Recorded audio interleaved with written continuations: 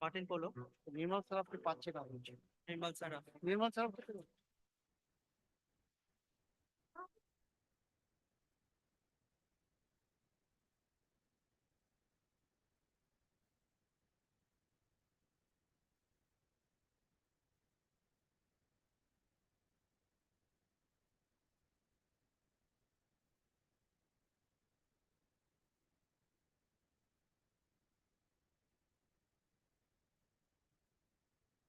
এটা খুব নাইন করে और नहीं और जरूरत भी नहीं जरूरत भी नहीं अच्छा I have to tell the can I have this copy और सीधा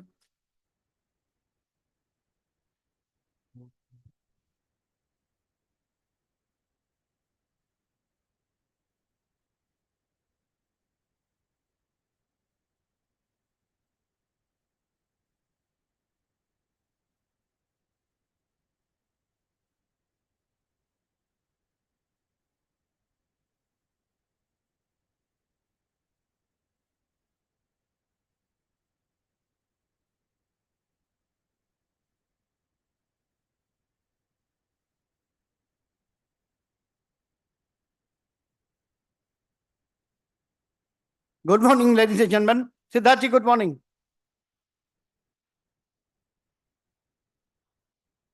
So it's a pleasure for me to welcome Mr. Siddharth Agarwal, President of Steel Wire Manufacturers Association of India. I also have the pleasure of welcoming Mr.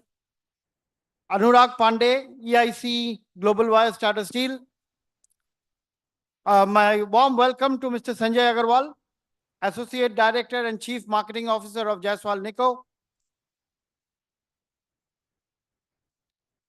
I think Mr. Yashovardhan Chaudhary is also here.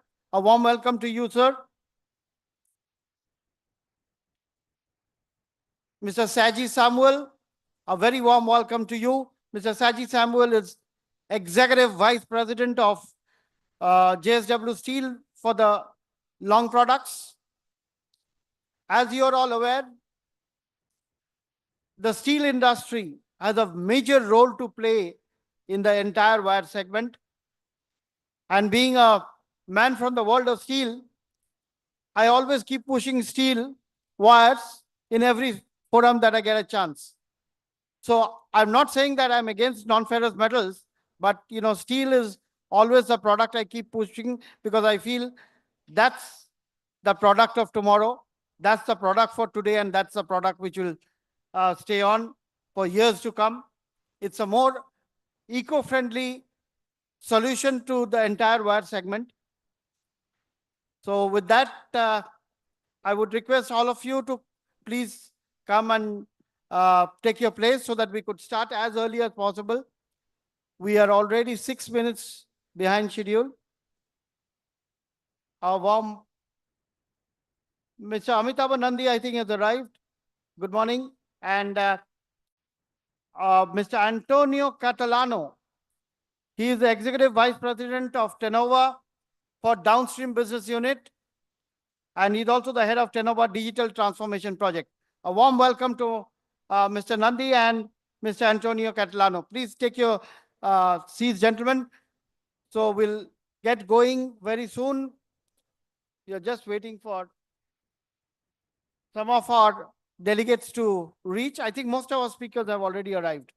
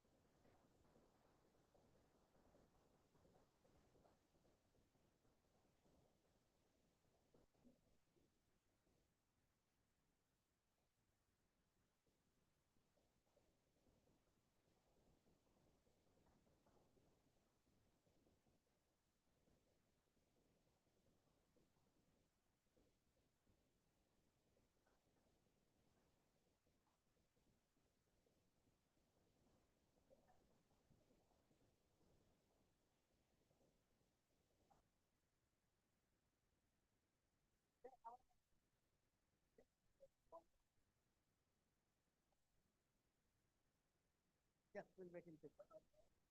Just get, ask Nipun to just get one more chair.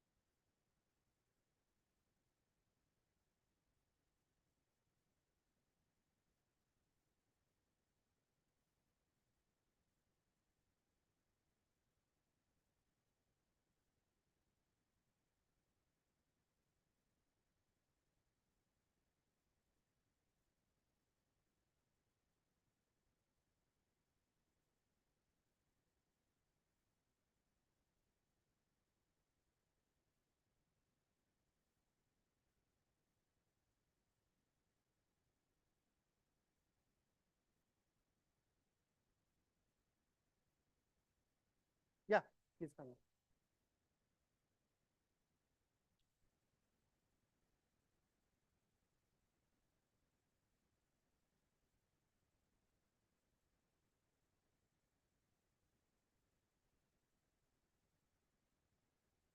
Okay, gentlemen, I think it's about time that we should get started because we are already 10 to 12 minutes behind. Mr. Yogesh Mandhani, President of IFA Sustainable Steel Manufacturers Association and Chairman and Managing Director of Bharat Ferroalloys Group, is here with us. Thank you, Mr. Mandhani, for being here with us. So, with that, I think we have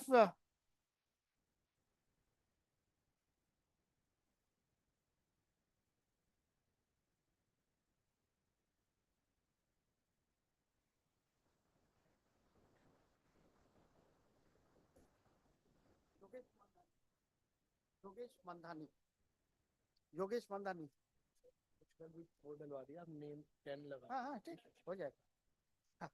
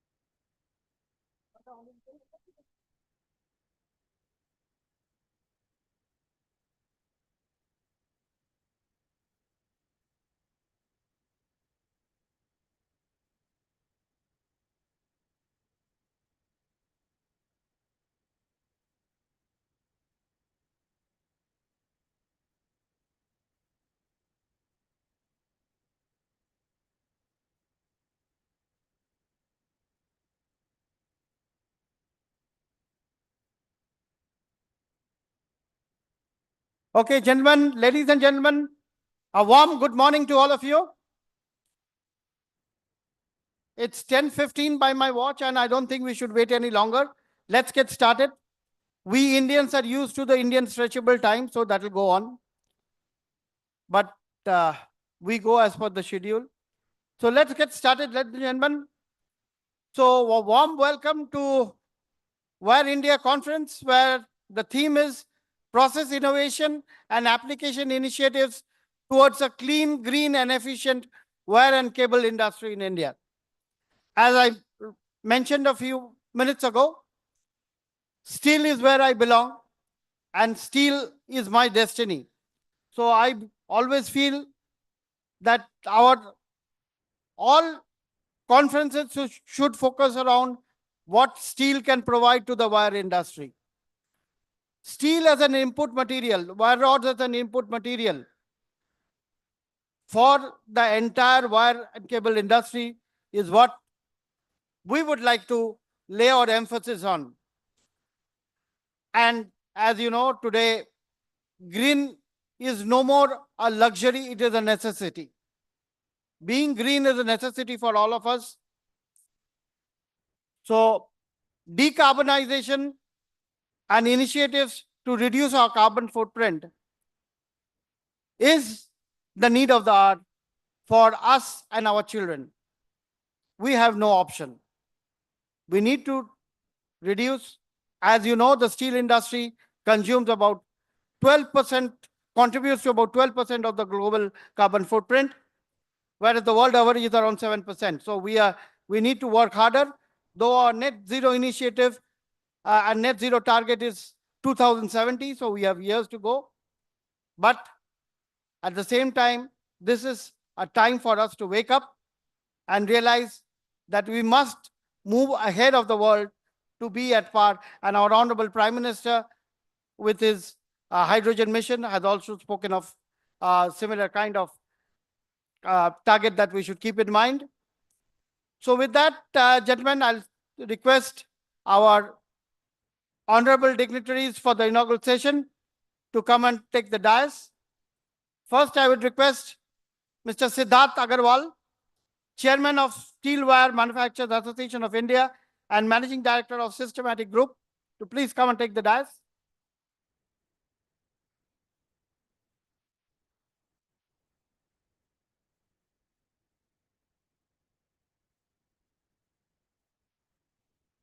Yeah. So may I request all the dignitaries to come out on this? Then we'll have the welcoming with the bouquet. So Mr. Martin Kolo could not reach India because his visa was rejected. So unfortunately, we will miss him today. I would now request Mr. Yogesh Mandhani, President of IFA Sustainable Steel Manufacturers Association, and he is also the President of Steel Manufacturers Association of Maharashtra and Managing Director of Bharat Ferroalloys Group. Mr. Siddharth, Mr. Yogesh Mandhani, please come and take that dais. A warm welcome to Mr. Yogesh Mandhani. Mr. Mahesh Poddar. Mahesh, are you here? Yeah, okay. Mr. Mahesh Poddar, he is a former member of parliament, past president of Steel Wire Manufacturers Association of India, and he is the chairman of Mickey Wires Works Private Limited. May I request Mr. Mahesh Poddar to come and take the dais, please.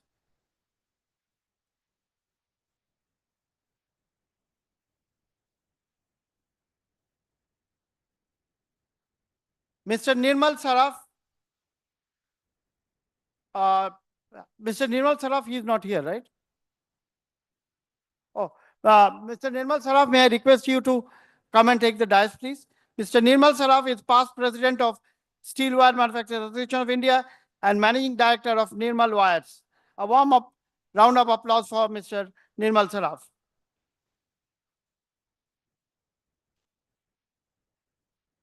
You know, when you talk of the history of steel, the first name which comes up is Tata Steel. 1907, the first slab rolled out of Jamshedpur works. 2007, 100 years, there were still 4 million tons. So then managing director of Tata Steel, Mr. B. Muthuraman, he was very close to me. I happened to go and interview him. And the first question I asked him was a little tough question. The question was, what has Tata Steel done in 100 years? Just 4 million tons? Look at what Mr. Mittal has done. He got very angry with me. He said, what do you mean? What has he done except filling the pocket of one individual? Look at what we do. We pay more than, I'm talking about 2007. He said, we contribute more than 100 crores as taxes. We contribute towards building schools, running hospitals. So that's what Tata Steel is all about. So let me welcome Mr. Anurag Pandey, Executive in Charge, Global Wires India, Tata Steel.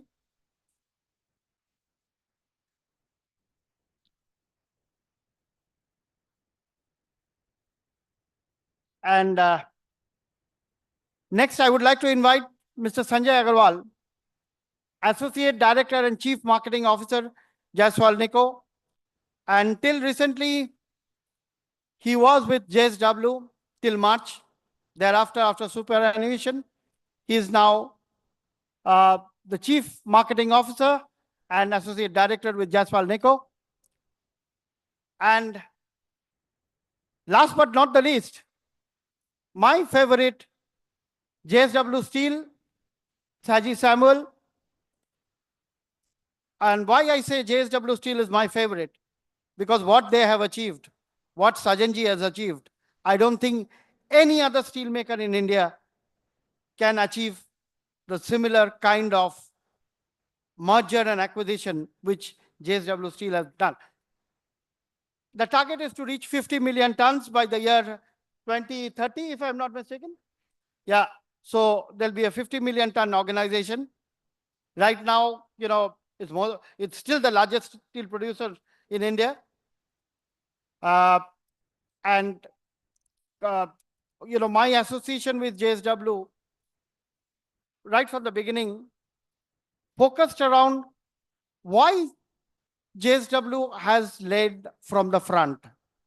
The answer is, I asked Sajan Jindal once, Sajanji, you are a late entrant in the long product market. You came in last in the long product market. But why is it that, you know, you have made RINL run for their money? You have given the... So Sajanji told me, our DNA is different. We are very aggressive as far as our DNA is concerned. And believe me, in spite of being a late entrant in the long product segment, because as you know, JSW originally was in the flat products. They came in the long product segment much, much later. But in spite of that, today JSW is equally powerful in the long market segment as well as the flat segment. So that's what gives JSW a special position in the market today. And hats off to Sajanji. I always salute him because I feel what Sajan Jindal has done for this country, very few steel makers could have done. So with that, I would request Mr. Arun Gupta, Chairman and whole-time Director of Bansal Wire, if you're here. Okay, he's not here. Mr. Pranay Surana is here. I met him just now. Mr. Pranay Surana, Managing Director, Surana Wires Private Limited.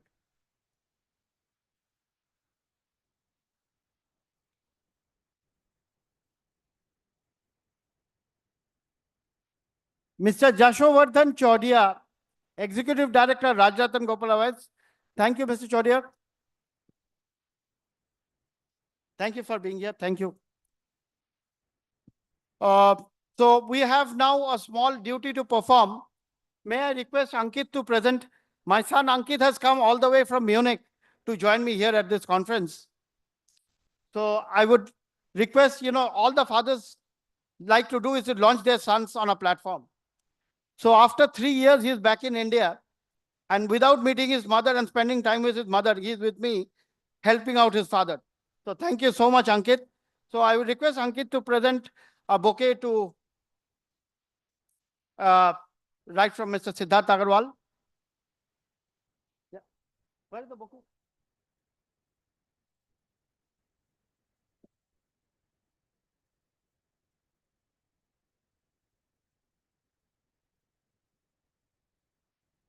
Thank you, Siddharthji. You were our guiding spirit right from the beginning. We had a lot of online meetings to see because, wire was not a segment where I was too familiar with. I belong to the world of steel, so steel is my cup of tea. So wire segment was something new, which there are two gentlemen specifically, Mr. Sanjay Agarwal and Mr. Siddharth Agarwal, who helped me. Mr. Sanjay Agarwal was the one who gave me the entire list of people I should contact. So I'm really grateful to Sanjay ji for all his support. With that, the next memento for Mr. Yogesh Mandhani, again a person very close to my heart, my guru, and I'm a member of Yogesh Mandhani Fan Club. Yesterday evening when I spent time with him, I told him, I'm proud to be associated with you because he's the one who moved the IFA Sustainable Steel Manufacturers Association to a different level. As you know, IFA was originally called All India Induction Furnace Association. So they represent about 1,800 companies producing mainly steel through induction furnace route. So these 1,800 companies were like, they were sleeping. And to wake up this industry, and remember, when we talk about these 1,800 induction furnace manufacturers, they are the ones who contribute to almost 40% of India's steel production today. So it's not a small number. So thank you, Jogeshi. He also represents the Steel Producers Association of Maharashtra. A wonderful human being before anything else. Thank you, Jogeshi, for being here. So after Jogeshi is Mr. Mahesh Poddar. Mr. Mahesh Poddar, may I request you to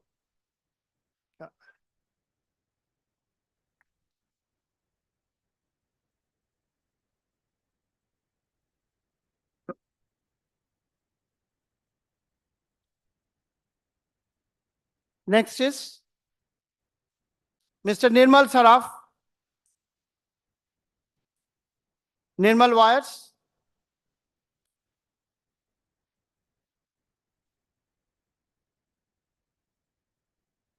And Mr. Anurag Pandey,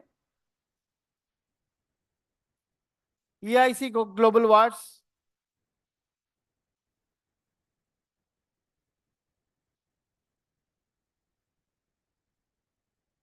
Next is Mr. Sanjay Agarwal, Associate Director and Chief Marketing Officer, Jaiswal Nico.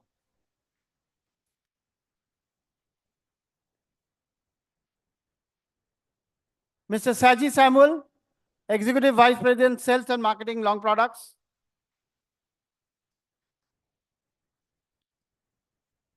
JSW Steel. Mr. Pranay Surana, Managing Director, Surana Wires.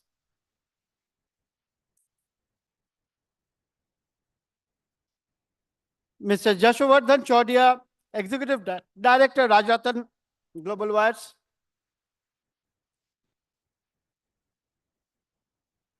Thank you, gentlemen. Everyone has got the book. Okay, now I request Ankit to just speak a few words before our MC for the day, Shweta, takes over. Ankit, over to you. You can go ahead. Thank you. Thank you very much, Dad, for the introduction. And I feel wonderful to be here, frankly, because I'm back in India, as my dad mentioned, after 3.5 years. So it feels great. And today we have a lot of exciting topics to discuss. So our conference today is called Process Innovation and Application Initiatives towards the clean, green, and efficient wire and cable industry in India. So it's going to be great. Firstly, I want to thank a few people. I want to thank Messe Düsseldorf for being our partner. So they co-organized this event with us. Thank you, Messe Düsseldorf. I want to thank our gold partner, Crudo Industrial, and our delegate kit partner, Asomac Group, and our pen drive partner, KP. So thank you all for supporting this event. Without you, it wouldn't be possible. And yeah, I always keep telling my dad to speed up the introduction so that we are not late. So I will try to do the same. I will introduce our MC for today, Shweta. So Shweta will be the MC. She will be handling the introduction followed by the panel discussion, which will be moderated by my father. So I welcome you all here and over to Shweta.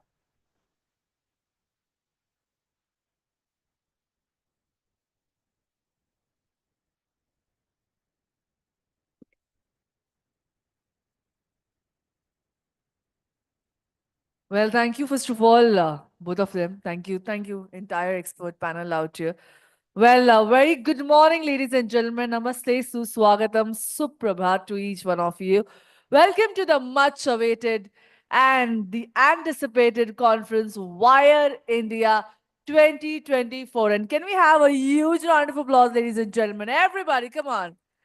Process innovation and application initiatives towards green, clean, and of course efficient wire and cable industry in India, organized by Steel and Metallurgy Association with Messe Düsseldorf, India.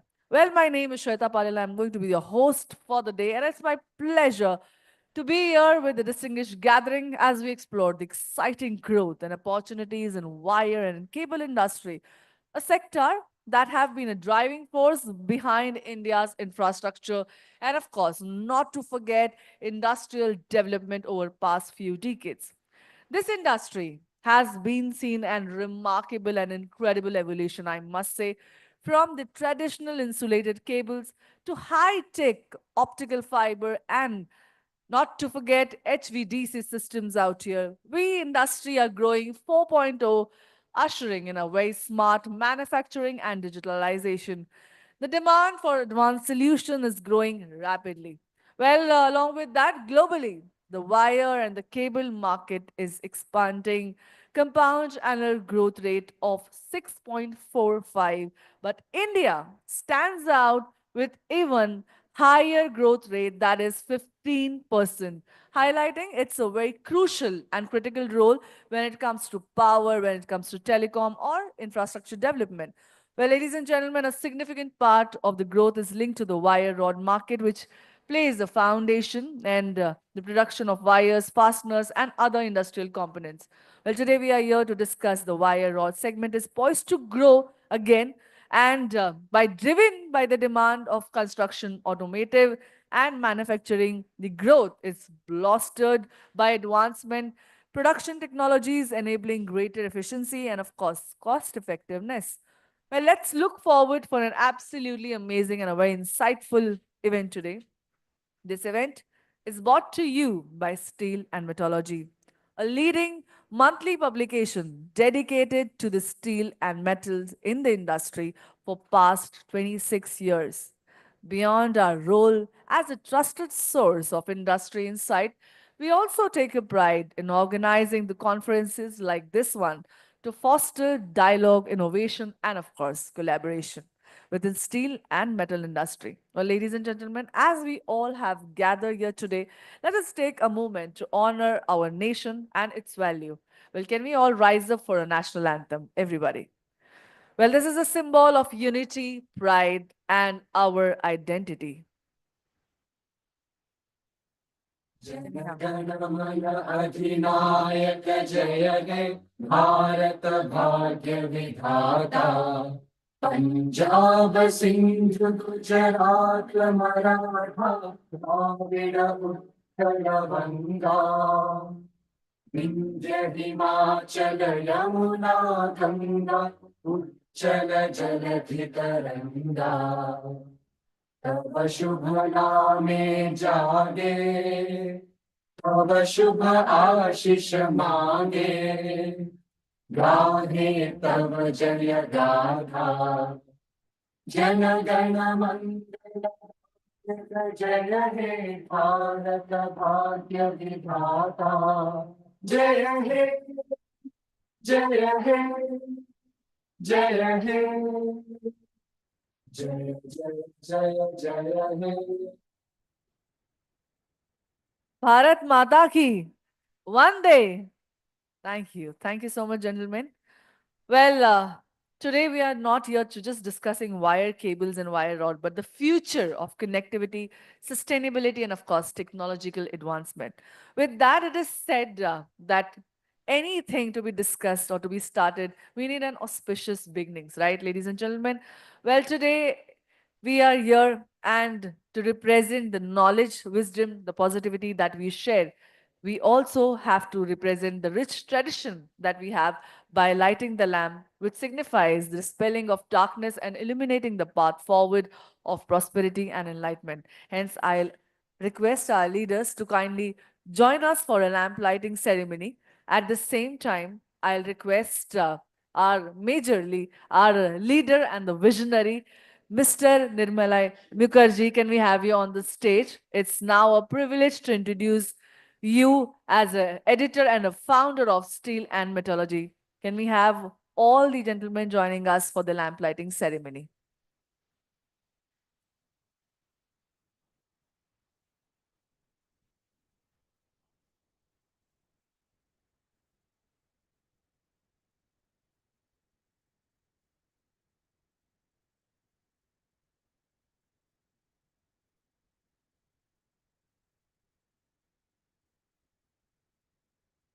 Well, as we embark today's program, it's only that we begin with such a beautiful tradition and a ritual that we have, marking it an auspicious beginning, start, and seeking the blessings of the divine. या कुन्तेन्दुतुषारहारधवला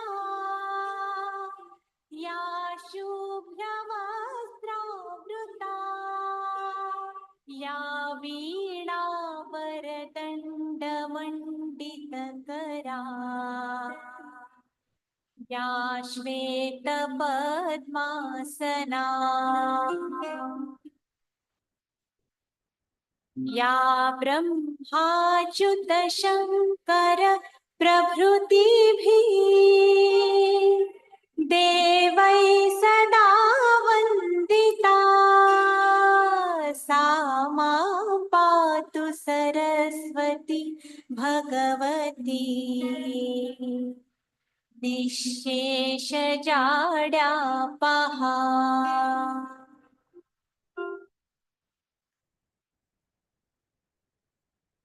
शुक्लां ब्रह्मविचारसारपरमा Also, I'll request all the leaders to join us on the stage after the lamp lighting ceremony.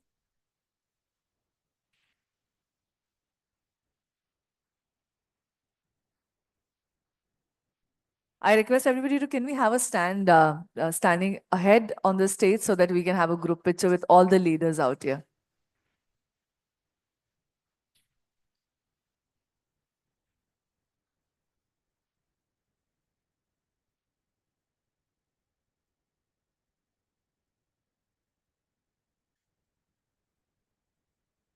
I'll also like to invite the leader and the visionary behind Steel and Metallurgy, Mr. Nirmalya Mukherjee. Can we have you on stage for the group picture?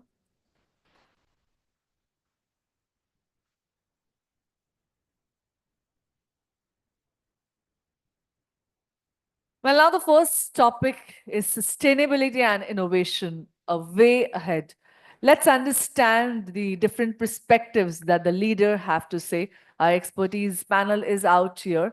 And of course, now it's my privilege and honor and delightment to introduce you to someone who has taken an initiative in steel and metallurgy sector. Well, Mr. Mukherjee has been the crafting legacy of this esteemed publication for years, guiding it to become the trusted voice in the steel and metals industry. Ladies and gentlemen, he shall be conducting this today's session and leading discussion that will shape our understanding of the opportunities and the challenge in the wire and the cable industry. Well, ladies and gentlemen, can we have a huge round of applause, everyone, for Mr. Nirmalya Mukherjee? थोड़ी तालियां जोरदार होनी चाहिए. Thank you. Thank you. Am I audible? Can you hear me? Okay. Thank you, Shweta. You know, God has not given me the uchai which I could have reached. So, you know, I always ensure that I'm not behind the podium because at least I'm visible. So with that, let me welcome you to the WIRE conference, where the theme is process innovation and application initiatives towards a clean, green, and efficient wire and cable industry in India. Now, you know, as I mentioned right at the beginning, I'm a steel man. So I understand steel and nothing else. I know only the spelling of steel, S-T-E-E-L. I do not know any other spelling. So please excuse me if I'm little biased towards the steel industry in general. Though I know we are talking about the entire wire and cable industry, but being a steel man, I talk steel, nothing else. So with that, I'll I begin with Mr. Siddharth Agarwal, the president of, again, Steel Wire Manufacturers Association of India. So it begins with steel.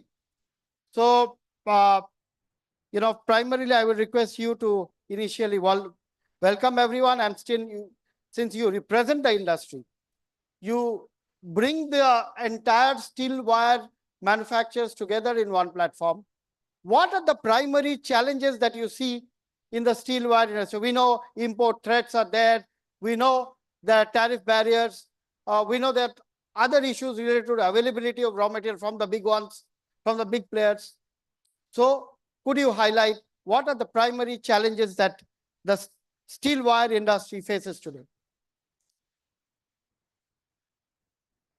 Hello. Yeah. Good morning, everyone. So first of all, I'd like to thank Messe for curating this event, and Mr. Mukherjee, who has taken a lot of effort and lot of pain to ensure that this event goes really well. So thank you, Mr. Mukherjee. And also, I would like to thank all the dignitary. And we are lucky that we have the veterans of the steel wire industry sitting on the dais today. So who have a lot of wisdom and experience to share. And this is going to be a good event and good insightful for all the audience and also to all of us. So coming back to green steel, when you're talking about green steel in wire, so as far as I understand, the green steel is the steel where steel is manufactured without the burning of fossil fuels. If the fossil fuels are not being burned and we can produce a steel, so that steel is being known as a green steel.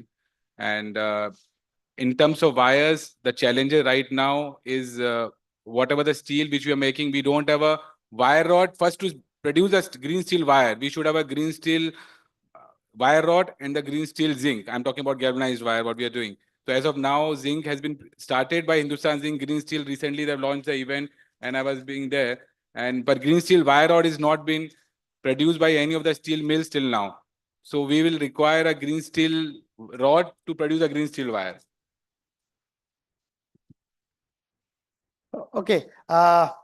Primarily, you spoke of green steel, but you know, producing that green steel, producing the wire rods from what you call the green steel. Now, green steel definition means where you are less dependent on fossil fuels. So what is it that IFA, Sustainable Steel Manufacturers Association, has in mind, has in plan to ensure that we are able to supply adequate material wire rods to the wire industry in terms of lower carbon footprint, regular availability, because the big ones are dadas. They can say, we will not give it to you. But you represent 1,800 players. So these 1,800 players have a major role to play. So how do you think the smaller manufacturers, because you know, Ministry of Steel has come out with a circular mentioning that you cannot call someone a primary producer or a secondary producer. We are all equals. This is a country of equals, whether you are a big producer or a small producer. You have the right to bid for a same project where the Jindals, the Tatas, the JSWs and SAIL can bid. You have a right to bid for the same project. It is a circular which is issued by the ministry.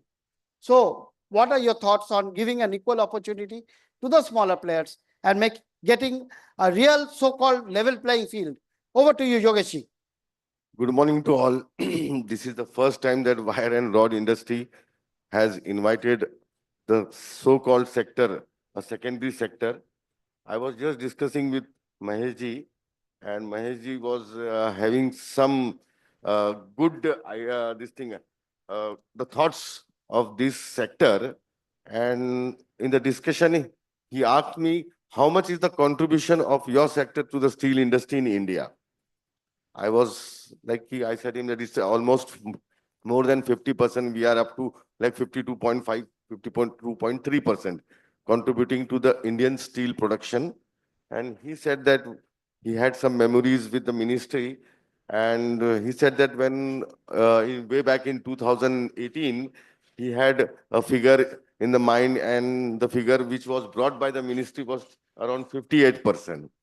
So anyway, the growth is there, and we are a very promising sector. Now, today's topic is about a green steel. So I would rather say that the green steel should follow the sustainability, the sustainable steel. So we at the Manufacturers Association, which Nirmala ji mentioned, and given an opportunity to 1,800 manufacturers from our sector to represent and put forward what we are and what we are in the future. So, well said. We produce the steel which is very near to the green steel. I mean to say that it's very near to green, means we are on the verge of touching to manufacture the green steel. The basic raw material which we use is the scrap. And this scrap is now been classified into the raw material for the green steel. We also have an opportunity to use the renew power. And with some alloy additions and the process practices, we are at the verge of green steel. So green steel is nothing but a net zero carbon steel produced with the net zero carbon, and the carbon footprints in our steel is from 800 to 1,800, depending upon the use and the combination of the raw material and the energy consumed. The energy, if consumed, a renewable source, and a raw material, so-called net zero carbon material, that is scrap, if used, we are able to produce a steel with a net zero carbon or near to the net zero carbon up to 800 kgs per ton of carbon per ton of steel. With the change in some practices of alloy additions and the use of energy to the 100% to the renew energy, we are very promising sector to be the net zero carbon. The best part said about the sector was this sector way back in 2018. Nirmala ji, there was a circular which you always mention wherever you are. I would request you to mention that about the circular, and then I'll continue. Yeah, the circular was issued by Ministry of Steel primarily because there were a lot of complaints from the smaller players, quote unquote, which were known as secondary steel producers. So first of all, the circular Ministry of Steel mentioned that you cannot call someone a primary producer or a secondary producer. They're either a big producer or a small producer, but they're not primary. By calling someone secondary, you make them secondary. They have an equal right towards bidding for a project as much as the the mega names or the big names like the big five league. So what is important was for the ministry, because when Yogeshji organized the SteelX here at the same venue, the Secretary Steel was there, Senior Steel Minister, Junior Steel Minister, both of them were there. Chota Mantri, Bada Mantri and Secretary.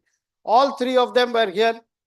And the Secretary clearly mentioned that every day when I sit for a discussion, every association comes up with a claim which is absolutely opposite to what the other association wants. So, but ministry will take a call based on the benefit of the entire nation, not just a particular segment of producers. So, with that in mind, let us understand we cannot think of 500 million ton steel production or 300 million tons by 2030 or 500 million tons by 2047 unless we give equal importance to the smaller players. And who are small today, mind you, can even become big tomorrow. So keeping that in mind, I feel I am not married to only the big five. Maybe I get more revenue in terms of advertising from them. But my obligation towards serving the smaller 1800 players or 2000 odd players are far more important. Yogeshji, could you like to add on this? Yeah. So taking ahead, so the sector has been uplifted by the government. And as I said that we are very promising for the net zero carbon, for the green steel. I would urge the industries or the sector so-called wire and rod, which connects not only India, but the globe, into the energy sector, into the infrastructure, into the railways, everywhere you see. I have one example to quote. Where I come from a place in Maharashtra called Jalna. Nowadays it is being called as a city of steel for the long products. Sumit is there, he'll agree with me. So in Jalna, we had way back like 110 years back, we had one bridge and it was called a Lokhandi Pul. My mates from Jalna are also here, the steel fellows, Kalika Steel and Gajkeshri Steel. So there was a bridge and that bridge was called a Lokhandi Ka Pul. In Marathi, it is called Lokhand. Lokhand means steel.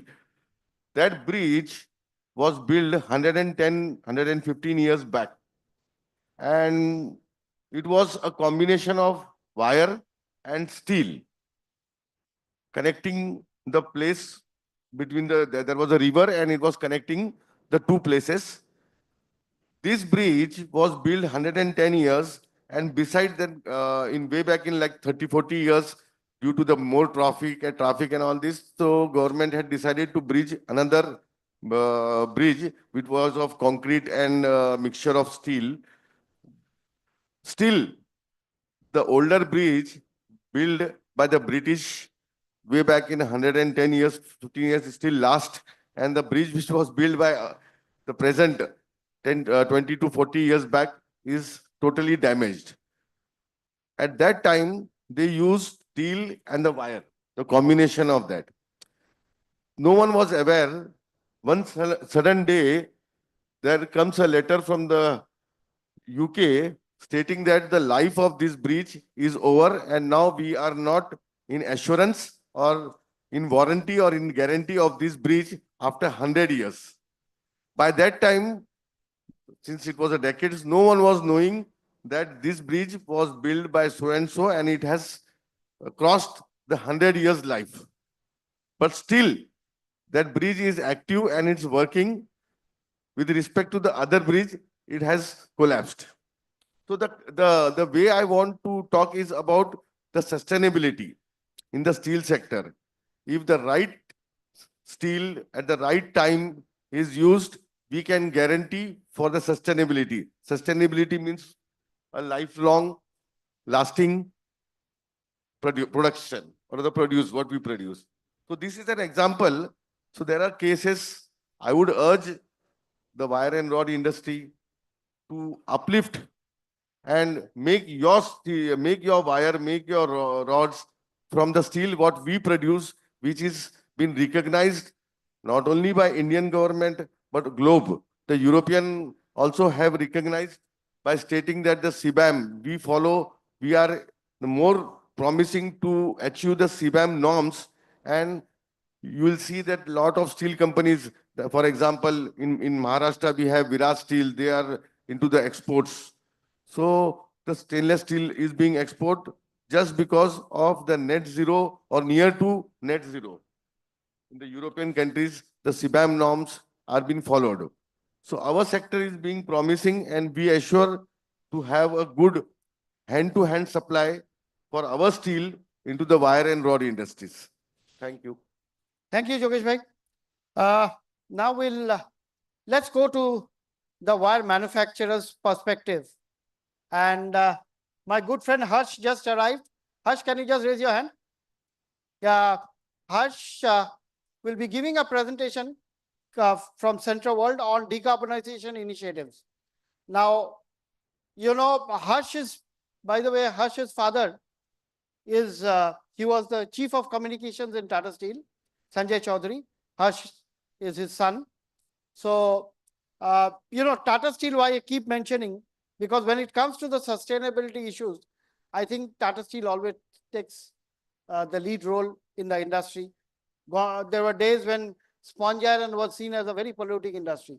So Tata Steel was, again, when Tata Sponge Iron came up, you know, they are the ones they took this initiative. So with that, I would like to know, Maheshji, what are the problems that you face in terms of availability of, you know, wire rods, availability of material, in terms of threat from China, in terms of, you know, your, I would say, problems in exporting after especially CBAM being introduced.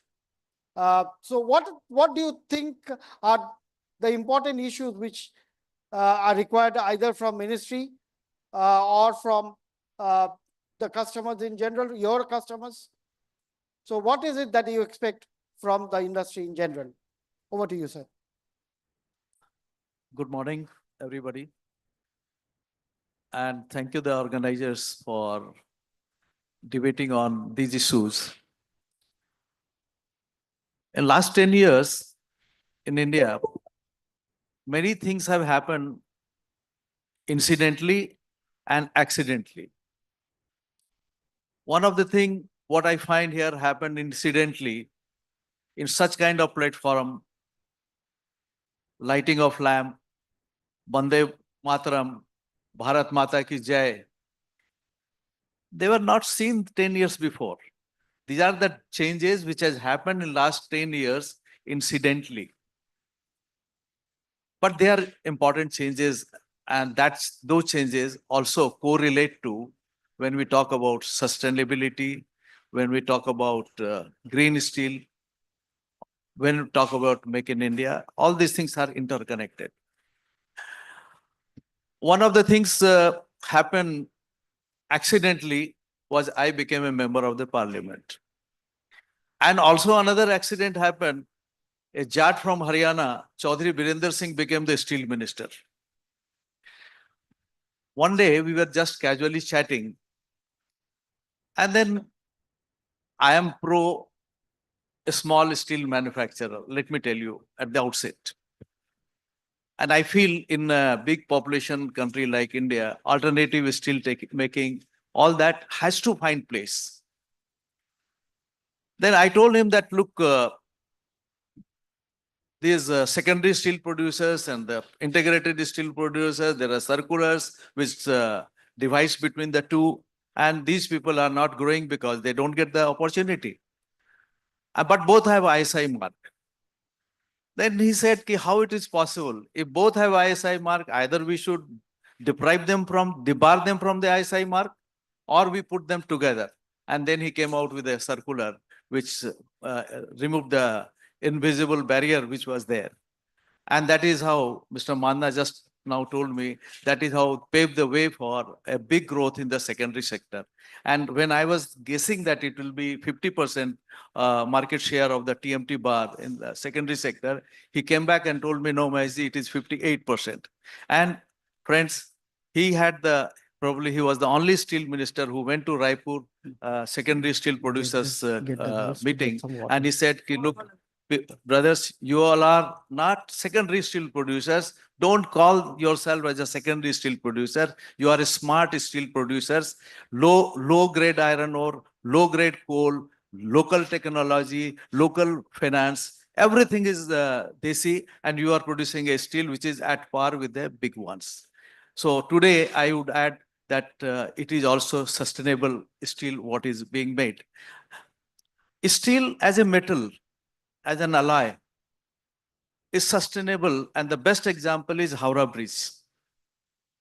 I live in Eastern India, and during Second World War, many small bridges were built by the English people, and they are still working. The capacity which was rated those days was 8 tons. Today, 18 tons or 28 tons vehicles are still running on them. So steel is a sustainable material, and recycling of steel is primarily what these 1800 integrated people are doing. And also the green energy, solar energy is helping them in a big way, particularly in some states where the government policies are allowing them to generate somewhere, wheel it to their factory, like in Chhattisgarh. I don't know about Maharashtra. So this is also green energy is being utilized in a big way for the induction heating. And the power which, the energy which is generated through co-generation of co-production of sponge iron, that is getting used to produce electricity, again being used in-house. Friends, I feel I will not touch upon the topic what you gave me. There are other bigger, much renowned wire manufacturers are sitting next to me. So they will talk about the wire industry. But I can say about the green energy, green steel. See, this getting a NOC from pollution department is not a certificate that you are a green steel or green factory.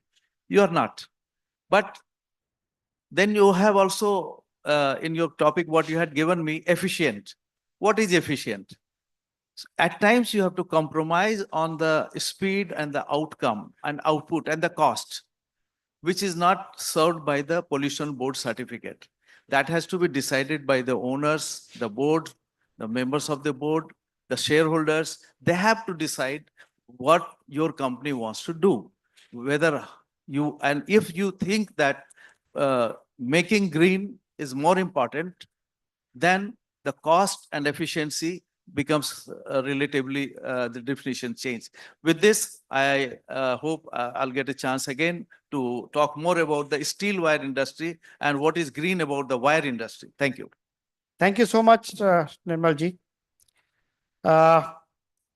We will now move on to Mr.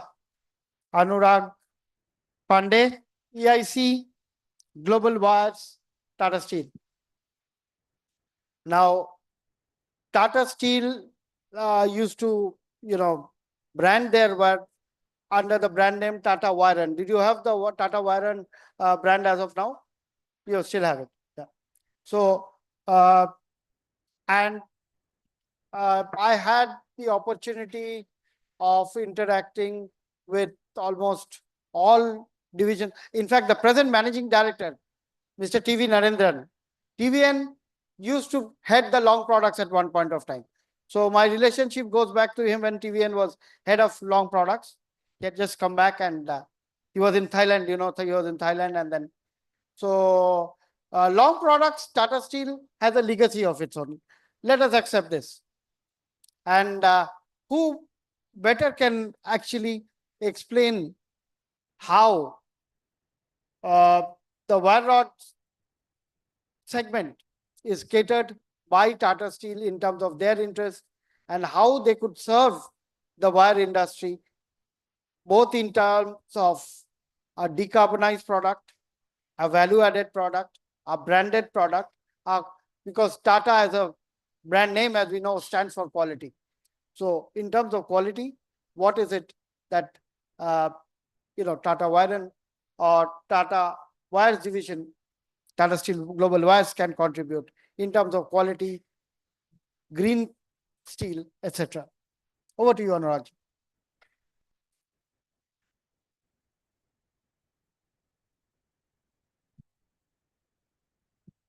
Hello. So I think as you speak about the sustainable or the green steel, I think the green steel definition is still being worked upon by the government. They are not sure what would be the definition of green steel. But it's good that the people, because we see how the Europe is graduating, how China is graduating towards green steel or the carbon adjusted tax. I think in next 10 years, India will also have similar kind of a situation. So people have started talking about it. I think Tata Steel has taken a very small step, I would say, is that as far as long product is concerned, our first scrap-based recycled steel uh, electric arc furnace is coming in Ludhiana, which will be primarily for making the rebars. So it would be primarily from the scrap, and then we make the steel and then the rebars. But I think initially there was a plan to put in 3 regions, except for the eastern region.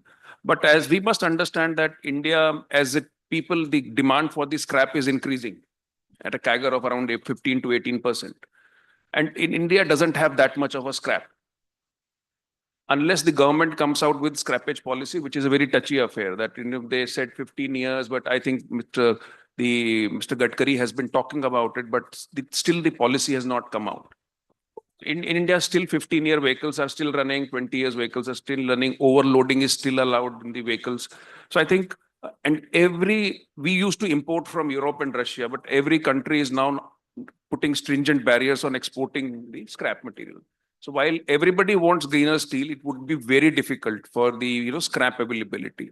India is just growing economy. So what has happened in last 10, 15 years, now this scrap will start coming up, but it will take another 10, 15 years, then the scrap availability in India increases. So that is what my suggestion would be, that this is one of the big risks which India faces as far as the availability of scrap is concerned. The greener steel looks fantastic, but I think we have a long way to go. Thank you. Thank you, Anurag. So, having more or less understood the viewpoint of the large producers of wire rods in this country, let us now move forward with, again, back to the user segment in the wire industry. I would request Mr. Mahesh Poddar to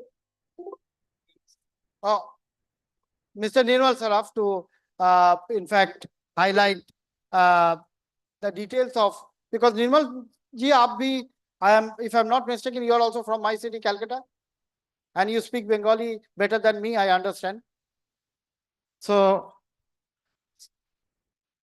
yeah, Nirmal ji, so we have been meeting at Wire in Dusseldorf, but in India, this is the first opportunity of meeting each other on home ground. So, Nirmal ji, what is it that you feel that this industry needs?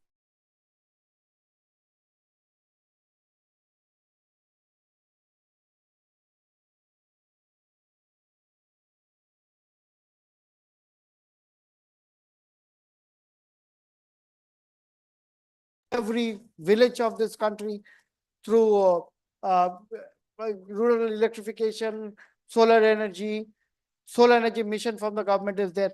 So these are all areas where there is a tremendous amount of growth potential. We have enough demand to be created from these markets. How effectively can the steel wire manufacturers cater to this ever increasing demand, which is likely to happen in the next couple of years and is going on as of now?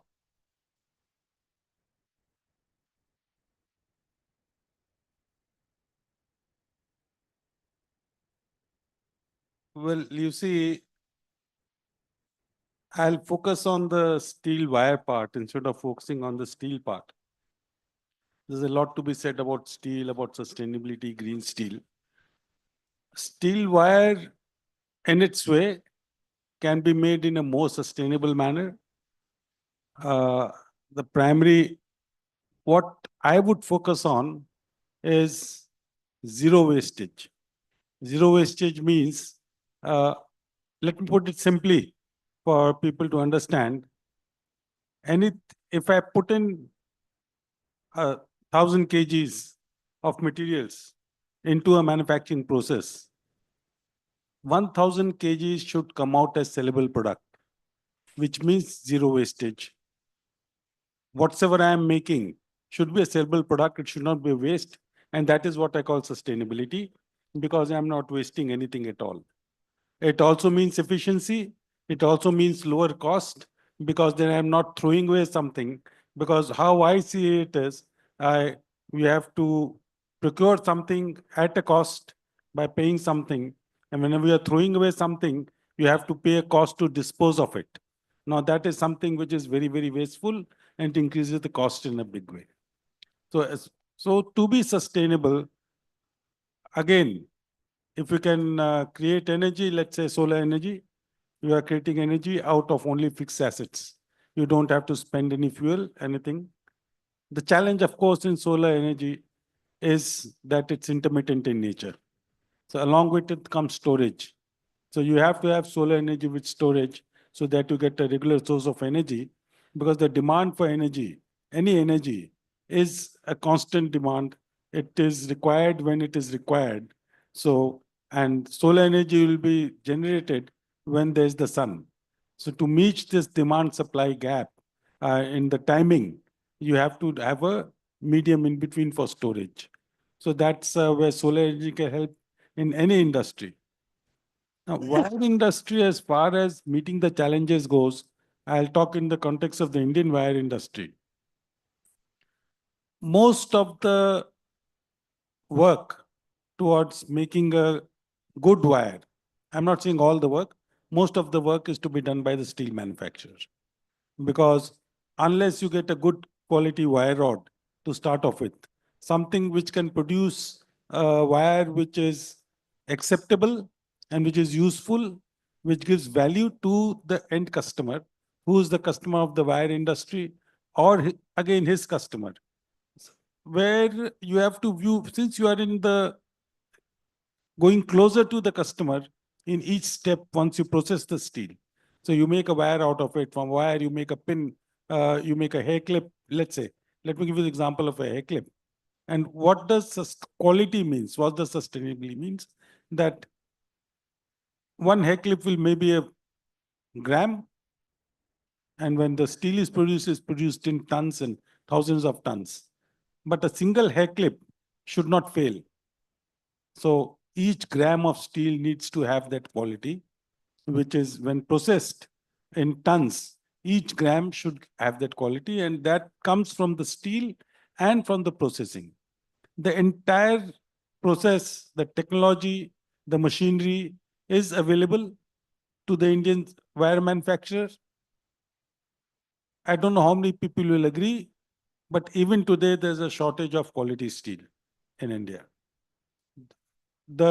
It's very evident sitting today, if you look at the pricing of steel in India, the induction furnace sector, which is the smart steel sector, as the erstwhile minister said, the prices at which they sell the material in the market today, and the price at which the primary steel sector, so-called primary steel, the big manufacturers who go through the blast furnace route sell, there's a difference of 20% in the prices, which points to there being a shortage of the steel which of better quality.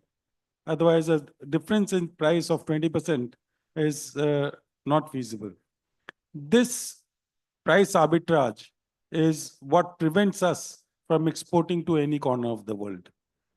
In most cases, what we find is that what is going to preventing you from servicing the world, what we find is that the end product prices are very often, which are sold internationally, are lower than the prices at which we get our raw material. Tariff barriers are there as far as both tariff and non-tariff barriers are there. So it becomes very fashionable all around the world, not only in India, to give non-tariff barriers, which are much more disruptive than tariff barriers. Tariff barriers only pushes up costs. Non-tariff barriers ensures that material is not available. That is a big pain for all the small industry, that non-tariff barriers just make it impossible for you to source from areas which are prevented from selling to you.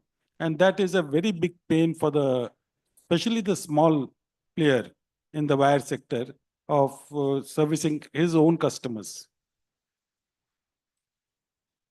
We need more supply of quality steel at internationally competitive prices. If India is to be 300 million tons or 500 million tons of steel, then the prices of steel in India will have to be international FOB prices. You cannot think of Indian steel prices being international FOB prices plus 20% higher or 30% higher, or even international CIF prices.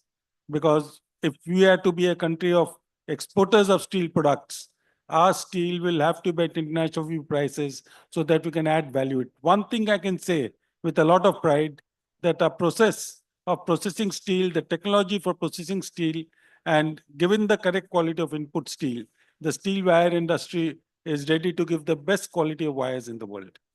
I think that is all that, I don't know how far I've stuck to the topic which was given, but that was something which was what I felt throughout and what inhibits and limits the growth of the steel wire industry. Thank you. Thank you, Nirmalji. Thank you. You really touched upon the core issue, but I have only one point of difference with you. I would say the steel prices today are determined by the market. The market forces determine the price. So it is not a cartel that we have in India where JSW, JSPL, Tata Steel, RINL gets together, forms a cartel and says, this is going to be our rod prices. Nothing doing. The market decides the price. Yes, and, yes. And I will not agree with the statement that, we do have some sort of cartelization in this country. Good that you have not agreed, and Yeah. you should not agree. Even I do not agree, because there is no visible cartel, but there are some symbols. If he can produce the steel and sell at 42 rupees a ton, why can't Jindal Steel sell at 42 rupees?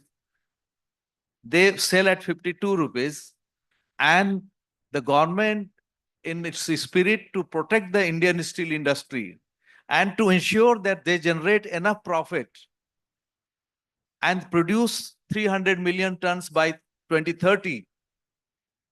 Sir, I have one. The cost is borne by the people, mind you, and a major part of it is paid by the government itself. So the gap between the secondary steel producer, what they call it, a smart steel producer or sustainable steel producers, 42 rupees to 52 rupees, this gap was never there. I am in the industry for last 40 years. The gap used to be 2 rupees maximum, or 1 rupee. This is 10 rupees. So it's not cartel. It happens, it's a market force. Yes, I do agree, it's a market force. They have not done anything illegal.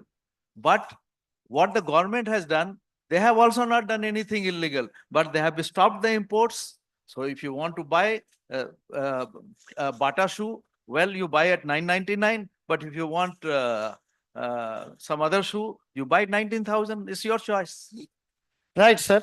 Right. But one of the differences between, I would say, investment in the smaller plants and let's say Tata Steel or JSW or JSPL and the big ones, when I produce steel through induction furnace, electric arc furnace route with, let's say, a DRI module in place, a 350 TPD or 200 TPD, whatever, smaller the module in place. And when JSW does the same thing, the thumb rule is $1 million for $1 billion. To produce 1 million ton of steel, you need $1 billion of investment. So the ROI is different when it comes to JSW and when it comes to the smaller players. Sir, Yes, sir. economic works for everybody. Okay, whether it is a small factory or a big factory. Just a few years back, there was a some Supreme Court ruling because of which the nation faced iron ore shortage. The steel minister Dharmendra Pradhan then was also worried what will happen. And some people imported, some of the major steel producers imported iron ore. But there was a huge mountains of iron ore finds in Bokaro Steel, Rourkela Steel, Bhilai Steel plant, because they were just throwing it because it was free. So there big mountains were there. Now all these mountains vanished and these secondary sector people consumed this all iron ore finds. Even the big ones got it converted into pellets and used it. Sir, what happens when you are protected, you become inefficient. That is also rule of the economy. Agreed. So this is a point very well taken. Absolutely. Yeah, Anurag, you want to add To add, something? See, Maheshji's point is valid, but if I look at, we were discussing in the morning, we used to export a lot of steel, sir, in Middle East, LRPC strands and all. And it was a good market, But today, what is the wire rod price Chinese are selling the LRPC? Tell me, sir, how would it be viable for a small, even if I put an LRPC line, ROI is not there because you can't export now.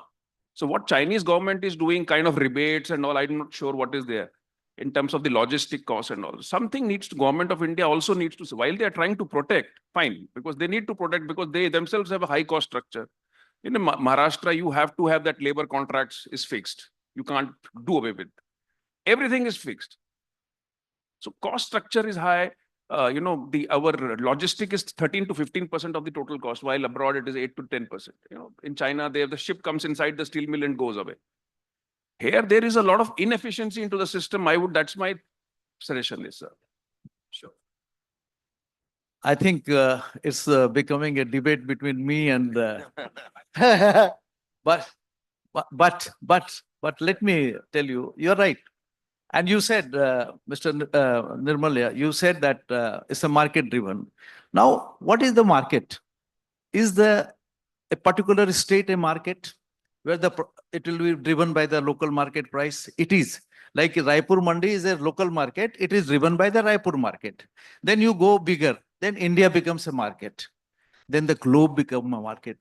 Okay. When you say that I am a steel producer, I am a global player. My steel goes to so many countries of the world.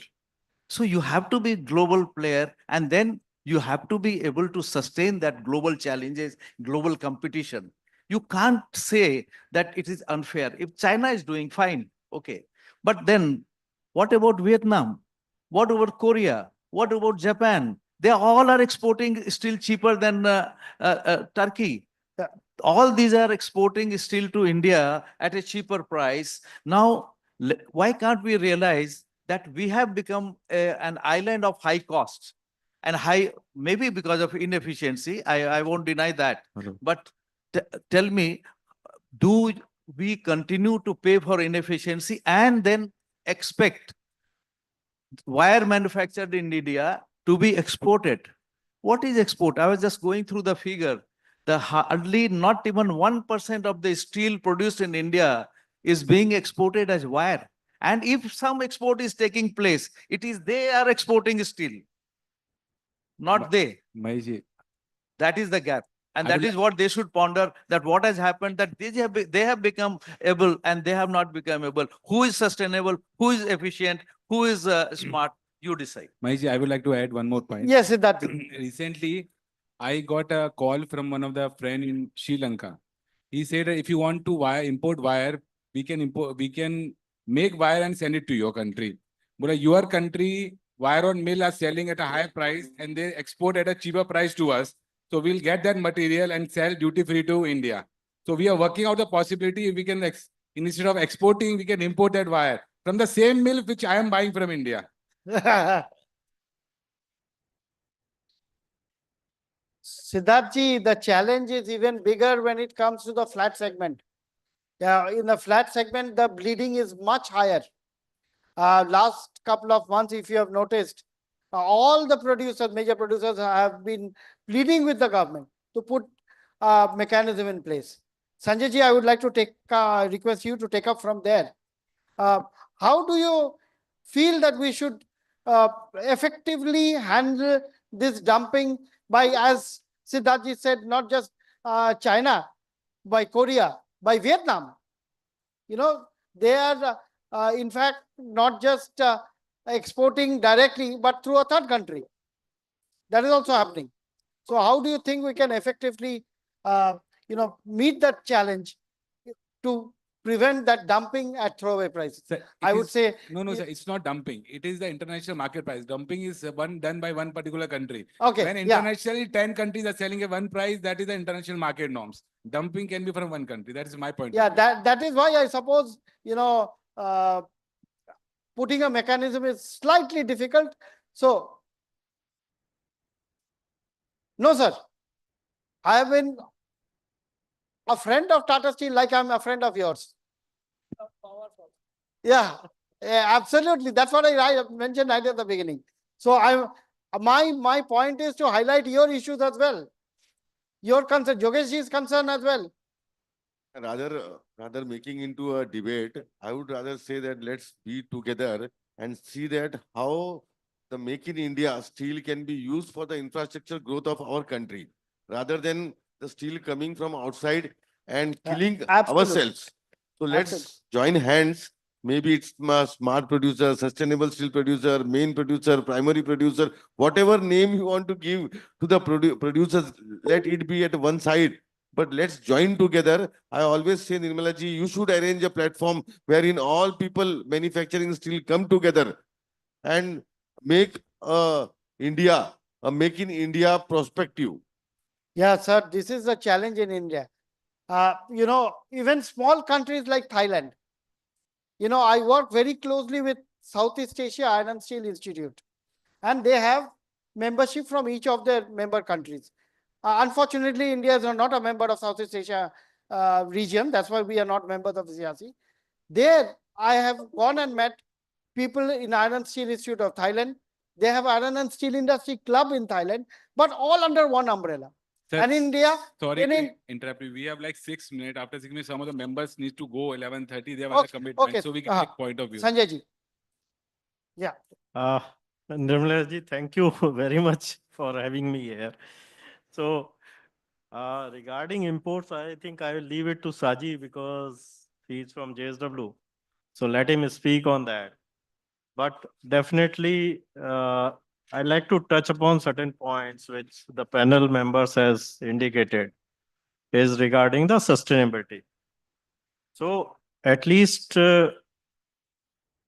for last few years, now as Mr. Mahesh Poddar has indicated that we are thinking of lighting of lamp or saying some Bharat Mata Ki Jai like that. So at least as an industry, we are talking on sustainable goals to achieve sustainability. Now it is in everybody's mind whether they produce steel, they use steel, people are approaching in a right way, saying that we are thinking of sustainability, we are thinking of circular economy, we are thinking of the mankind. So that's how positivity has come in the people's mind, and that is being replicated, or efforts are being made by the entire steel fraternity to see that whatever they can do, they are willing to do it, even at a cost. So if I want to categorize different kind of ways we produce steel, basically one is big producers like BF, BOF route. Another route is BF, DRI combination and then EAF route. And other is the DRI induction furnace route or the scrap induction furnace route. So every process has different challenges, different, you can say CO2 output, which every company is seeing that how to reduce it. If we go by the Steel Ministry data, we are on an average giving a output of 2.5 tons of CO2 for every tons of steel produced in India, whereas world average is 1.9. So now the efforts are being made by upgrading maybe the technology, adopting circular technology, or whatever means we can do so that we can reduce the carbon footprint.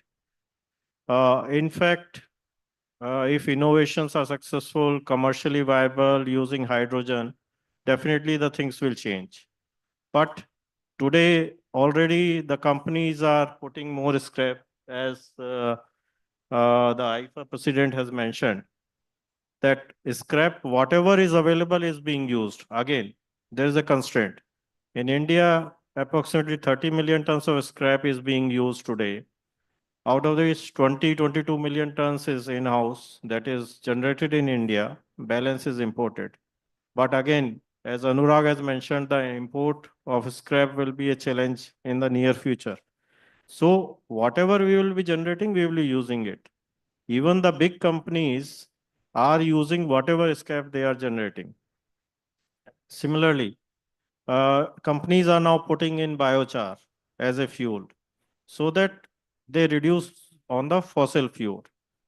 Another issue is use of natural gas, but then again the cost factor comes in, the availability factor comes in. Another challenge which steel industry in India is facing is low grade iron ore or high ash coal. So every coal has to be imported, low grade iron ore has to be beneficiated. So everything involves some issues which are there, but the companies are trying to overcome. With government help, availability of water has to be ensured so that the beneficiation happen. Then pelletization happens and it is used. As again, one fellow member said, the heaps of iron ore used to be there, now it is vanished.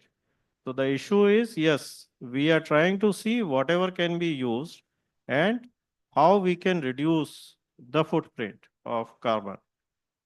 As far as renewable energy is concerned, I was reading one of the article in ET today only, where the minister has said that whatever energy production we will be doing in future, most of it will be coming through the renewable energy.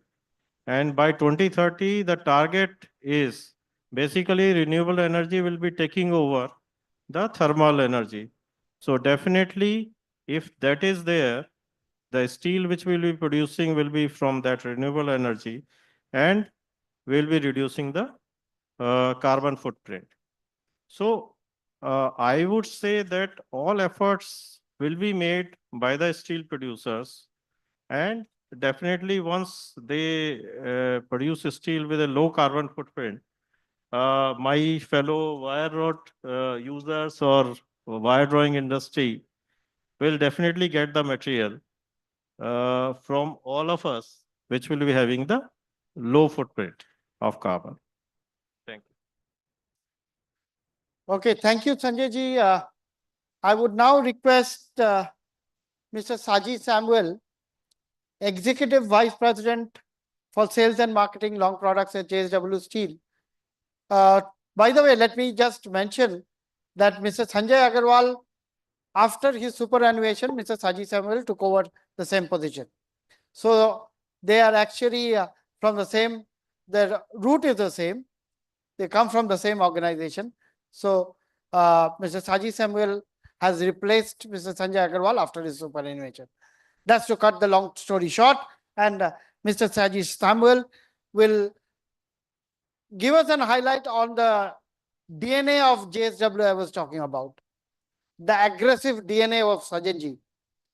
So what made a difference with the entry of JSW in the long segment, and how do you think you have been able to effectively transform that 10 rupees gap which Maheshji was talking about? So with that, how do you intend to hold on to the market? Down south, I'm told you have a very strong presence.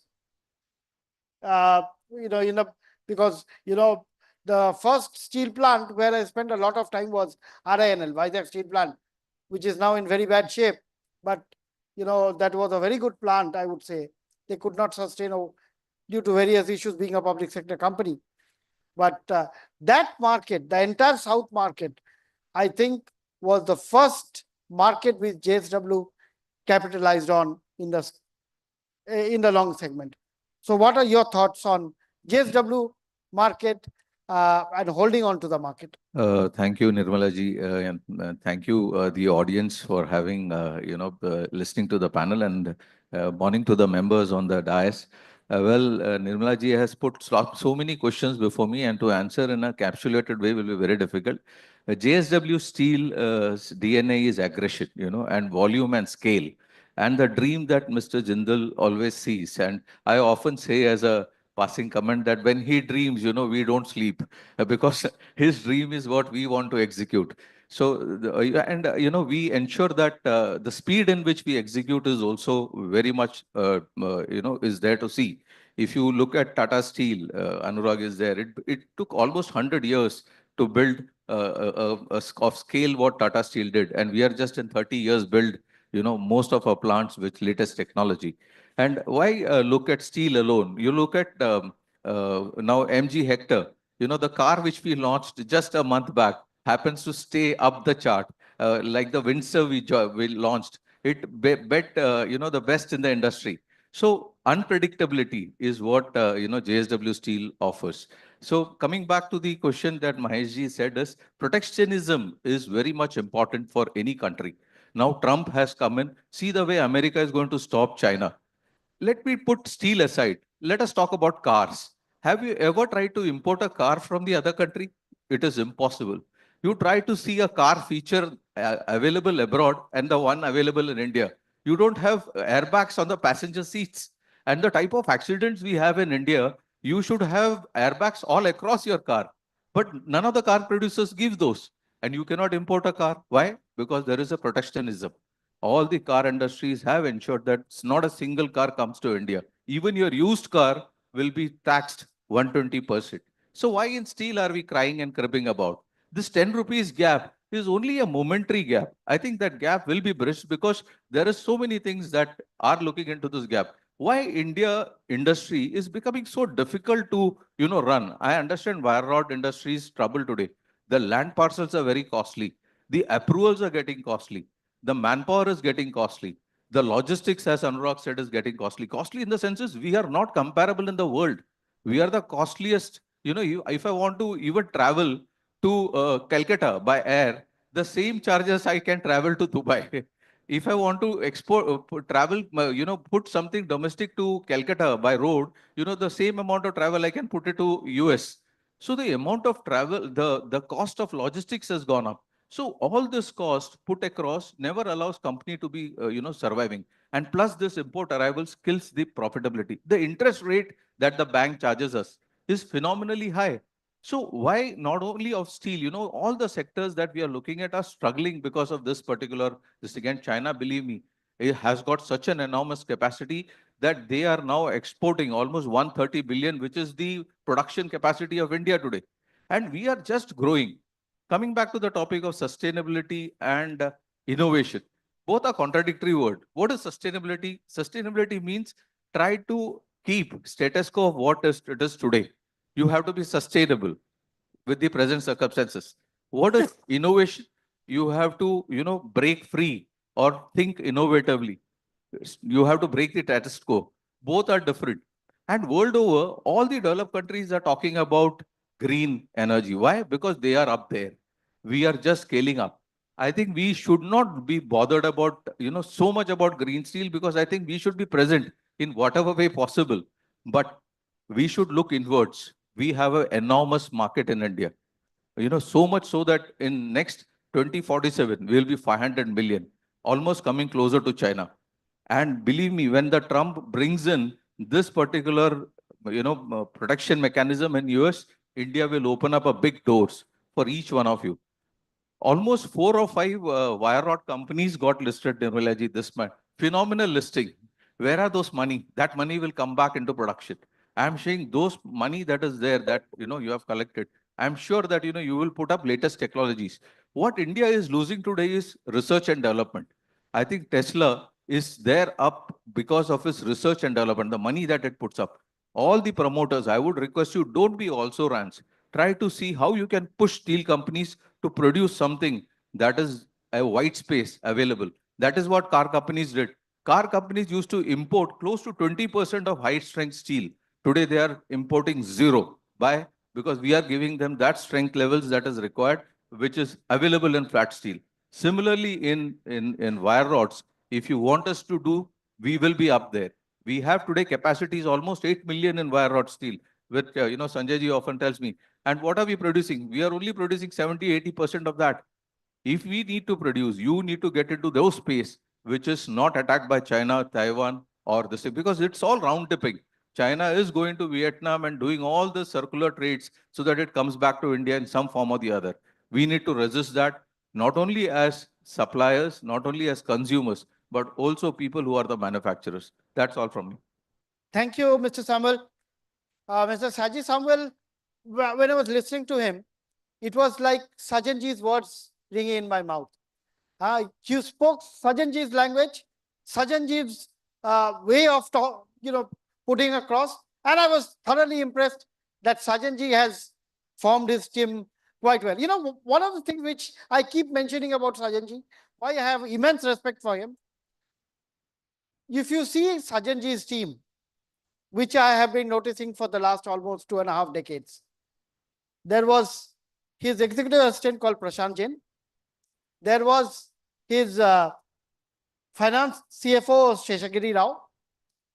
My Dada, Mr. Jayant Acharya, who was also there from those days, 2006-07 onwards, I've known him.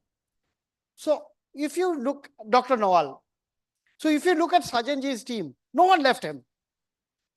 The entire team remained as it is till their superannuation. Look at I recently met Mr. Sheshagiri Rao for the event in Delhi, during the IIM Delhi chapter event. And I told him, Sheshagiri ji, are you still active? He said, no, I'm doing the same thing, but I was. So the same goes for Dr. Nawal. That's why I keep saying, no one actually superannuates from JSW. So JSW, Mr. Sagar Rao, who was at one point of time JMD and CEO of JSW in Vijayanagar, I still have a very good relation with him. He's very old now.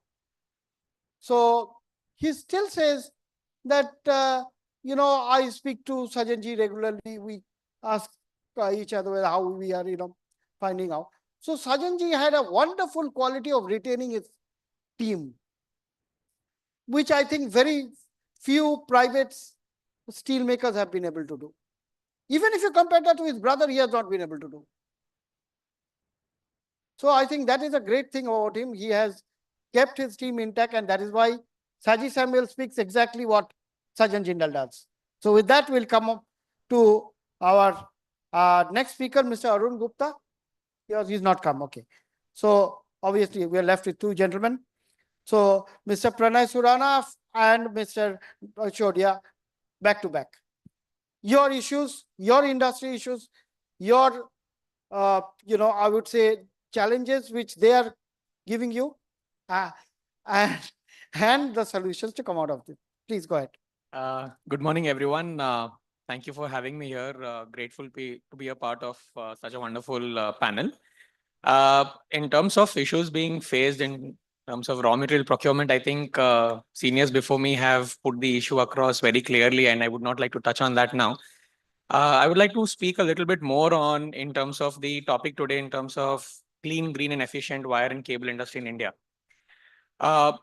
If you look at our goal of 300 million ton in a particular time frame, I feel a big chunk of that will come from long products, because our per capita consumption of long products in India today is far lower than slightly more mature steel markets like Europe or Americas. So there's a big scope of growth in the long products industry.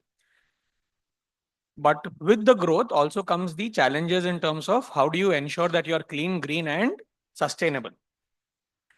If you look at the exhibition, the trade fair here, you will hardly see maybe one or two companies who are talking about waste management, process management, or reuse of materials. That shows that all of us as industry leaders need to start talking a little bit more on that, have some more practices towards that in our organizations, and not just look at offsets, but also look at some sort of a direct action. This ensures that we set the tone. And when we are also looking at going to 300 million tons, I firmly believe that MSMEs will play a huge role in that.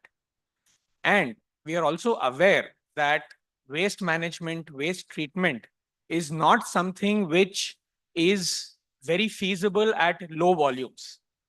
Anything like acid regeneration or high capacity effluent treatment plants, they work at very high volumes because that is when the economies of scale come into play. That is never going to be possible for MSMEs to have in-house. So I think we need to look at creating ecosystems wherein treatment and buyback of waste is possible. This will ensure a very simple execution of clean, green, and efficient wire industry. And here, I think we need to learn from markets like China, where they have wonderful ecosystems in place, where they have manufacturing hubs of different products in different areas, and waste for that gets treated in that area. In India, we are doing that for the textile industry. We are doing that for a few other industries. But as a wire industry, which is niche but growing and compounding, we need to incorporate these kind of facilities in our areas. Thank you. Thank you so much, Pranayji. Now we'll come to Yashovardhanji.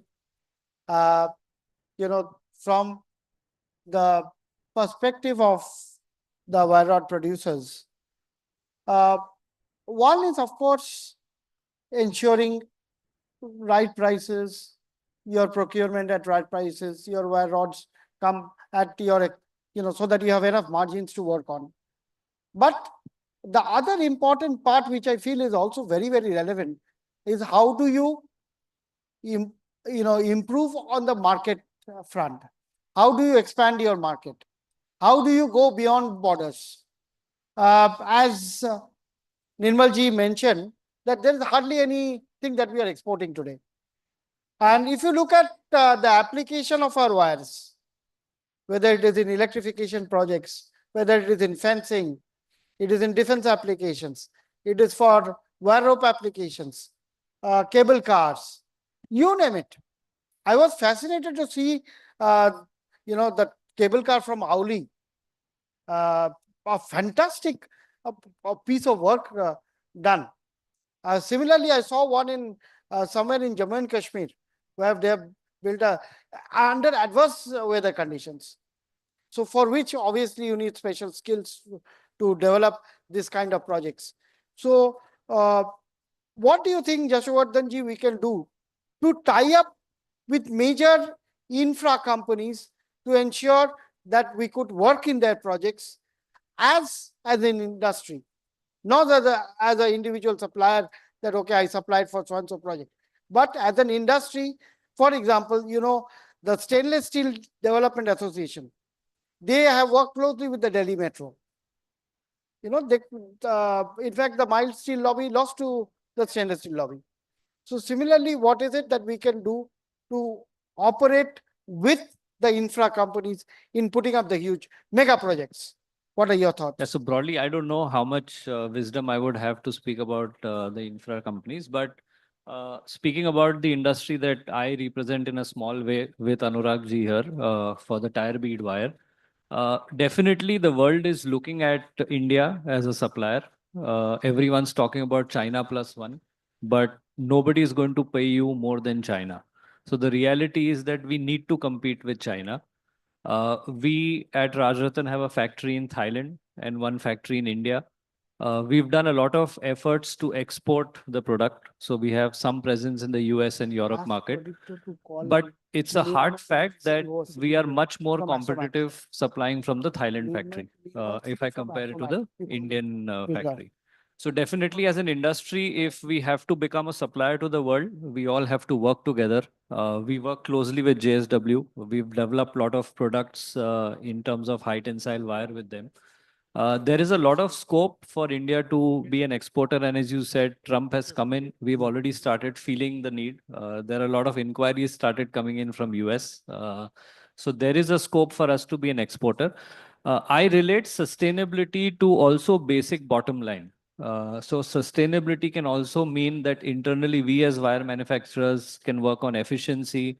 We can reduce our chemical consumptions. We've modified our process lines to become more efficient. I think that's a part that wire manufacturers can do internally, and the industry can support later. Wire panel discussions are always sensational, so definitely there's expectation from the wire rod suppliers. Thank you. Thank you, Yashovardhan ji. In fact, our key issue for today and tomorrow. Tomorrow, as you know, sales chairman will be addressing us. COO of JSW, Mr. Rathod will be addressing us. The managing director of Kalyani Steels will be with us. So we have a gamut of speakers tomorrow lined up. Jogesh Bhai will also be addressing us tomorrow.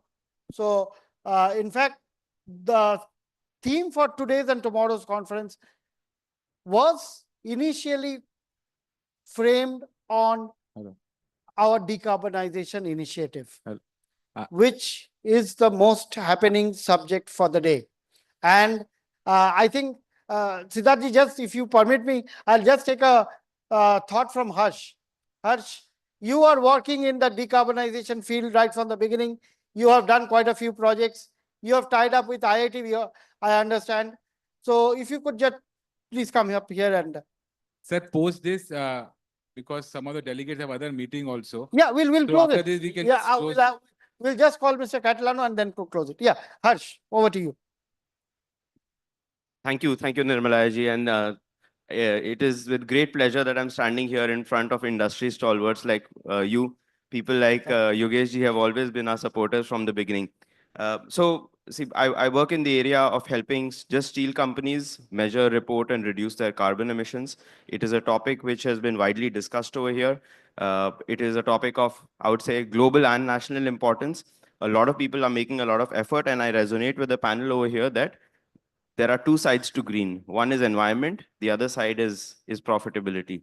You have to achieve both together. Just saving the environment is not going to save companies. So we have to take both lenses. And as Nirmala ji mentioned, one of the panel members mentioned over here that we have to invest in research. Absolutely 100% right. If we don't invest in research, nothing is going to happen. We've partnered with IIT ISM Dhanbad to launch a research project on biochar to be able to build it out and take it forward. But very keen to connect with all of you on this very important topic. Thank you so much, Nirmala ji. Thanks a lot, Harsh. In fact, yeah, please. See, actually, I have been part of the World Construct Steel. And, what comes up is that while we speak of decarbonization, there is different mechanism of calculation of decarbonization. None of the countries have really come up with an established method of coming up with it. So my, take on this particular subject is, yes, you need to have a green steel, but our focus should not be entirely on green. We should try to build patents. We should try to invest more in research and development where China has built on scale, because there every province had support from the Chinese government.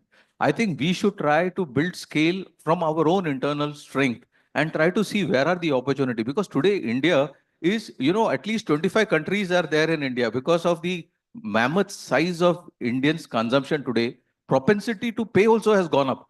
Today, if you go to buy an Apple 16 Pro, in US, you will get at least for 40,000 rupees lower. I think many of the Indians go and buy it. In India, it is almost 40 to 50,000 rupees higher. Why?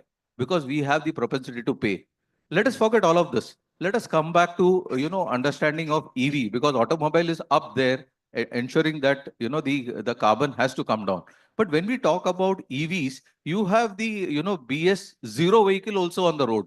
So unless government comes up with a very strict, policies of removing the vehicles on the road, at least that are produced 10 years from now, then only the scrap will get generated that we want today.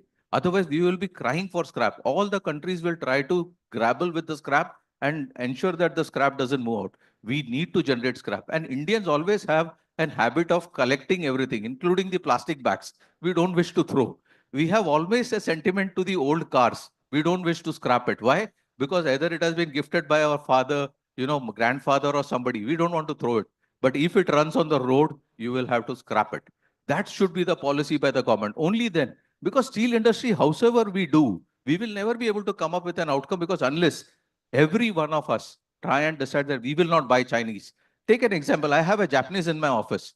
He will never have anything that is Indian, including the food. The food he eats Japanese. The box, if he has to move out of the office, he will go into a Japanese car alone. He will not step into an Indian car. He will step into a Japanese car. That is the nationality that he has.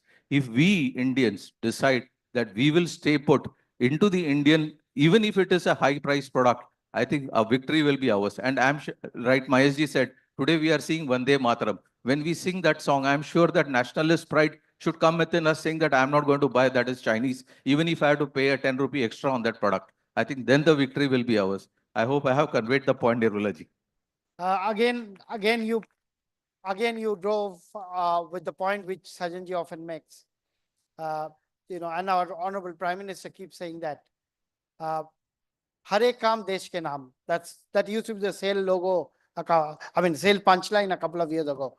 So I think it is a sad situation for us that we are allowing others to build in our country.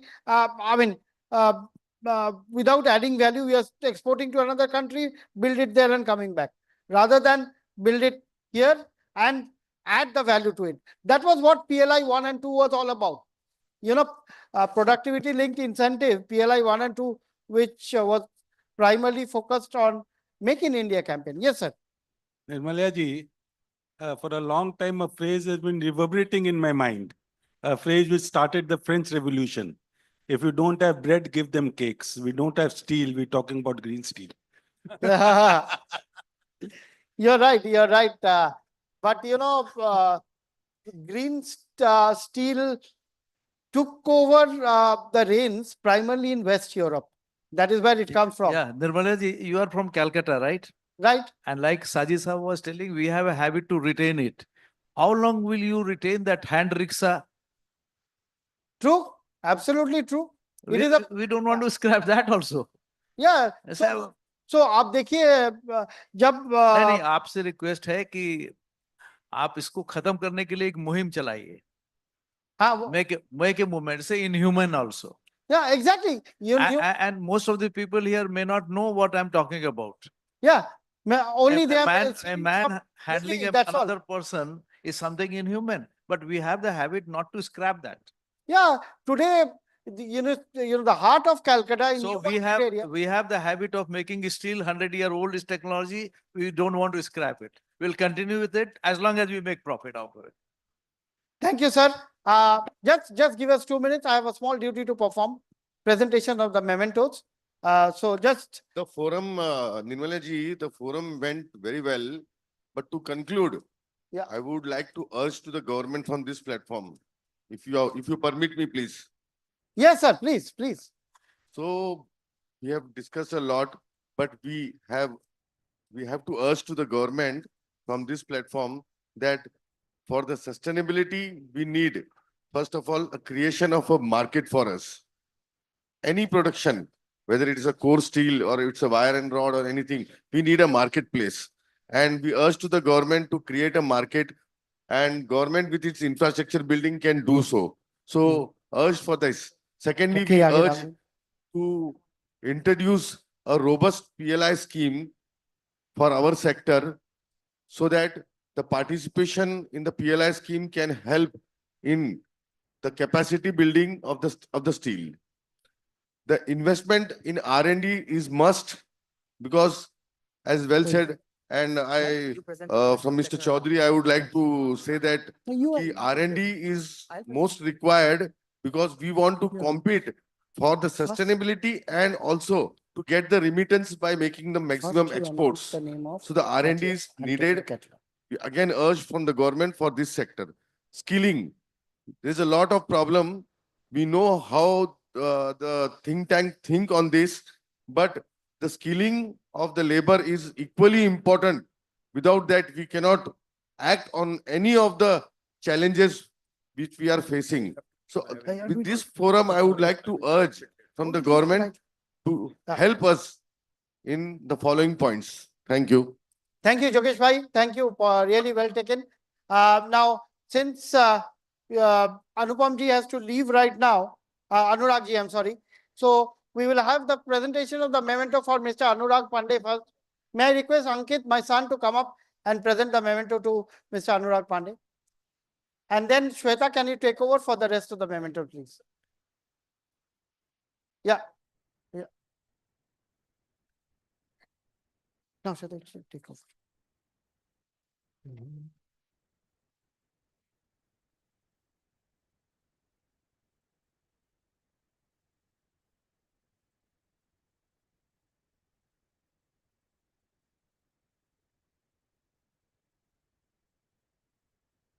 Well, I'll request right now Siddharth Agarwal, Chairman, Steelwire Manufacturers Association of India and Managing Director, Systematic Group, to please come forward and accept the mementos. I'll request Yogesh Madhani, President, AIIFA, Sustainable Steel Manufacturers Association and President, Steel Manufacturers Association of Maharashtra, to accept the memento. Along with Mahesh Poddar, former Member of Parliament, past President of SWMAI and Chairman, MIKI Wires Works Private Limited. Thank you so for joining. Along with Nirmal Saraf, past President, SWMAI and Managing Director, Nirmal Wires Private Limited. Thank you once again for your amazing insights. Mr. Anurag Pandey, Executive in Charge, Global Wires India, Tata Steel Limited. Sanjay Agarwal, Associate Director and Chief Marketing Officer, Jaiswal Neco Limited. Mr. Saji Samuel, Executive Vice President, Sales and Marketing. A huge round of applause for him. Arun Gupta, Chairman, and Pranay Surana, Managing Director, Surana Wires Private Limited.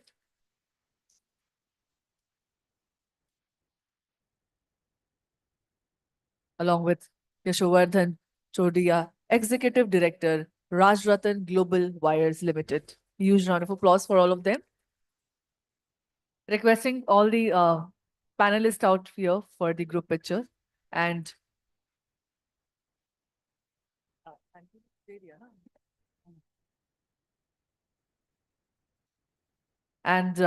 special felicitation for Antonio Catalano, Executive Vice President, Tenova SPA HQ, Chief of Tenova Downstream Business Unit of Tenova Digital Transformation Project. Yeah. Thank you, Shweta. Well, I'll be failing in my duties if I do not request the most important person who brings in the industry together, Mr. Nirmal Singh of Asomac Wires, not just because he sponsored my event, but because, you know, without him, you cannot have the wire drawing in place. So a man who provides the wire drawing machines to all you guys is here. Nirmalji, please come up for a token of appreciation. Ankit, yes, please present a token of appreciation to me. Mr. Catalano, may I request you to come up on stage, please? So Nirmalji and Mr. Catalano, both of you, we would request you to speak a few words from you. Would you like to take the podium or? Yeah. So that's Mr. Catalano. Mr. Catalano, incidentally, is heading the downstream of Tenova. Tenova, as you know, is a full liner solution. Rest is for Mr. Catalano to speak. So, first of all, thanks for inviting me. I'm honored to be with these people. I'm the only Italian, but I feel a bit Indian. So we start to work in India and with Indians since 2000 and something. Just a couple of concepts to give the perspective of a technology provider. So the technology for green steel is there. So it's here. We have it. What we need is to have a more tight collaboration with the producer. A collaboration between the producer and the plant maker will make a huge difference in the future. You invest in new technology, we have the duty to provide new technology. Tenova is investing in DRI, in an electric arc furnace, in the thermal technologies. There are some technologies that do not add cost. You maybe can pay something more in CapEx, but having an OpEx that is far lower, that will make the difference in the total cost of ownership of the production. And the last message is digital, data science. You have a great opportunity. There is a data scientist, your son is a data scientist. So the use of data scientists inside your organization or in company like Tenova, we've invested 8 years ago with a team of data scientists.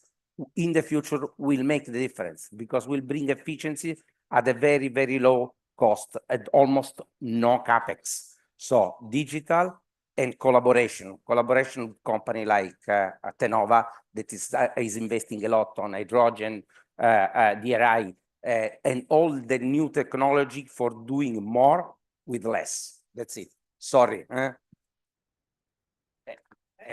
a good day to everybody.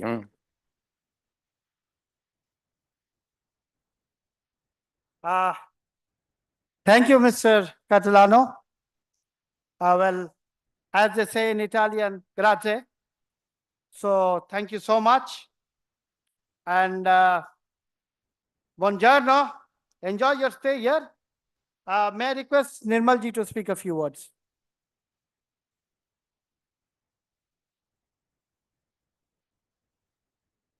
Thank you so much. I am in front of the steel giants, wire giants, and it is our pleasure to be associated with such luminaries. And I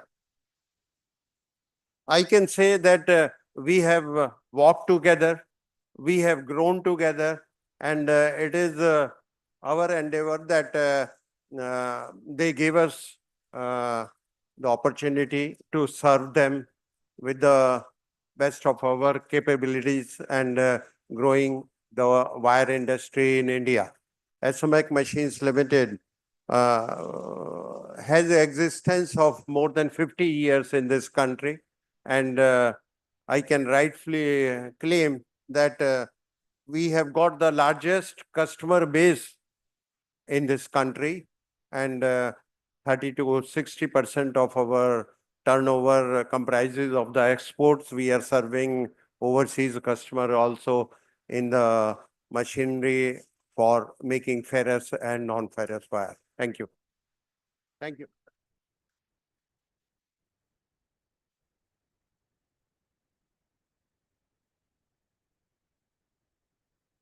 Thank you.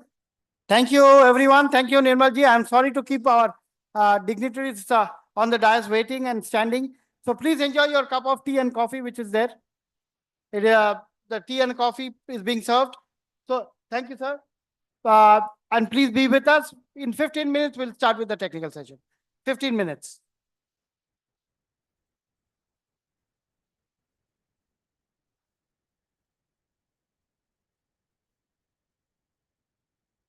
Well, ladies and gentlemen, let's head for a good tea coffee break and we shall see you shortly in next 20 minutes. Well, truly fascinating insight. It's incredible to hear from the innovative strategies from our expert leaders out here. Thank you once again, all the panelists. Requesting everybody to be back by next 15 minutes. Thank you.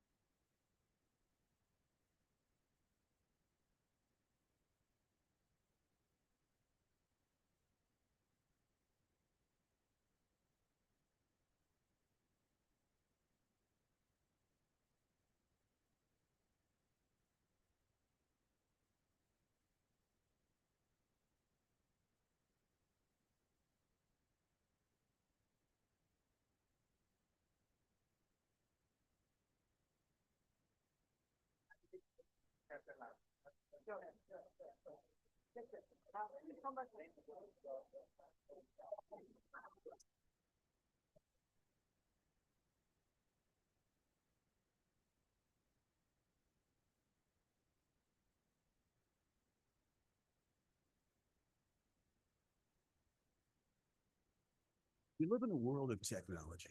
Our generation has seen humanity evolve like never before.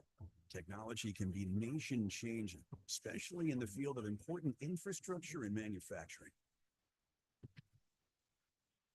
Asamak Group has been a significant contributor in wire manufacturing industry for decades. The group has made it a mission to bring innovation and technological advancement in wire manufacturing for better productivity and competitive costs. In the field of manufacturing, technology is playing a pivotal role in product innovation, and at the same time, technology also speeds up production, brings in more accountability, and leads to cost cutting. The time, money, and energy are then utilized towards better customer service.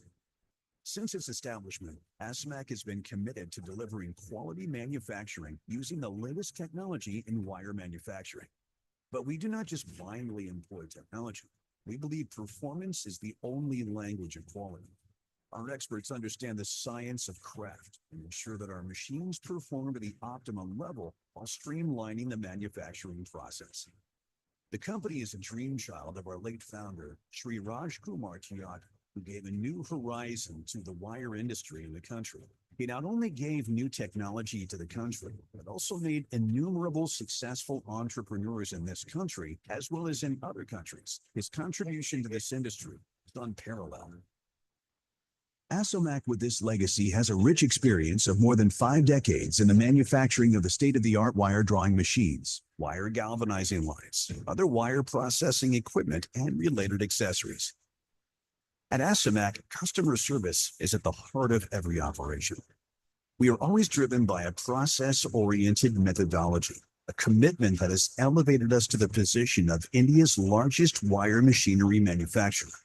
We are constantly innovating and finding better and more productive ways of manufacturing that may serve not only our customers, but also the whole nation. We have a tradition of processing every order as a separate project, along with keeping total transparency in manufacturing. We provide end-to-end solutions to our customers, from complete project support, plant installation, service after sales, and performance tracking. Asomac is now a global player in the wire industry and has a strong presence with a wide variety of product offerings in the segment. We are well recognized as a quality and trusted machinery manufacturer world over. Our competitive and diversified team, led by Mr. Ashish Tyagi, continues to challenge norms and raise standards of delivery.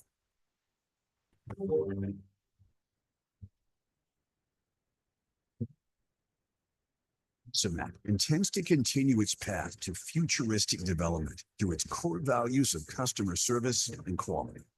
In line with self-development and innovation, we are focusing on producing state-of-the-art technology to its customers.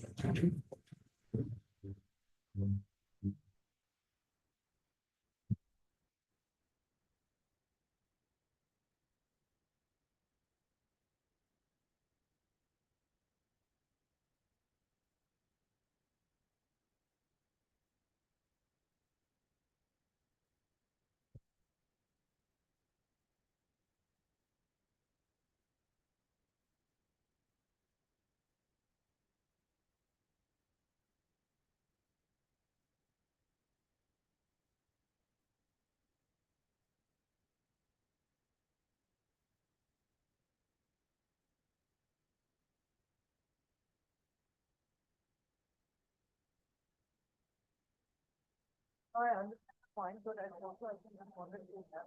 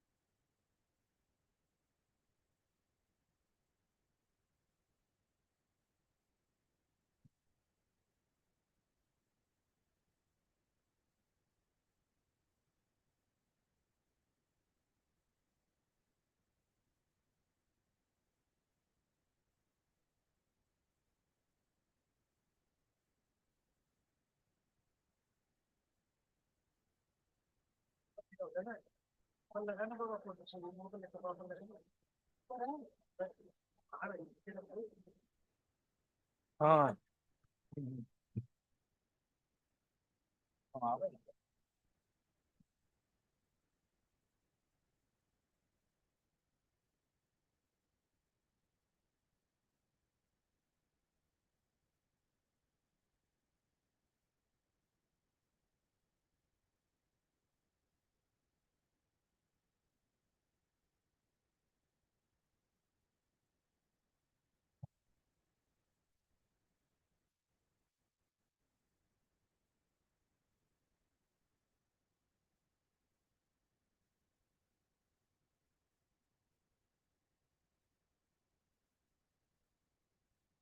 We live in a world of technology. Our generation has seen humanity evolve like never before. Technology can be nation changing, especially in the field of important infrastructure and manufacturing. Asamat Group has been a significant contributor in wire manufacturing industry for decades. The group has made it a mission to bring innovation and technological advancement in wire manufacturing for better productivity and competitive costs. In the field of manufacturing, technology is playing a pivotal role in product innovation. And at the same time, technology also speeds up production, brings in more accountability, and leads to cost cutting. The time, money, and energy are then utilized towards better customer service. Since its establishment, ASMAC has been committed to delivering quality manufacturing using the latest technology in wire manufacturing. But we do not just blindly employ technology. We believe performance is the only language of quality. Our experts understand the science of craft and ensure that our machines perform at the optimum level while streamlining the manufacturing process. The company is a dream child of our late founder, Sri Raj Kumar Tiat, who gave a new horizon to the wire industry in the country. He not only gave new technology to the country, but also made innumerable successful entrepreneurs in this country, as well as in other countries. His contribution to this industry is unparalleled. Asomac with this legacy has a rich experience of more than 5 decades in the manufacturing of the state-of-the-art wire drawing machines, wire galvanizing lines, other wire processing equipment, and related accessories. At Asomac, customer service is at the heart of every operation. We are always driven by a process-oriented methodology, a commitment that has elevated us to the position of India's largest wire machinery manufacturer. We are constantly innovating and finding better and more productive ways of manufacturing that may serve not only our customers, but also the whole nation. We have a tradition of processing every order as a separate project, along with keeping total transparency in manufacturing. We provide end-to-end solutions to our customers, from complete project support, plant installation, service after sales, and performance tracking. Asomac is now a global player in the wire industry and has a strong presence with a wide variety of product offerings in the segment. We are well recognized as a quality and trusted machinery manufacturer world over. Our competitive and diversified team, led by Mr. Ashish Tyagi, continues to challenge norms and raise standards of delivery.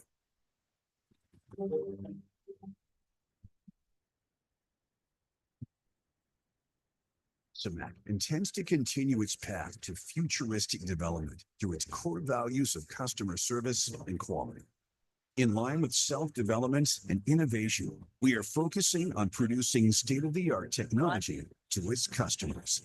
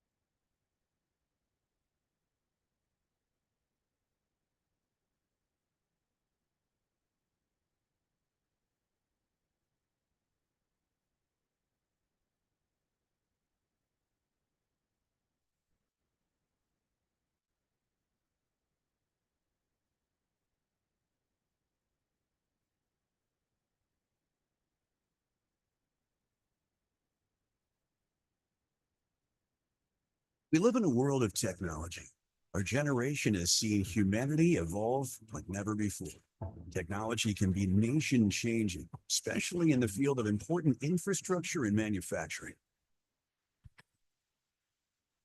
Asamat Group has been a significant contributor in wire manufacturing industry for decades.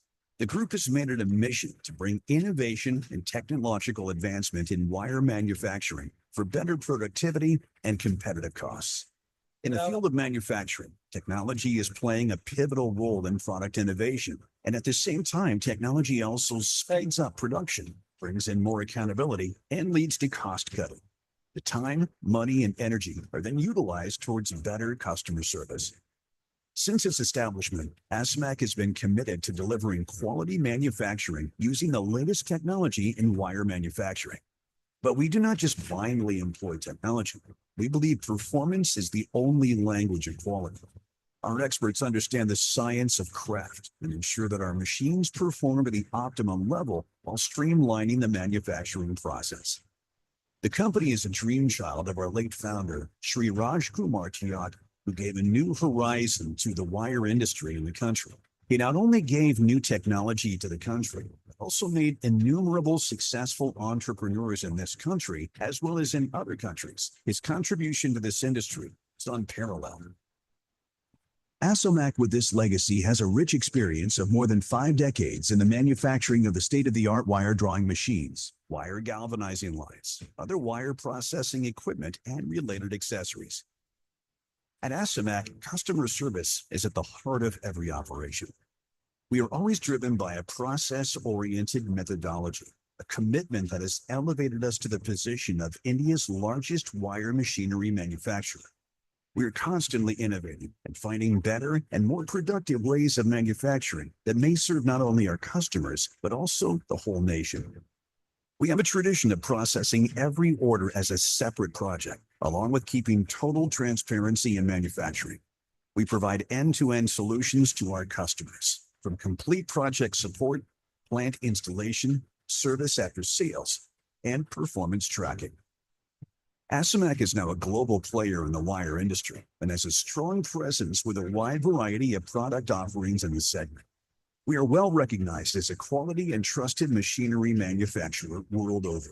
Our competitive and diversified team, led by Mr. Ashish Tyagi, continues to challenge norms and raise standards of delivery.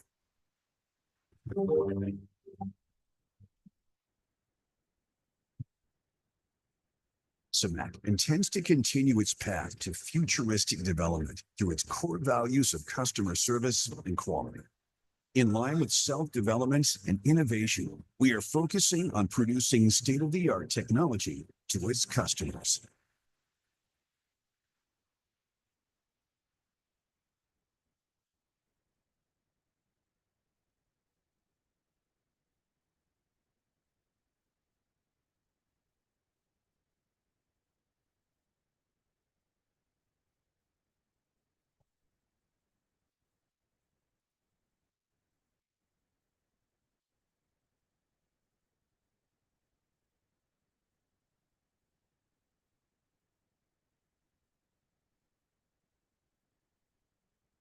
We live in a world of technology. Our generation has seen humanity evolve like never before. Technology can be nation-changing, especially in the field of important infrastructure and manufacturing. Asomac Group has been a significant contributor in wire manufacturing industry for decades. The group has made it a mission to bring innovation and technological advancement in wire manufacturing for better productivity and competitive costs. In the field of manufacturing, technology is playing a pivotal role in product innovation, and at the same time, technology also speeds up production, brings in more accountability, and leads to cost cutting. The time, money, and energy are then utilized towards better customer service. Since its establishment, Asomac has been committed to delivering quality manufacturing using the latest technology in wire manufacturing. But we do not just blindly employ technology. We believe performance is the only language of quality. Our experts understand the science of craft and ensure that our machines perform at the optimum level while streamlining the manufacturing process. The company is a dream child of our late founder, Sri Raj Kumar Tiagi, who gave a new horizon to the wire industry in the country. He not only gave new technology to the country, but also made innumerable successful entrepreneurs in this country, as well as in other countries. His contribution to this industry is unparalleled. Asomac with this legacy has a rich experience of more than 5 decades in the manufacturing of the state-of-the-art wire drawing machines, wire galvanizing lines, other wire processing equipment, and related accessories. At Asomac, customer service is at the heart of every operation. We are always driven by a process-oriented methodology, a commitment that has elevated us to the position of India's largest wire machinery manufacturer. We are constantly innovating and finding better and more productive ways of manufacturing that may serve not only our customers, but also the whole nation. We have a tradition of processing every order as a separate project, along with keeping total transparency in manufacturing. We provide end-to-end solutions to our customers, from complete project support, plant installation, service after sales, and performance tracking. Asomac is now a global player in the wire industry and has a strong presence with a wide variety of product offerings in the segment. We are well recognized as a quality and trusted machinery manufacturer world over. Our competitive and diversified team, led by Mr. Ashish Tiagi, continues to challenge norms and raise standards of delivery.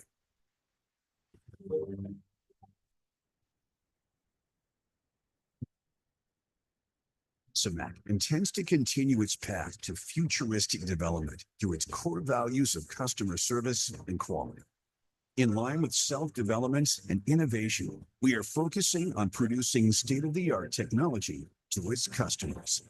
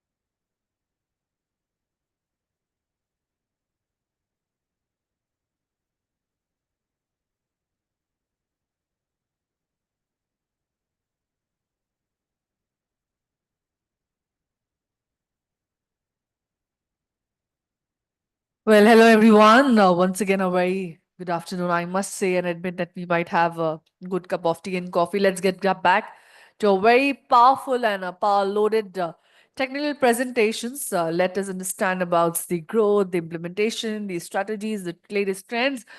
Well, we have some fabulous technical session happening right now. Requesting each one of you to kindly be seated.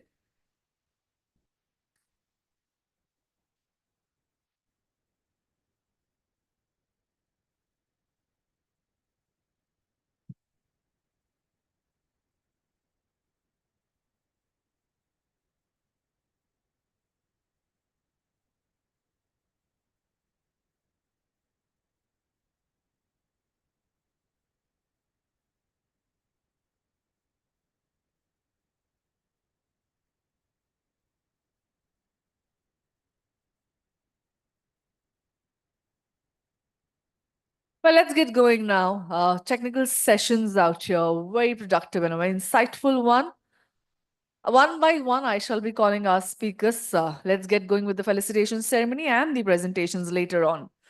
Well, now I'll call upon Prashant Vashist, SVP and Co-Group Head, ICRA Limited, to join us on stage, and please accept the felicitation. And I'll request Ankit Mukherjee, Director, Content Strategy, Steel and Metallurgy, to kindly felicitate Mr. Prashant Vashist. Thank you, sir, for joining us, and he shall be guiding on the wire and cable industry trends and outlook.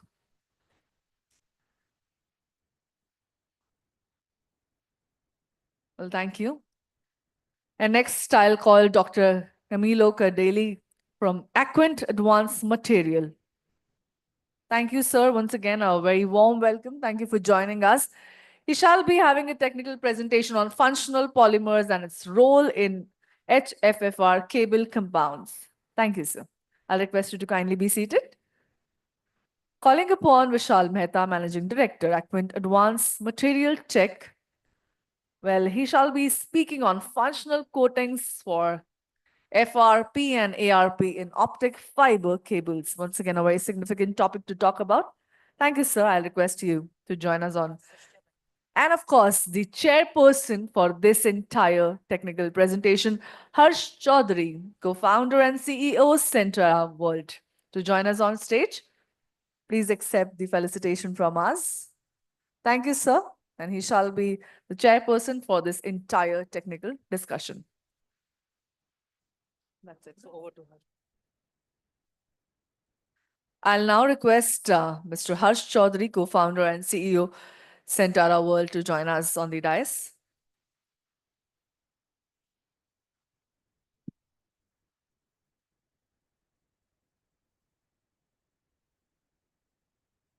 Sachin ji aa gaya hai. So you can start. Okay, good afternoon, everybody. I hope everybody's had their cup of tea, coffee, and ready for the next session. This promises to be a good mix of commercial and industry information and deep technical knowledge. Let me call upon our first speaker, who's actually joining us remotely on Zoom. It is Mr. Sachin Shetty. He is the CEO of Questro Research and Strategy, and he is going to be presenting his paper on reshaping India's steel wire rod and wire industry.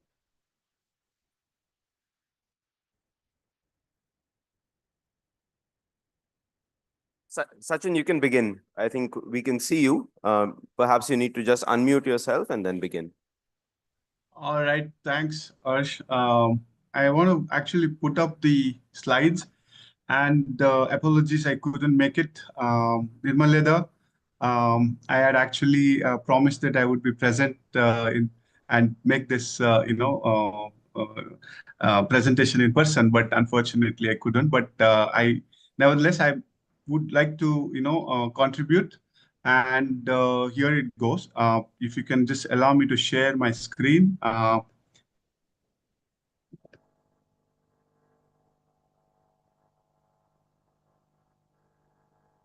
right. Just the screen is visible.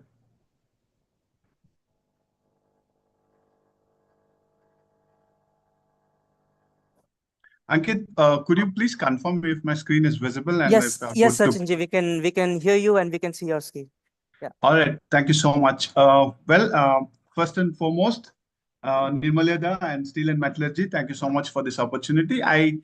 It's good. I know I would hope that it is not just going to be a monologue, and I'm able to pace it, though I don't see the participant.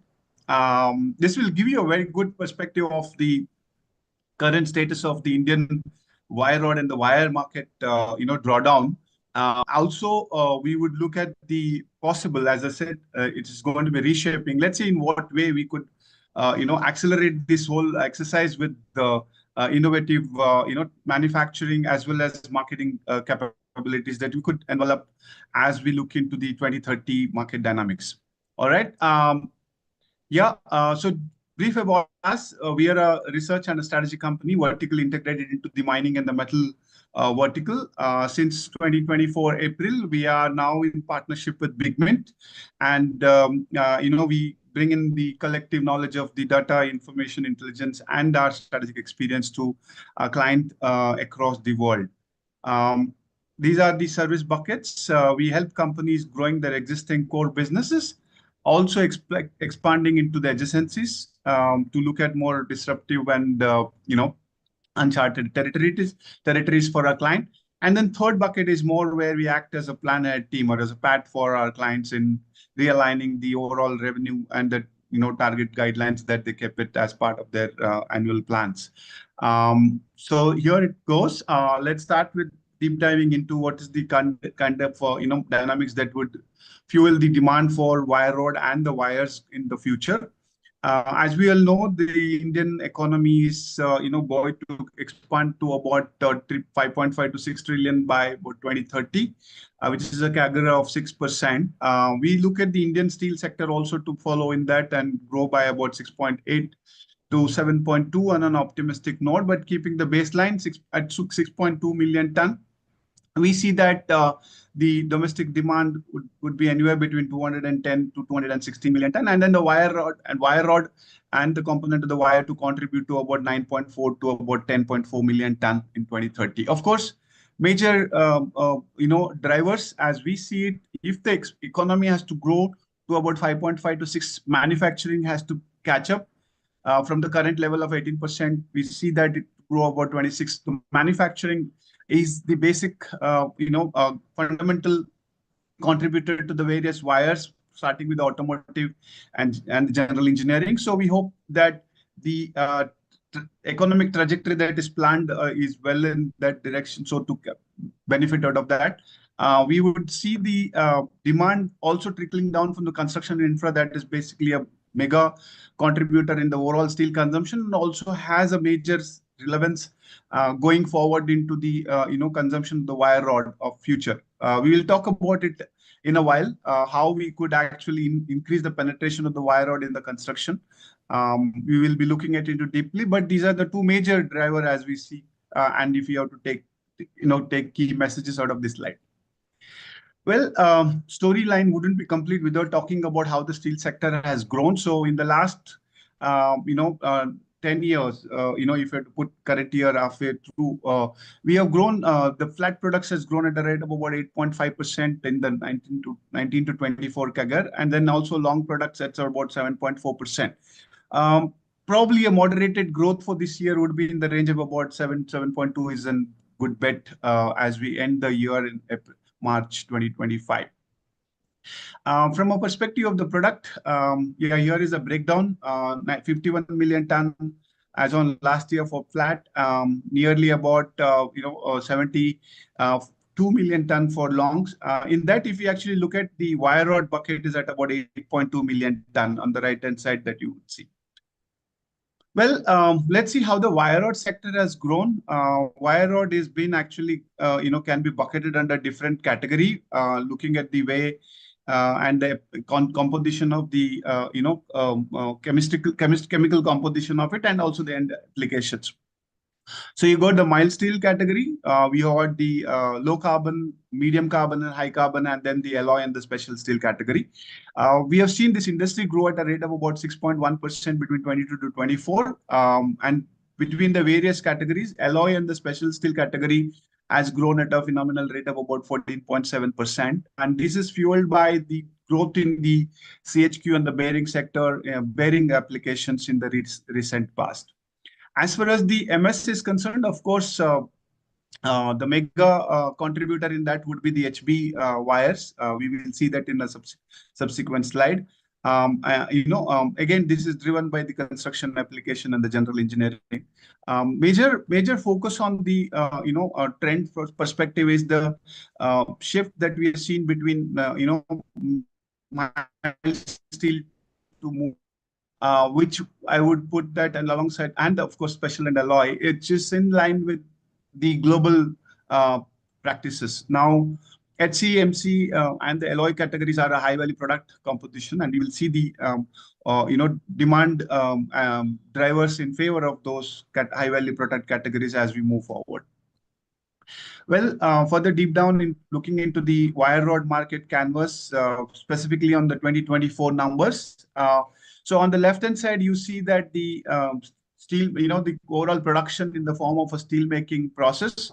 So you have the ISP followed by SSP and then the total. So in the ISPs, as you see, BF contribution is up to 77% of the total 4.7 million ton, followed by EAF process, which is at 1.07 million ton. So you see the prominence of the BF route in the wire rod production actually in line with the overall steel production dynamics as well in the country. Now, moving on to the right side, you will see the breakdown in terms of the manufacturers' contributions by the different alloy wire rods, wire rods. And we have bucketed them under two broad categories as the integrated steel producers and the secondary steel producers. So margin, if you look at the major contrast here is that the share of the non-ISPs are highest in the MS category to the tune of about 84%, and about 16% contributed by the balance. And in the alloy, they have within the balance, the alloy category contributes to bulk. Whereas on the case of the ISPs, you would see that the spread between MS or the commodity and the non-commodity is skewed in terms of the non-commodity at the premium range. So that's the stark difference between the two categories of the manufacturers. Now, to give you a perspective of the total players and the business dynamics of it, there are about 35 plus wire rod manufacturers in the country. 6 of them can be grouped as ISPs, and the rest is non-ISPs. From the manufacturing perspective, I think Barkam Rod Mill, is the major setup that we have, which accounts for about 73% of the production. East and the central region has again the larger universe of the producers, accounting for nearly 60% of the output. Moving on to the next, so how the 7 million ton, the overall wire rod is cascaded into the wire category.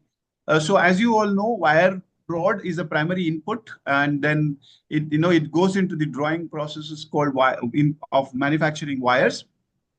So looking at the overall wire requirement in the country at about 7 million ton in FY24. Now you break it down by the different wire categories. So first one being the HB and the GI, galvanized iron. You see that those two buckets fall under the category of 1 million ton plus of demand. And then you have subsequently the CHQ binding bearing rope, MIG and HC high carbon are in the category demand category of 0.6 to 0.5 million ton. And then you have the host of others. Some of them to name are spring wires, PC wires, MTB, cable armor, 3-ply, and ACSR, which falls under 0.05 to 0.25 million ton capacities. As I said, two distinct customers here. You have wire companies who basically draw wire rod into wires and then give it to the B2B customers. And then there is another category of customers who have their own captive wire drawing. So nearly 1.3 million ton of these wire is produced by these wire customers with own captive wire drawing, and the rest is through the commercial or the merchant suppliers. Now, when you see the wires, I think there is no overlapping within the wire type. So if I had to talk about MS, LC, HC, and the alloy end-use application, it has a very definitive end-use application as well. These product goes into different markets driven by the different market forces. When I talk about different market forces, this would be in terms of the demand drivers in the form of whether it is bought by a government body or a private sector, or it is an independent intermediary, and then the purchase processes, whether it is through a direct purchase or a bid tendering process, etc. So there are distinct bucketing that we could see in terms of the wires. End user linkages, if you to draw, this is one of the important element when it comes to manufacturing is fine, but where and how does it get consumed? To give you a perspective of, if we have to project the overall requirement, we need to look at where this wire been consumed. So we have bucketed them under general engineering as one category, then agricultural is one, and then construction and auto, and there are other applications such as discrete. Now, agri, we spoke about general engineering, which will be all of the manufacturing side of it. The agri is where you will find a lot of wires being used in the form of fencing as solution.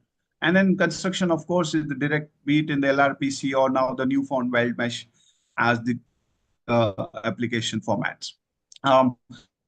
So these are certain distinct categories.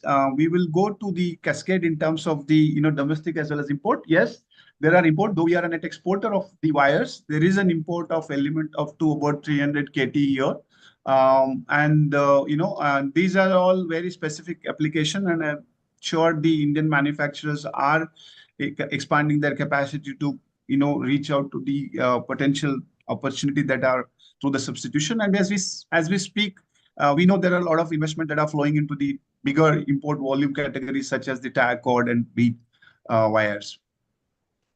Clear perspective in terms of the distinct wires that we're talking about. There are at least about 18 to 20 different wire categories.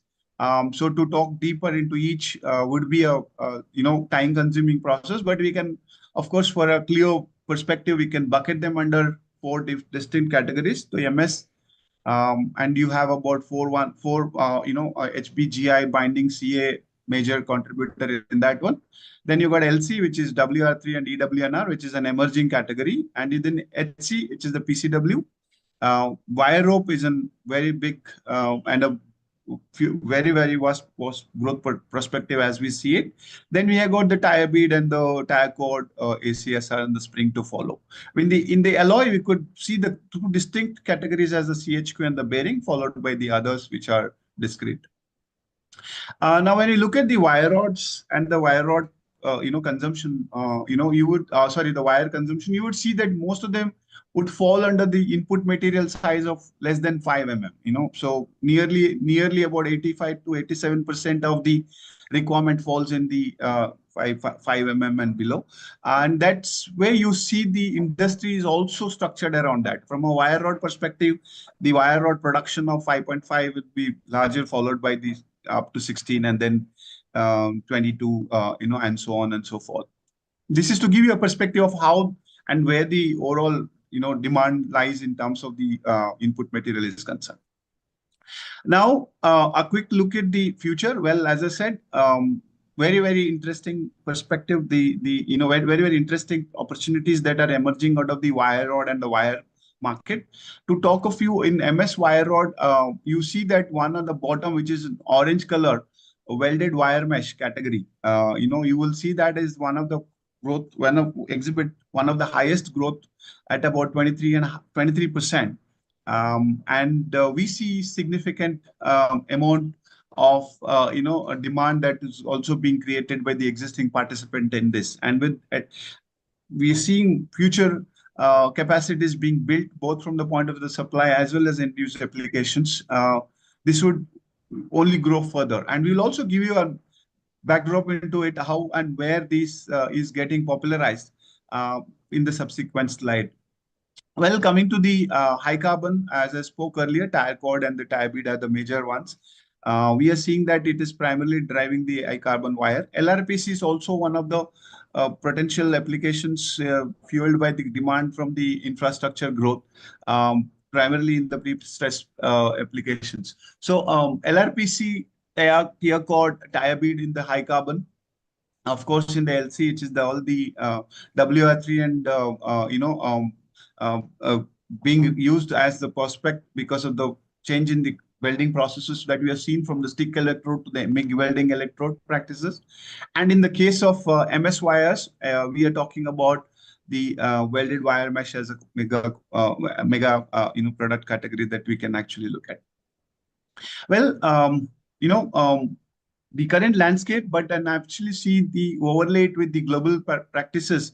The Indian wire rod contribution as a percentage of the overall long product is at a level of 50%, or that it is at a 50% level at the global scale. So, for example, if the world average of wire rod contribution in the overall long product is at 24%, Indian contribution to wire rod is only at about 13%.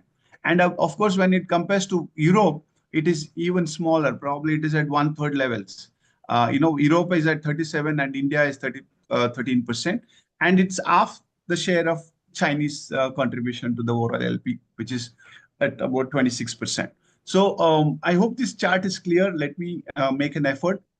What we have done is we have listed the long product and the bigger long product categories and compared it with the world in terms of the overall production as on 2022. So India produced 7.4 million ton of wire rod in 2022 against the overall long product output of 59 million ton. And that puts wire rod contribution at about 13%. Whereas if you look at Europe, total output of 59 million, 37 wire rod contributes to about 37%. Similarly, world output of long products at 987 million ton, wire rod contribution is at 24% of that one, you know. So that's the level that we are talking about, which basically mean the Indian penetration of the wire rod is significantly lower than that of the global and the peers such as the European and the Chinese. And that means the prospect could be much more if we actually look at this as from a pointed perspective.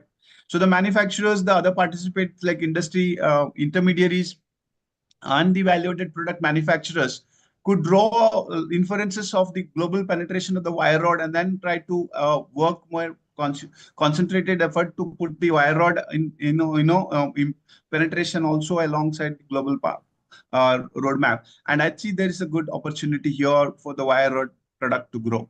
Sachin, you have about 2 minutes left on this presentation. Perfect. Thanks, Harsh.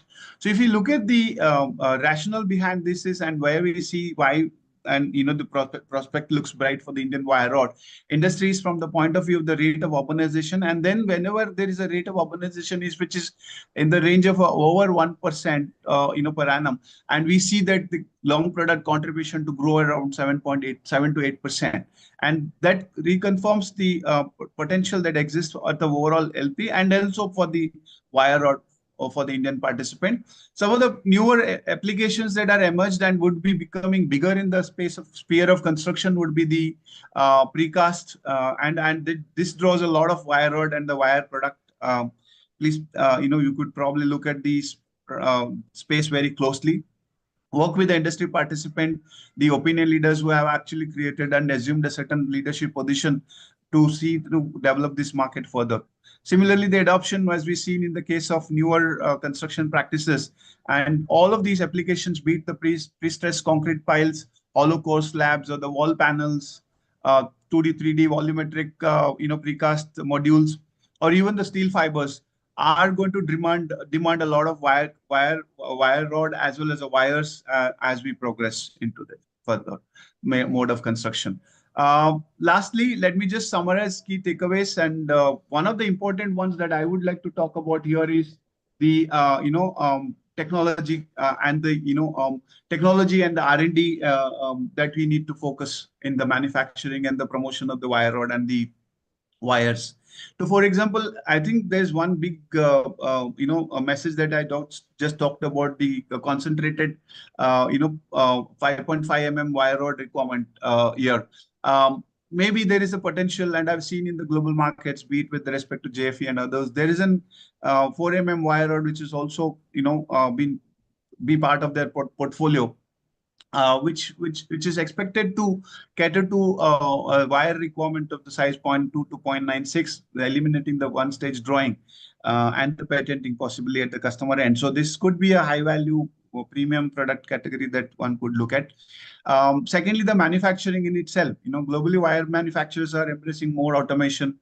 Looking at enhancing quality and consistency here for high-performance wires that are used in automotive, be it in the emerging EV sector. Third is, as I said, traditionally, the wire application or the wire consumers accounted for nearly 95% of our wire rod requirement. But the welded wire mesh could be one application. Similarly, more applications that could be created could reduce the reliance on the wires as the consuming sector for the wire rod producers. That's it. That's the this one, what I have to say here. Thank you so much for your patience. I know it is very hard when a speaker and it's difficult for me also to, deliver this. being offline. I hope I've been able to communicate this. I will be open to take up any questions at all that comes through. Thank you very much for your attention. Thank you so much, Sachin. Can we have a round of applause for Mr. Sachin Shetty? Do we have any questions for him? Okay. In the event that you do have questions, I'm sure the organizers can connect you to him. Sachin, thank you again for taking time out for this discussion. It was really invigorating to know about the prospects of the wire rod industry. Particularly, I think noteworthy for me was the changes which are going to happen, right? Based on technology, we can see that there is growing demand and greater growth expected for the high carbon and the alloy sector. So definitely good points to note over there. And also it was interesting to note that India's steel production, wire rod is at about 13%, whereas globally it's averaging at about 25 to 37%. So that was a big takeaway for me. Thank you again for your time. Thank you, Ash. Thank you so much. Okay, let's learn a little more about what are the trends and outlooks in the wire and cable industry. Next up, let me call on stage Mr. Prashant Vasisht. He is the SVP and co-group head at ICRA Limited. Can we please have Mr. Prashant Vasisht on the stage?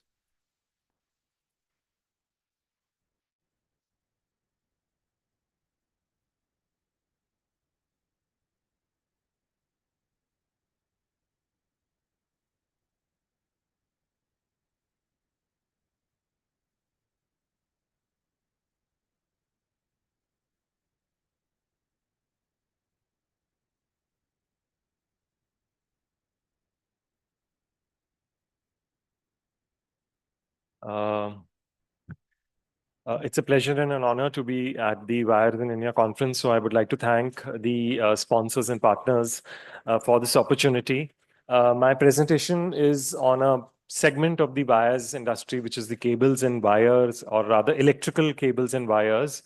And I'll be covering in this presentation the domestic industry, the demand drivers, power generation and transmission sector, and the renewable energy sector, because the last two are, very, very important for the growth of the sector. So coming to the domestic industry first. The wire and cable industry has grown from about 74,000 crores in FY 2023 to wires and cables to about 84,000 crores over just 1 year. And going forward over the next 3 years till FY 2027, this is expected to be a 120,000 industry.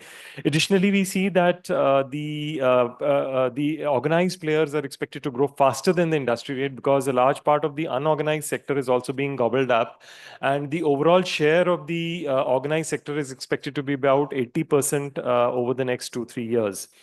Out of the total electrical good industry, the wires and cables is about 40%. So if you look at the various types of wires and industry can be segmented into, the housing wire is the largest segment, which is about 33% of the total 78,000, sorry. And the power cables, as well as the flexible and specialty cables, make up for the next largest bucket of 25% each. The smallest, the next segment is cable and instrumentation, which is about 15%, and last is the communication cables, which is about 3.5%. So if you look at the major players, in the industry, there are, the market shares of different players are given on the slide above that you see on your screen. So the prominent players are Polycab, KEI, Havells, etc. Also, a lot of these companies have diversified into the FMEG segment, which is the fast-moving electrical goods segment, which is also about a 1 lakh crore market. Now, on the one hand, companies like KEI, which are almost completely, focused on the C and W segment, that is the cable and wire segment. And the other hand are, companies like Havells, which have a 66% share from other from the electrical goods segment. And so a lot of, and the other companies somewhere straddle in between, such as the Polycab, Ara Cables, etc. If we also look at the capex that this industry has done, it did about 830 crores of capex in FY23 and about 2,000 crore of capex in FY24. And this because of the huge growth potential, a lot of companies, the larger companies, are still in the in the capex mode, and there's substantial amount of capex being undertaken over the next 3 years. Coming to the export opportunities, this is a very exciting segment that has opened up primarily because of the the whole trade war with China. So in 2019, US imposed tariffs on China for the first time, significant tariffs rather, which was termed as a trade war. And by 2020, the COVID thing happened. So what the Western economies have been doing is they have been shifting away or trying to to diversify just from China. So India has been an alternate player, and when we talk to our cable and wire manufacturers, they mention that this high tariffs on China has given them a toehold. And obviously, the in the past 3-4 years, the some of the prominent players like Polycab, Apar, and Paramount, etc., have made inroads into China, into the US market, where their product performance has been healthy, and the performance has been good, so they have been getting more and more orders. In US, what happens is the distributor level itself will do so many tests that they can find out what is the quality. They cannot have a substandard product into the market, which will get them into public suits, etc. So, some of the larger, as a proportion of the sales, some of the larger players are Apar, Paramount, with about 38 and 26%, etc., kind of, revenue share coming from exports. And this opportunity, this opportunity can only get better with time. So coming to the the B2B and B2C sales mix, now the wires contributes out of this cable and wires contributes about 32 to 34% of the market, and the which is almost entirely through B2C channels, almost, and the cables is about 66 to 68% of the market, and out of that, about 30% is catered to by the B2C, but the rest are institutional. So broadly, the current breakup is about B2C about 40% of the market, and B2B being about 60% of the market, and is more or less expected to remain the same. But this has an important impact on the industry. Now, B2C sales, being mostly channel financed, are reduce the working capital of these companies, and there is also slightly higher margin. B2B won't be more tough negotiator, your margins are lower. And coming to the B2C part now, wherever these companies, whichever companies are in B2C sales, they have followed a very aggressive approach of sort of tapping the end consumer, which can be through electricians also. But there we find that the promotional expenses or the advertising expenses is significantly higher. So on the one end is, a company like Havells, which has, 2.5, 2.8, that kind of a proportion of sales. As a proportion of its sales, it's, advertising and promotion expenses. Also because it is into the FMEG products, such as fans, electrical switches, etc. And on the other are, on the other end of the spectrum is KEI, which is mostly a B2B player, and therefore its proportion of sales is very low in the B2C segment. Therefore, its promotional expenditure is also much lower. Now coming to the major raw materials, copper with 55 to 60% of the sale of the total raw material cost, and aluminum at 15 to 20%. These two contribute about 75% of the raw material cost. The other is obviously PVC. Now most companies, what they do is they enter into short-term contracts because many have burnt their fingers. Companies have gone into CDR also because of high inventory losses. So most of it is usually inventory backed, and there is a very small execution period. So a lot of these companies have, so they have these short-term contracts with the metal suppliers only.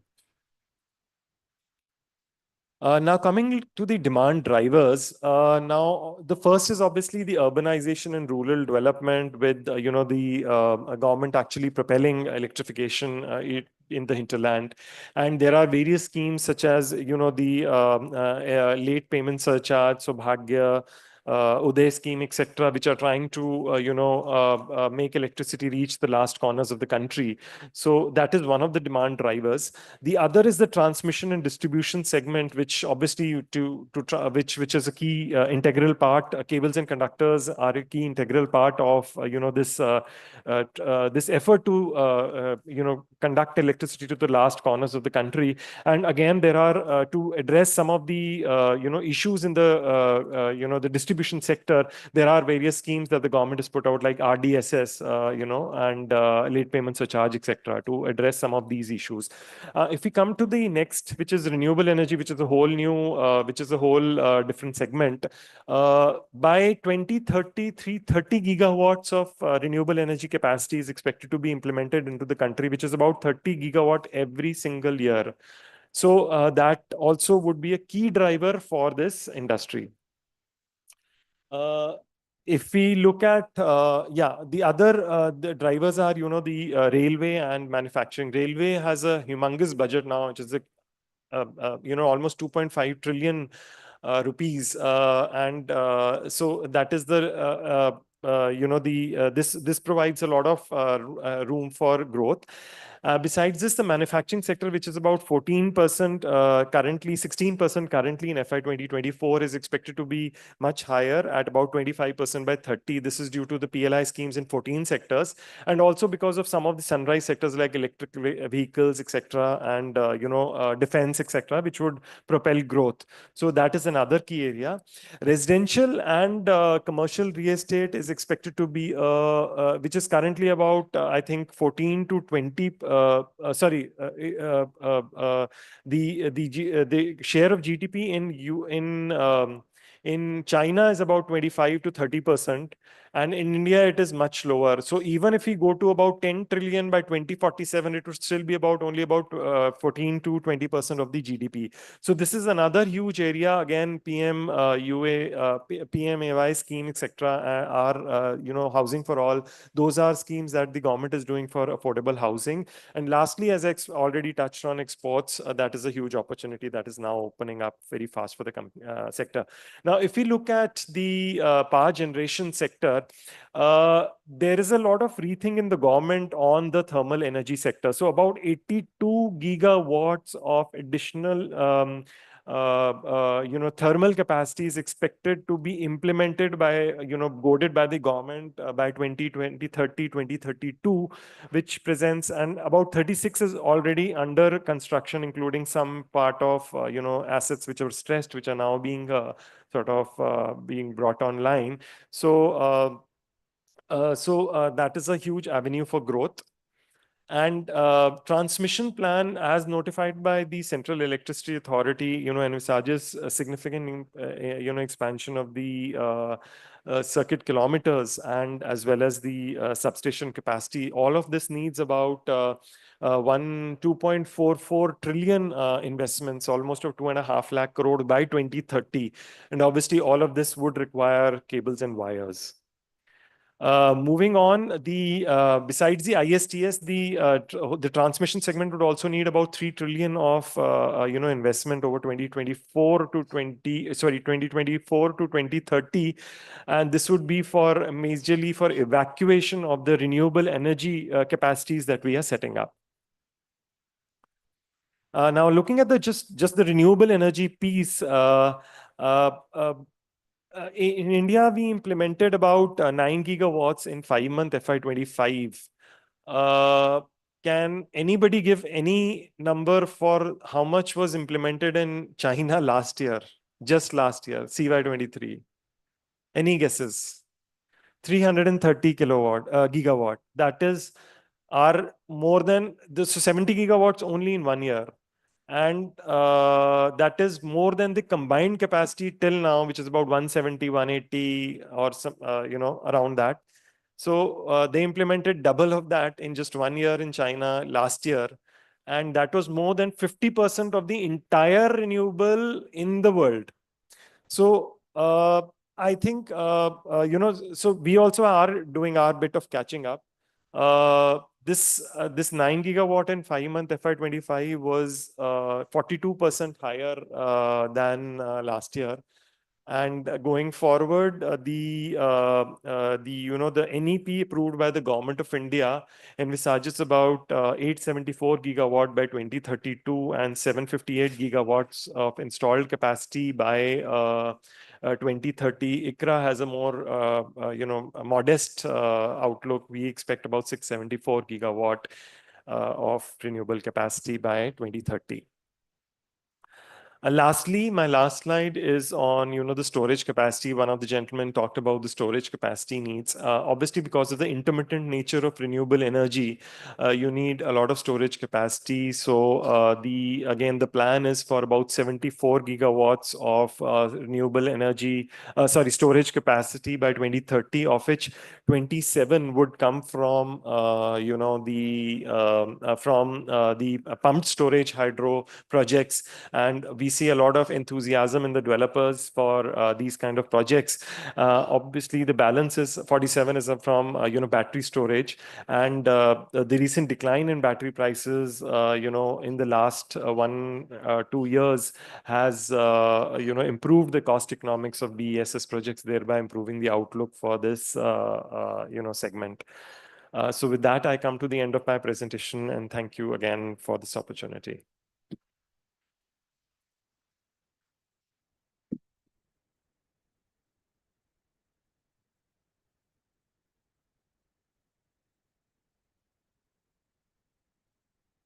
Thank you, Mr. Vashish, for that presentation. It is very interesting to know how much of new capex is going to go into this sector, particularly to serve demands into railways, into real estate, and obviously exports. Exports is particularly interesting. I think the China Plus One strategy seems to be working in our direction, but I think it will need a lot of efforts to make that truly sizable. But thank you again for your presentation. Next, we move on to Dr. Camillo Cardilli from Aquent Advanced Material. He will be presenting a paper on functional polymers and its role in HFFR cable compounds.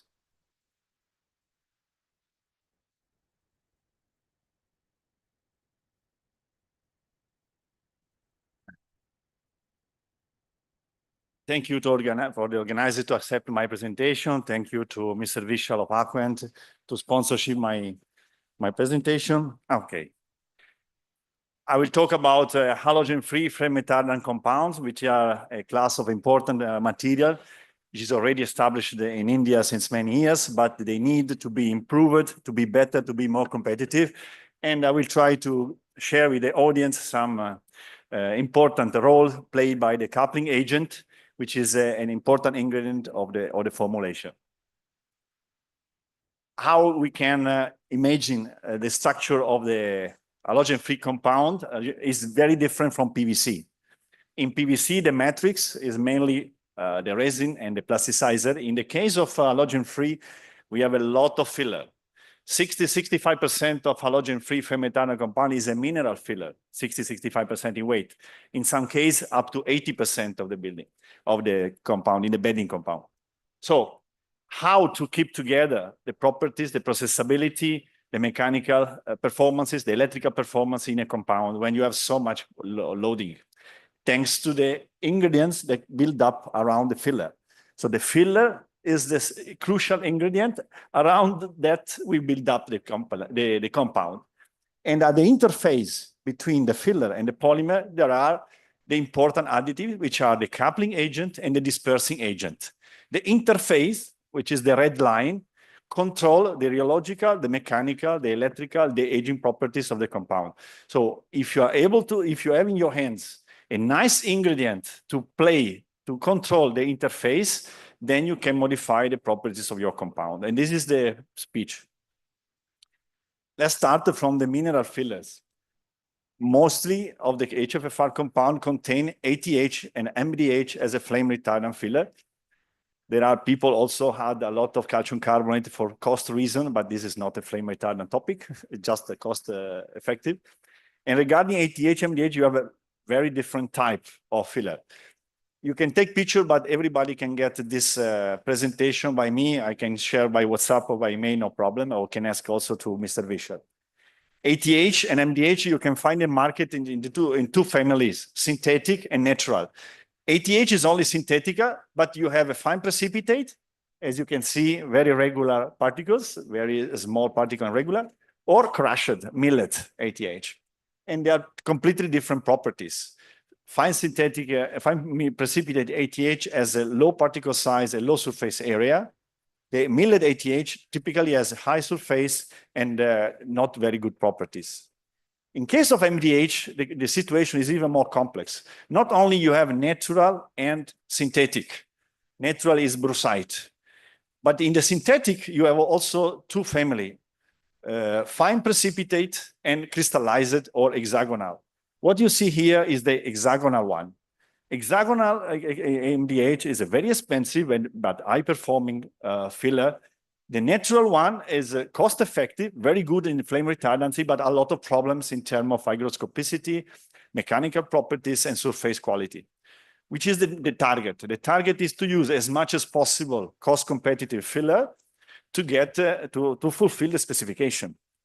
In some cases, this is possible. In some cases, we have to use expensive product to match extremely high demand performances. And the coupling agent is crucial because interact with the surface of this filler. So depending which is the mineral you use, ATH or MDH, synthetic or natural, the coupling agent and the dispersing agent, they play an important role. These are all the properties. Oh, in my presentation was a bit better, but maybe you can understand also here. It's just modified by the projector. So as we mentioned, the coupling control the interaction. More coupling agent you had, more stronger is the combination between the filler and the polymer. Consequence is higher tensile, but also higher viscosity. Consequence is less hygroscopicity because the surface of the filler is covered by the coupling. And this is good also for electrical properties. You also have sometimes improvement in the oil resistance because the filler also has a tendency to absorb oil. And if it's covered by the coupling, there is less tendency to get oil. And also in case of LLDPE, you have also intrinsically better oil resistance. But basically, all these properties are controlled by the coupling. And the coupling agent are not only maleic anhydride based. Maleic anhydride based coupling are now the most diffused, the most common. Before 2000, the only coupling agent for HFFR was Silan. On the 1995, 1998, when I entered in the market as a young technologist in the cable industry, the only coupling agent available were aminosilane and vinyl silane. This is in Europe, where the HFFR compound has been developed firstly. But then a small company named Hauser Polymeri started up to produce cost-competitive grafted maleic anhydride polymers that show extremely good advantages versus Silan in the coupling action. And then the market moved from Silan to maleic coupling agent. And now they are available grafted polymers as well as copolymers. Copolymers typically are reactive grade, ethylene, acrylate, and maleic anhydride, that are extremely efficient sometimes as compatibilizers, but not so performing, at least in cable. Lotadere, for example, is a very famous product. It was used initially, but slowly replaced by the grafted polymers. Even the producer of Lotte, which is Arkema, SK Chem, they were obliged to introduce a new grade like Orevac to compete with the market. And Silan also are for a while, for a long time, put on the corner as a coupling agent. Let me show you how briefly is working the coupling action of maleic anhydride grafted polymer.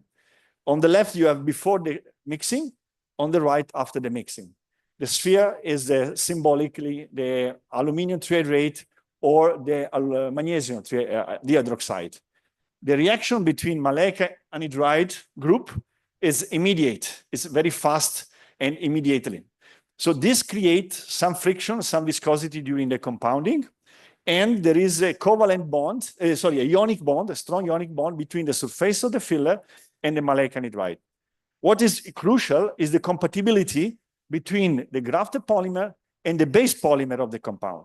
You cannot use maleic anhydride grafted polyethylene to make a coupling into polypropylene and filler, because the maleic anhydride grafted polymer will be compatible with the filler, but not with the polymer. So the compatibility is very important.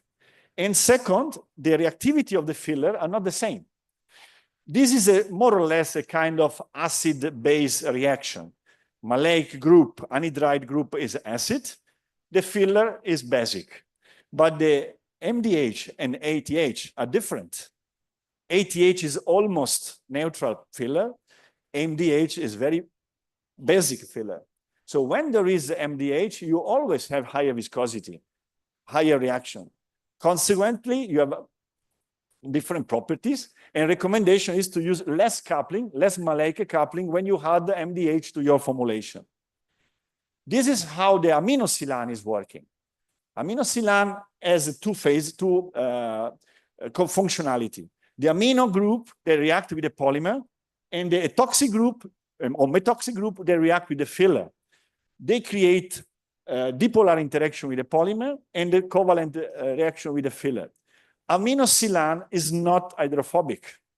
Aminosilane is polar. So with aminosilane, you don't reduce the moisture uptaking.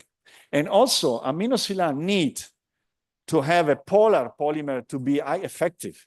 So aminosilane will not work with polyethylene, will not work with POE, will not work with LLDP. It will work only with polar copolymer like MEA, EBA, EVA. Of course, in the formulation, if the majority of the pillar of the polymer is EVA, aminosilane will work. And this is the vinyl silane, how it's working. In this case, there are two covalent bonds, one with the filler, again, through methoxy or etoxy group. But in the other case, there is a covalent bond created by the grafting initiated by the peroxide. This reaction is not so easy to control. First of all, you need to add peroxide into the extruder, and the extruder becomes like a reactor. And the reaction depends on the time, of the temperature, of the weather, of the humidity. So basically, to control the reaction of the grafting with vinyl silane is not so easy, but possible, of course. And second is, after the condensation, you have release of methanol or ethanol. So you are in any case to be aware to remove and to properly degassing your compounding. All these issues are not present with the maleic anhydride grafted polymer. We also have to add that maleic anhydride grafted polymer like Adibond, they are pellets and they are handled like a polymer. They are absolutely not flammable, no smell, just like a polyethylene or polypropylene you are using in the resin. When you handle silane, you have a very flammable material, you have explosive material, and just for your information, the flash point of VTMO is 20 degrees. I think in India, 99% of the time you are in a dangerous situation because the temperature. Maybe in Siberia, no, but in India, yes. So silane are really much more complicated to use. That's why the success, the shift of the market from silane to maleic anhydride in 3 years, from 1999 till 2002, 100% of the compound in Europe became maleic based. How to use LLDP grafted polymer? How to use the best, the maleic anhydride, the Adibond. First of all, you need temperature to melt the polymer and to make happening the reaction. Silan are liquid, so they are fast moving. They go quickly on the surface of the filler. But Adibond, grafted polymers, they are viscose polymer. So first of all, you need to melt. Melting point is around 120 degrees. So minimum 30 degrees more, 150. But the higher the temperature you use, higher the mobility of the coupling, higher the efficiency you have. So what you can see in your production, higher the temperature of mixing, better is the efficiency of the coupling. And consequently, you can reduce the coupling dosage. Maybe at 150 degrees, you need 5% of the coupling to have a good mechanical properties. But if you reach 180 or 190% of compounding temperature, maybe you need only 3%. It is a significant benefit. In the continuous mixer, this is relatively easy.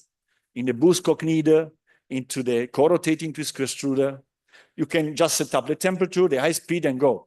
For the Bembury or for internal mixer, which are very common in India, of course, this is not welcome because to reach higher temperature takes more time. So the mixing time becomes longer. And then the productivity of the line goes down, which is the solution simply to have heated Bembury. Bembury heated not just by friction, like in PVC, like in rubber, the old style, but a Bembury, a mixer, which is heated by oil at 150 degrees. So you can easily go at 180 degrees in a few minutes, not waiting half an hour, how many customers are doing now. Any compound machinery can be used for a coupling agent with the maleic anhydride, anyone. We successfully apply Adibond in the Bembury, in the co-rotating twist extruder, as well in the Buskok kneader, any type. Machinery from Europe, from India, and from China. But the dosage of coupling in every formulation is different. In every line is different. We have companies that shift from Bembury to co-rotating twist extruder, and they have to change completely, not the formula as it is, but the coupling dosage, because the efficiency of the mix is different. About MDH, I already mentioned it. Sometimes it is important do not have conflict between the coupling agent, maleic, and other ingredients. Stearic acid, zinc stearate, calcium stearate, all these derivatives are extremely negative for the coupling action. And you have to keep in consideration when the fillers, when the ATH, MDH, calcium carbon are coated by stearic acid. In the case of the coated filler, the effect is not that much because the coating is in any case blocked on the surface. But when you add 1 or 2% of stearic acid, for example, or calcium stearate, the efficiency of the coupling is 0. And then we receive a call, oh, your coupling agent is not working. It's not the case. Simply, you put together something that neutralizes the action of the maleic anhydride. Sometimes people say, I use how you can realize that you are using it the proper way. Your compounding conditions are okay, and your formulation is okay. You have to see that the properties are changing significantly by increasing the dosage. When you dose at 3%, 4%, 5%, 6%, you should have almost a linear increase in the tensile strength. Your compound becomes harder, becomes stronger, more scratch resistance, more. Sometimes this is not happening. People had 3, 4, 5, 6%, always the same properties. It's clear. In this condition, is not using the maleic anhydride. Why? Maybe the stearate, we mentioned it. Maybe the temperature is not enough to mix and to add. So you put material, but you are not using, you're not activating it.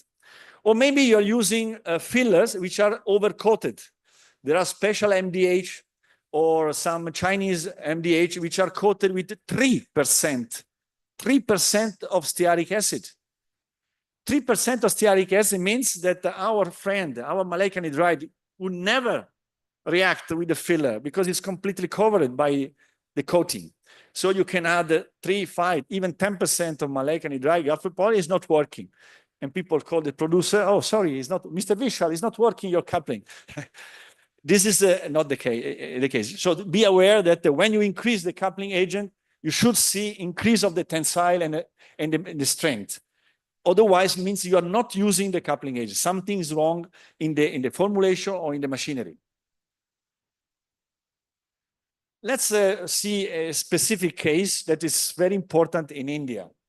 This I realized when I came. I came in India first time in 2008 and start to cooperate with local, and I never forget to come in India every year. I fallen in love for India, so I come to India as many as possible time. But I realized very, very quickly that at that time, HFFR was not a business. Some companies start to do it, but the first issue was clear, is the cracking. Big cable in the Indian conditions crack easily. The same formulation used in Europe, the same compound produced in Europe and applied in India, big disaster. Not only in India.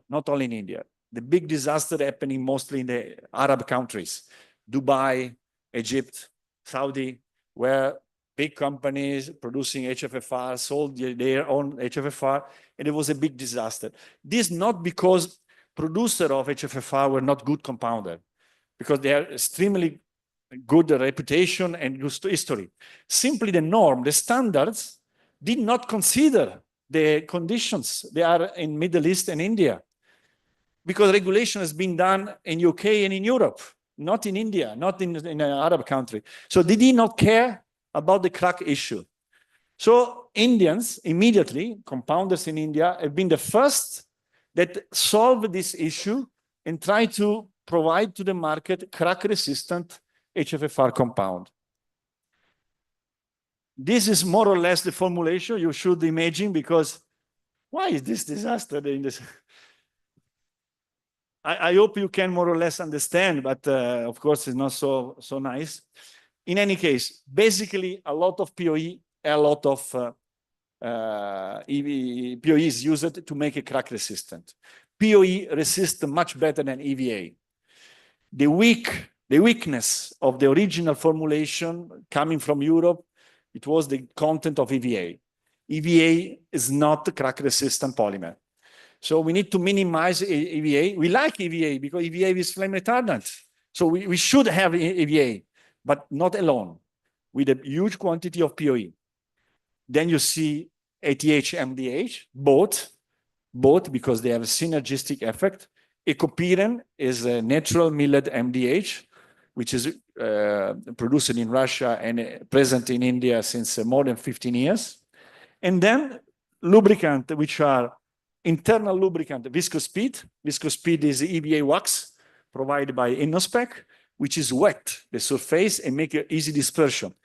Is the internal lubricant, which is working well and not affect the efficiency of the coupling agent. The opposite. When there is Viscospeed, your coupling agent works better. So typically, when you have Viscospeed, you reduce the coupling because the efficiency is improved. And silicone masterbatch, which is already well known in India, as external lubricant. So you have, like in PVC, also in halogen-free, internal and external lubricant to control the rheology and the surface quality. In this case, coupling agent, you see we put Adibond AC1206, which is already approved, not only in India, also in Turkey, in Italy, in Spain, and in a big range, from 0% to 6.5. This is the properties we got from the material, directly granules, and also from the cable, at the dosage of 3.5%. 3.5% is the typical dosage of the coupling agent, of the good coupling agent, in the good compounding line. If for some reason you must use 5 or 6% of coupling agent, two issues. You are not using the good coupling agent, your coupling agent is not efficient, or you're not using at the best. Your machinery is not providing, taking out from the coupling the maximum performances. Even 4% acceptable, or 4.5, but when I see 5% of coupling, something has to be improved. These are the properties, and you see very low moisture content, good mechanical properties, and very high tear strength. Tear strength comes mostly from POE. Some people think if I put more coupling agent, more maleic anhydride coupling agent, higher is the tear strength. Tear strength is a considered kind of Kardili, measurement. Sorry, Dr. Kardili, can I, here. We just have maybe 1 or 2 minutes left on the presentation. Only? Yes. Oh, okay, I try to go faster.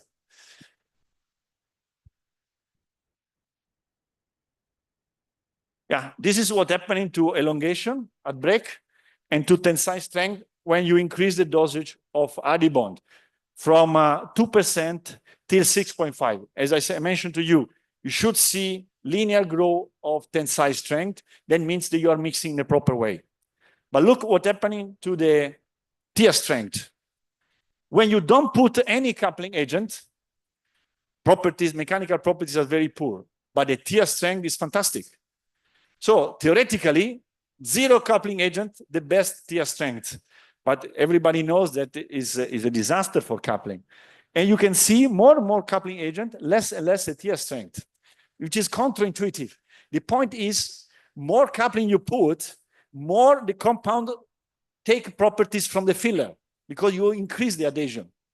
When there is no any coupling, you do the tear of the material, of the polymer, not influenced by the filler. That's why minimize the maleic anhydride, increase the tear strength. These are the properties in terms of crack resistance. This is the internal method we develop. We do this bending, we apply the cut, we put in the oven at 50 degrees, and after 5 hours, nothing should happen. In the original European compound, crack immediately. This is the improved version of crack-resistant material. Less maleic anhydride coupling agent, higher the tear strength and the crack resistance. But then you don't have enough coupling, and that's why Silan. Silan as a co-coupling together with maleic anhydride. This is a secret to have both high tear strength and high coupling action. These are the benefits of addition of Silan. Very low moisture uptaking. Silan is very hydrophobic. It goes, as a liquid, goes to coat the filler. You see a better elongation and a super higher increase in the tear strength. Not only in the tear strength, but also in the real crack resistance. Believe me, the presentation was not like this. In any case, with improved crack resistance, even after 15 hours, no any crack propagation. The first reformulation was good, is good, but the second one is much better. Okay, these are the other benefits you can get from addition of Adibond to your compound. Even cross-linkable HFFR by Silan or by electron beam, they can get profit from the coupling agent. You don't need tensile elongation because you have the cross-linking process by Silan or by electron beam.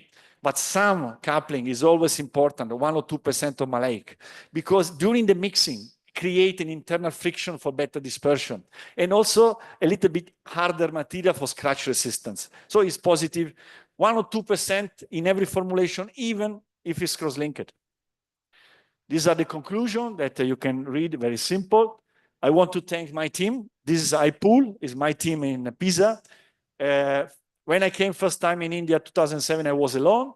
Now I create a kind of school of expertise in flame retardancy and especially in cable, not only for halogen free, also for PVC. And now we are studying an alternative to antimony, of course, which is the present challenge. And of course, I want to thank the company that cooperate with me since a long time. And of course, Aquent, which sponsored this presentation for you. And okay, all the details I didn't say because a short time, you can ask to me. I'll be today and tomorrow all day at the exhibition. Thank you very much.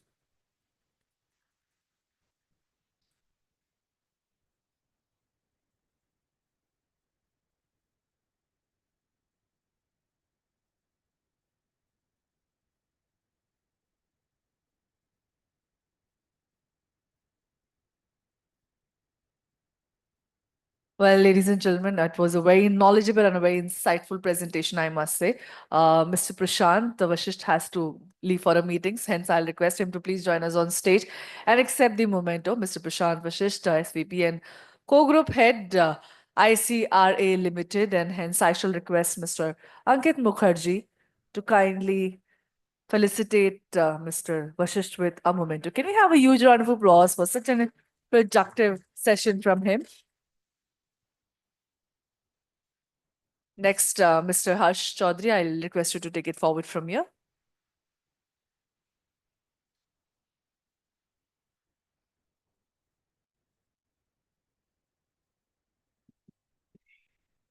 Dr. Kardeli, thank you so much for that very insightful and detailed presentation. Next on stage, I would like to invite Mr. Vishal Mehta. He's the Managing Director of Aquent Advanced Material Tech. He is going to be presenting his paper on functional coatings for FRP and ARP in optical fiber cables.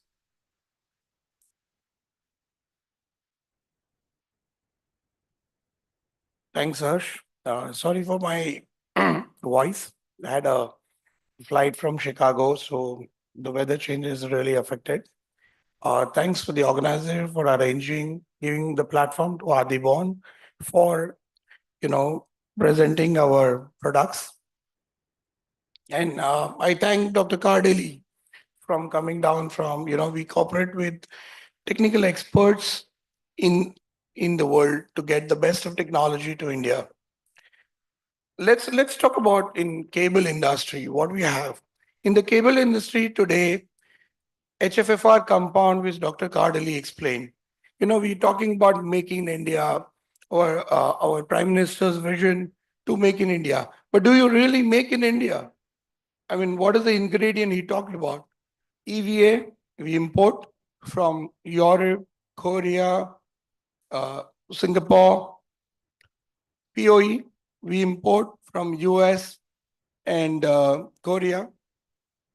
Metallocene LLDP, we only make a normal polyethylene in India. We don't make metallocenes, which is the best for cable. MDH, ATH, okay, we have now Hindalco going for the local manufacturing, but predominantly imported from Russia, China, Europe. Silanes, TPU, all polymers needed to make a good cable compound are imported. Why? It is the first time when, in 2019, we thought that the Indian cable industry is growing so much. Let's put the best technology. India deserves a good technology. We went and invested into functional polymers. It's a state-of-art plant in Silvassa. So my earnest request, let's make in India wire and cable from products made in India. If we don't do that, what we learn from Japan, the entire automotive industry supports the ancillary industry.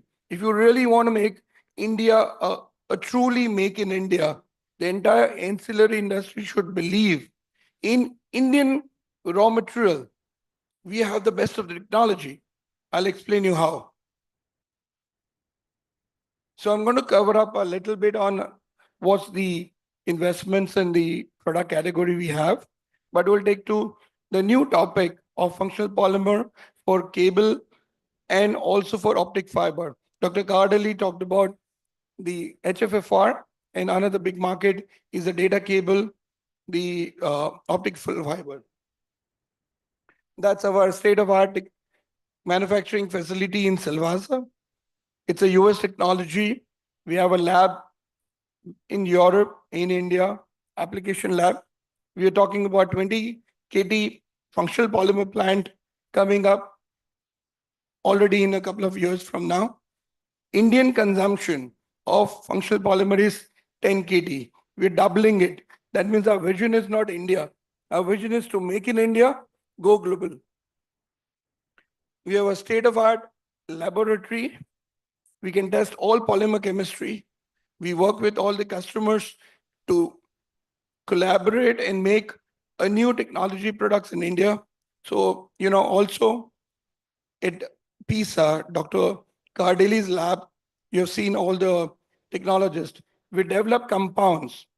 We give technical support to all the cable customer, and you're welcome to collaborate. We're talking about sustainability.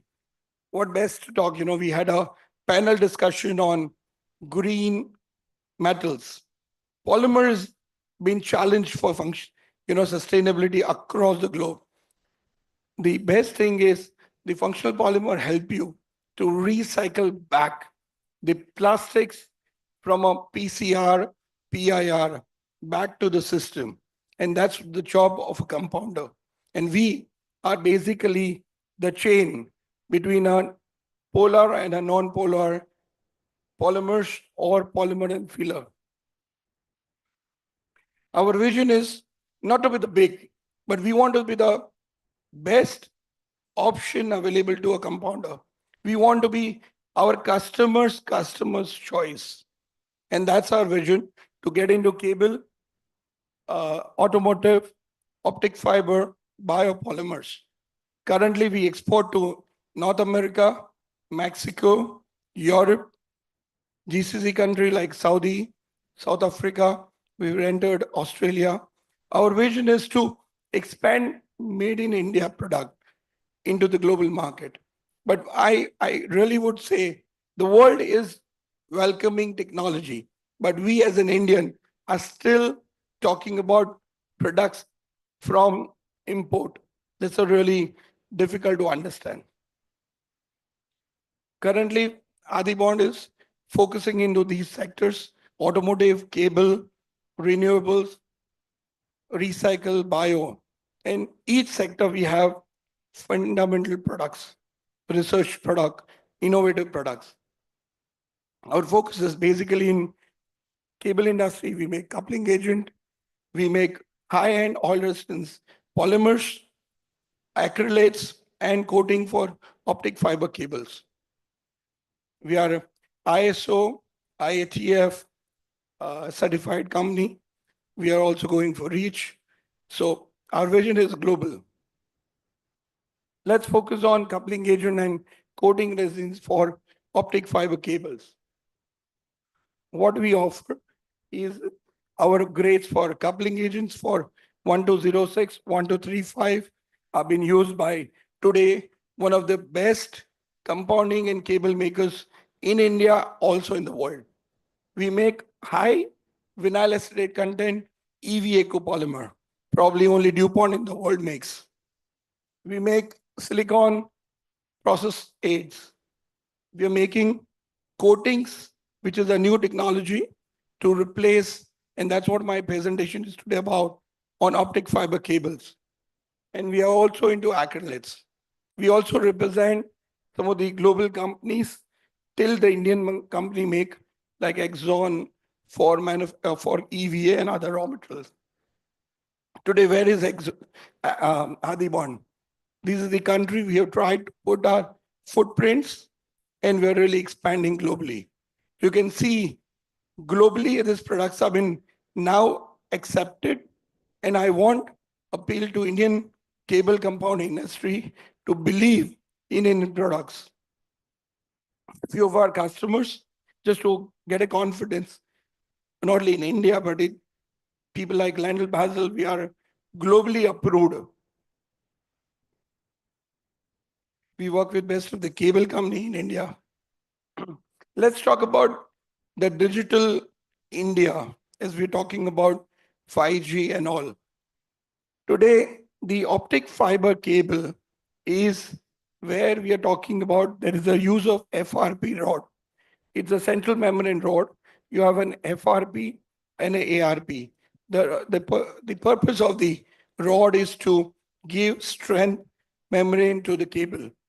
These rods either are made by glass through a thermal or a UV technology, or by armored ARP, where we are talking about applications. These rods are the central membrane which ensures that the data is not lost. On top of these rods, you need a coating, because the bonding between glass and the polyethylene which is your sheathing, HDPE or others, needs to be done. And these is the role of a coating. Traditionally, and these rods are available from 0.5 to up to 5 mm. The two kinds of chemistries are used, thermal and UV.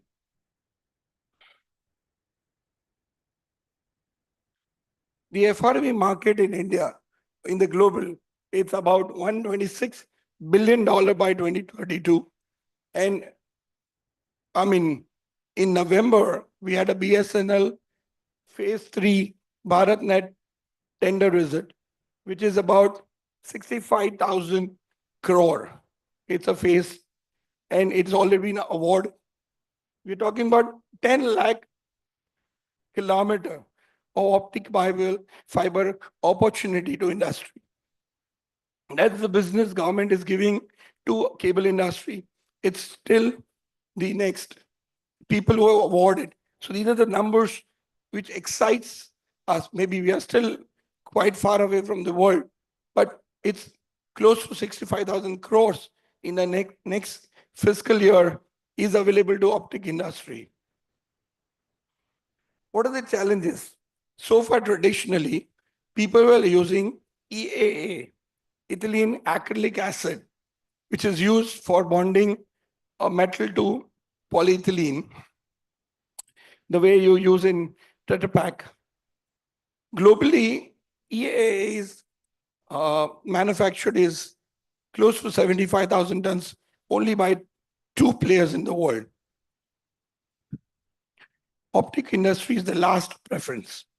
What we did was take this challenge of changing the chemistry from an EAA to a more functionalized acrylate chemistry, and the entire research, development, and I must thank the support from the optic rod makers to test it.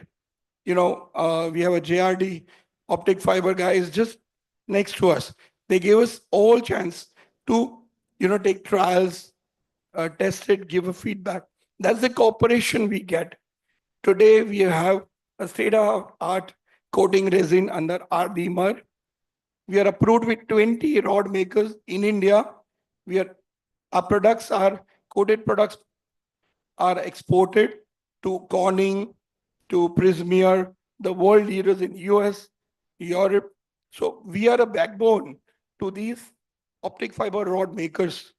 And we really want to work on a collaboration. Let's make a good Indian product for the world. We have about 3 commercial products, each of them designed for different rods, 3942 for FRP, 3951 for ARP, and 3990 for a mega bond or a high bond. We're coming up with high speed. Our products have been able to use. Typically, traditionally, customers are using 400 meters per minute. With our product, we have achieved 800 meters per minute speed, customized for customers. The process conditions, how the extrusion is done at a specific temperatures. We have also a sample, if somebody wants to say, a very smooth coating, which is important for optic fiber, you get it from our product, is being compared. These are the FTIR graph, a kind of a scanner between a polymer from a European maker, which was traditionally used, and Adimar, which is our functional polymer. If you see, even the chemistry matches. So customers are so happy. One is performance, and it's a chemistry. That's from a US maker. The 2 makers I told, only 2 makers in the world. We try to match even the micromanagement to the chemistry side of it. This is basically how the optic cables are done. Today, India is the largest FRP rod maker, one of the largest in the world. We export to US, Indian rod makers like Indore, Aksh, you have STL, HFCL, all of them are doing export of these rods to the world, and even the mid-sized company. So in summary, we manufacture the functional polymer, which Dr. Kardali said the coupling agent for HFFR. We manufacture the coating resin for optic fiber cable. We are also into acrylates, modified acrylates, used for recycle of the compounds. And we are also making silicon master batch as well as high performance EVA for oil resistance. Anybody have any query? That's my contact for Dr. Kardili's presentation or a meeting with us. Feel free to connect us. Thank you.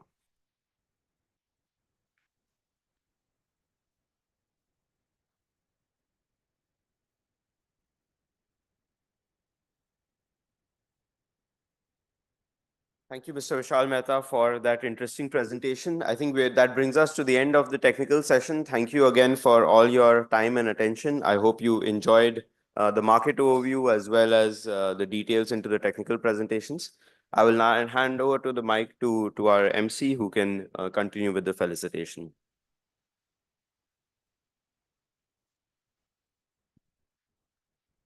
Well, I think it was a very productive and a very insightful presentation. I think we can have a huge round of applause for all the speakers out here. Thank you so much for crafting the knowledge out here for everybody who is present. And I shall request Mr. Ankit Mukherjee to kindly come on the stage to felicitate mementos to our speakers. First and foremost, I'll call upon Dr. Camilo Cardila. Can we have you on stage for a very fabulous and a very constructive presentation? A huge round of applause for him. I'll request you to join us on the center stage.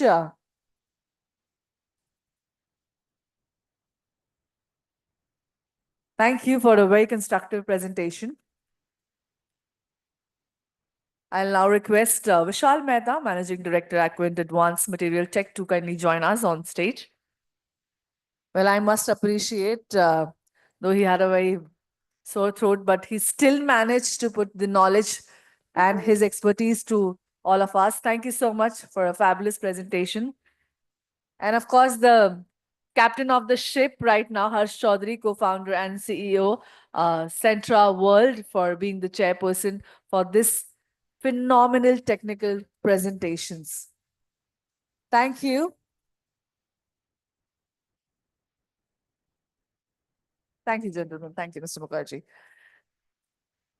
So let's get going now. The next technical presentation, and we have fabulous topics to cover. What unfolds in the wire industry along with the compound design for testing and certification. But let's get going. We have two phenomenal and very expertise speaker, Nirmal Singh, Director, Asomec Machines Limited, along with the Deepak Parekh, Commercial Director, Shakun Polymers Private Limited. Hence, I'll request Mr. Nirmal Singh, Director, Asomec Machines Limited, to join us on stage and accept the felicitation from our end. I'll request Mr. Ankit Mukherjee to kindly felicitate him with a bouquet of flowers. Can we have a huge round of applause? We shall be talking about what the future holds for the wire industry, a very significant topic. I'll request Deepak Parekh, Commercial Director, Shakun Polymers Private Limited, to kindly join us on stage.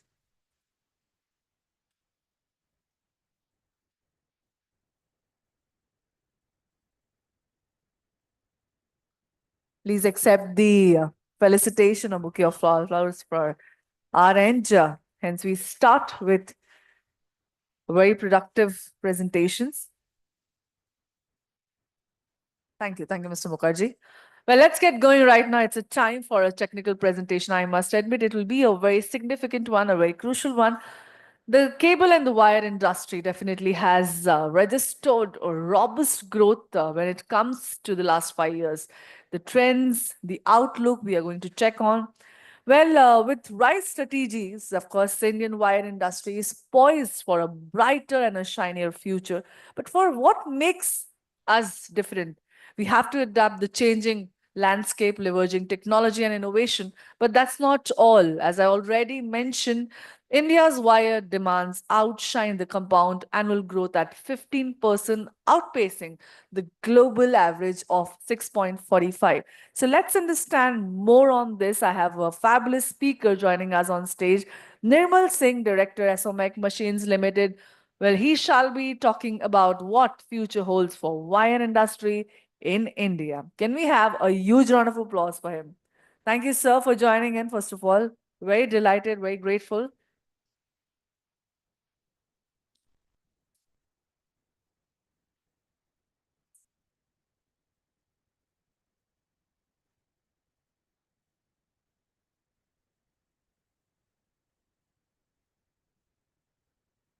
My greetings to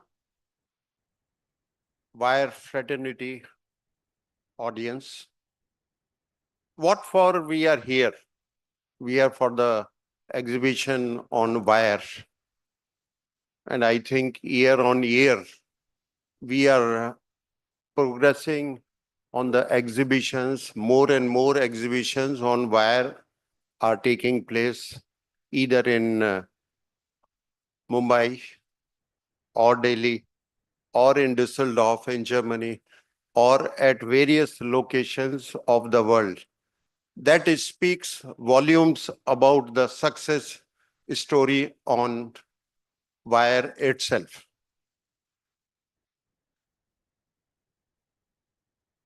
Our journey for the wire growth in India is phenomenal. Our company is existing since last more than 5 decades and serving to the wire industry professionals. Before I start my very small presentation with different points, let me give a small brief about the wire industry and a small statement on it, since we have got a tremendous experience how this wire industry grew in this country. The wire and cable industry plays an indispensable role in India's growth story. It serves as a vital enabler for key sectors such as power transmission and distribution, telecommunications, infrastructure, manufacturing, and renewable energy.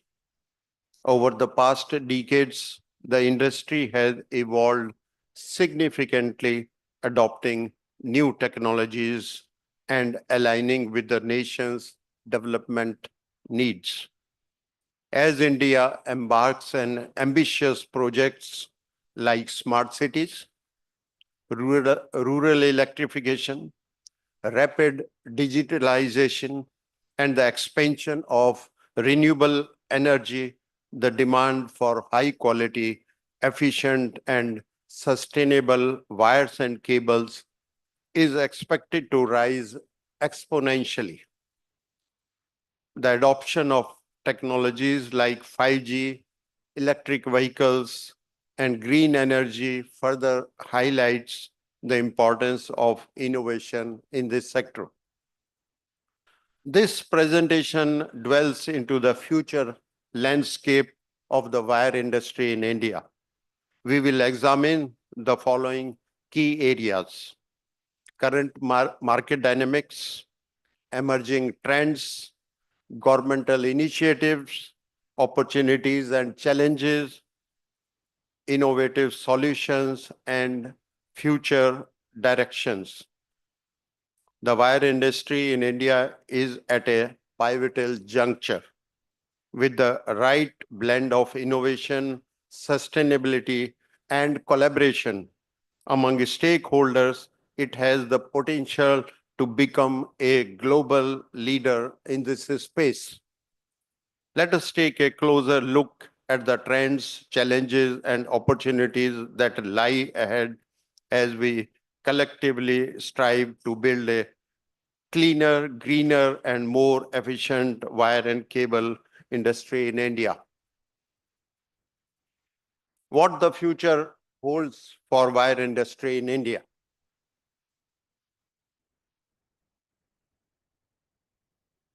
The growth factors for wire industry in India has been, we are quite competitive in production costs. This is not a secret. We have got a massive population of 140 billion people in this country. So that's why we are competitive in production costs. High GDP growth rate of 7 to 8%. Internationally, everyone knows about it, that our GDP growth is 7 to 8%. 1.4 billion population and skilled manpower, have abundant iron ore reserves with us. We are lucky for that. And that's how the steel industry has been doing so good during last 3-4 years. Low per capita consumption of wire steel in India, whereas the world average consumption is approximately 230 kg as of now. For our country, 7 to 80 kgs per capita consumption of steel is very less, and we have got a challenge to increase that when the world is having an average GDP, average consumption of 230 kgs. Future of emerging market economics, say BRICS, we stand ahead than others. Cultural attractiveness, that is a important aspect. People are liking India. People are now pro-India. People have appreciated the talent of India. We have got a great advantage of large Indian diaspora, which is spread over across the globe in practically every country. They are in one way ambassadors of our country and promoting our products, our technical know-how and production capacity. Advantages of geographical location. India is geographically a very good located country, where from 3 sides we are surrounded by seaports. We can spread our wings east or south, anywhere we can spread. Ports are plenty now. There are a lot of development on seaports, and naturally we can take advantage of that. Infra pro government policies during last 10 years, we have seen that lot of pro activities and aggressive policies of this government has helped in growing domestically as well as internationally. Now, the wire and cable, as you know, is a very, very vast subject. There is a steel wire, there is a ferrous, non-ferrous, and all type of wires. But mainly I would touch the steel sector. The total estimated installed capacity of Indian steel is 7.5 million ton per annum. Considering an average capacity utilization of 80% approximately, the total production around is 6 million tons. The projection for 2030 The total estimated installed capacity is 10.5 million tons per annum at 7% CAGR. Considering an average capacity utilization, which perhaps we are having or we are not having, the total production around would be somewhere around 8.5 million tons. Some challenges for wire/steel industry. Are we prepared for that? The technology to be adopted has to be environmental friendly. This is a very, very important aspect when the global warming and a lot of restrictions and sanctions even on making a product is there from developed countries. So we have to consider and give a special weightage on making any product environmental friendly. Industry must adhere to stringent regulation based on safety, quality, and environmental aspect. There are European countries, there are American countries to whom we are exporting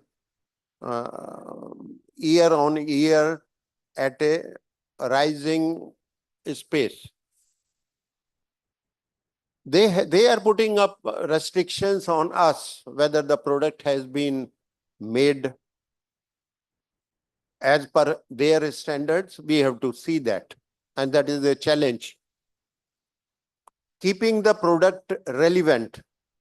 Are the product being made are relevant with the today's requirements?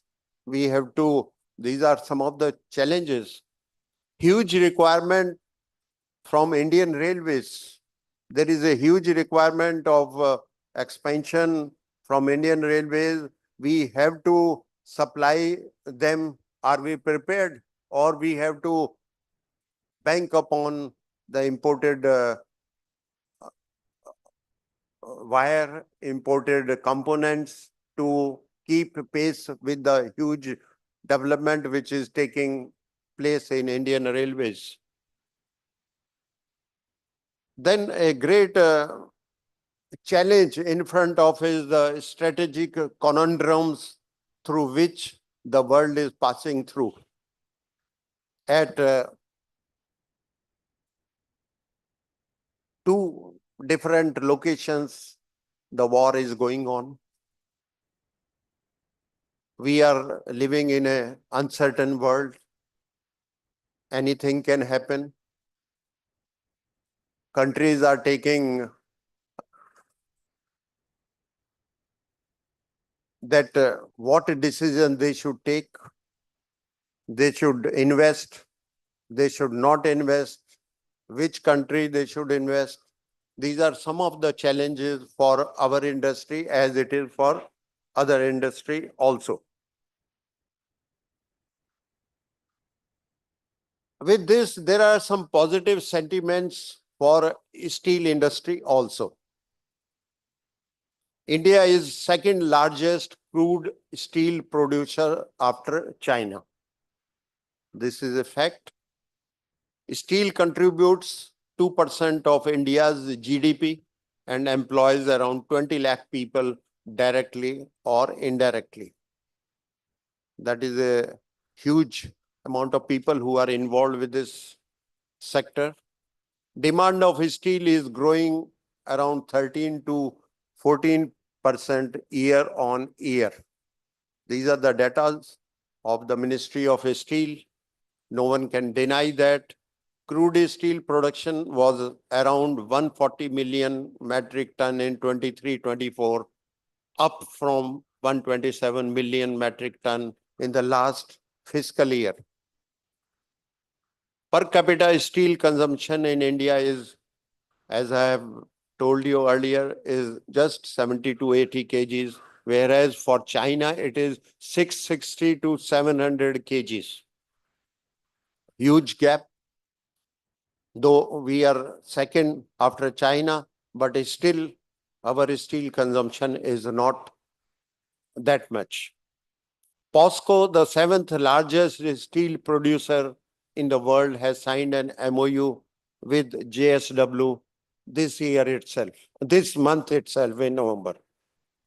That is going to add 2 more capacities, both for steel in long products, short products, wire rod, and other items. Steel industry overall has a large scale expansion plan. Around 130 million tons per annum are already in the pipeline. So that we have a positive sentiments for that. Our company, SOMAC, I can say we are ready to take these responsibilities. We are very much there in the country. We can supply you the equipment. This is the world map on the steel sector. The number 1 is China, second number is India, number 3rd is Japan, number 4 is US, and number 5 is Russia. This is India's the fastest growing BRICS giant. This is a map. And you can see India is on the top in the BRICS country. That shows our positive sentiments. Now the forward thinking ideas for wire and cable industry. Leveraging emerging technologies. We should be ready with having the latest technologies for our industry. Focus on sustainability and green practices. This has been spoken by my previous presenters. They have, I will not touch much on that thing. Industry specific campaign should be there. Like wire is there. It's an important core industry. No industry on this earth can work without using wire in some way or the other. Strategic collaborations, we should encourage with that. India is prepared with that. India is definitely have enough manpower to do that. Finance is available. Innovations in product offerings, exhibitions and conferences. More and more conferences and exhibitions are taking place now, and product-specific exhibitions are also taking place that encourages the product wire industry. And local and rural outreach. We should focus more on local and rural outreach. My previous presenter had mentioned that in agriculture itself, 19% of the consumption of wire is there. We should focus more on that. A huge demand is there, fencing and all that. Research and development. We have to pay a great attention on research and development. And last but not least, highlight success stories. My company has its own success stories. 70 to 80% when stainless steel wire was not being made is now being made on our machines, and we are exporting to all developed countries stainless steel wire. Same is the story with MIG wire. Same is the story with LRPC wire, where we have developed first indigenous machine for making LRPC wire. These views are based on our 5 decades of wire journey with you all. Thank you so much.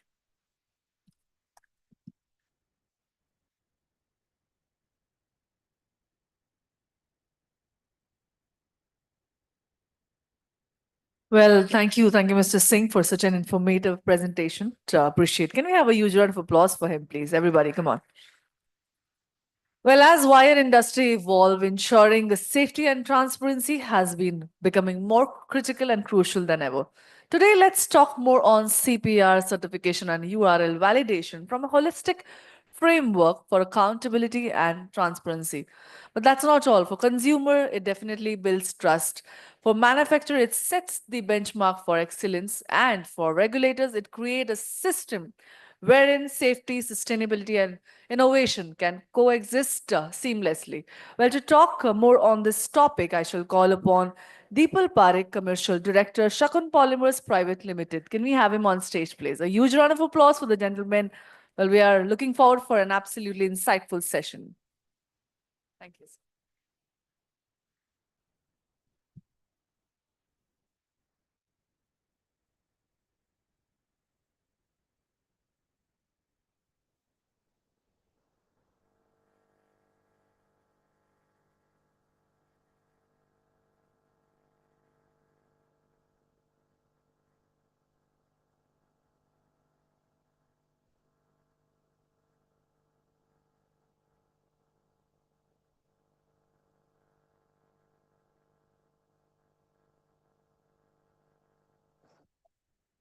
Yeah, made that secret.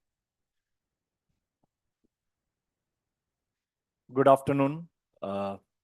Thank you very much for attending this session. I really appreciate the industry fraternity for coming together and giving us this opportunity to talk about this subject. But before I start, I think I would really appreciate the presentation which you made, sir. The India growth story is very strong. And, we are going to have our next generation of opportunities, which is there. So your presentation really helps me to get into the segue into the drivers which are there, basically. Okay. So before I start, just wanted to give a brief about our company. The group is known as Orbia. We are a Mexico headquartered company listed on Mexico Stock Exchange. We are a part of an $8.5 billion US dollar group. And our head office is based out of Boston in US.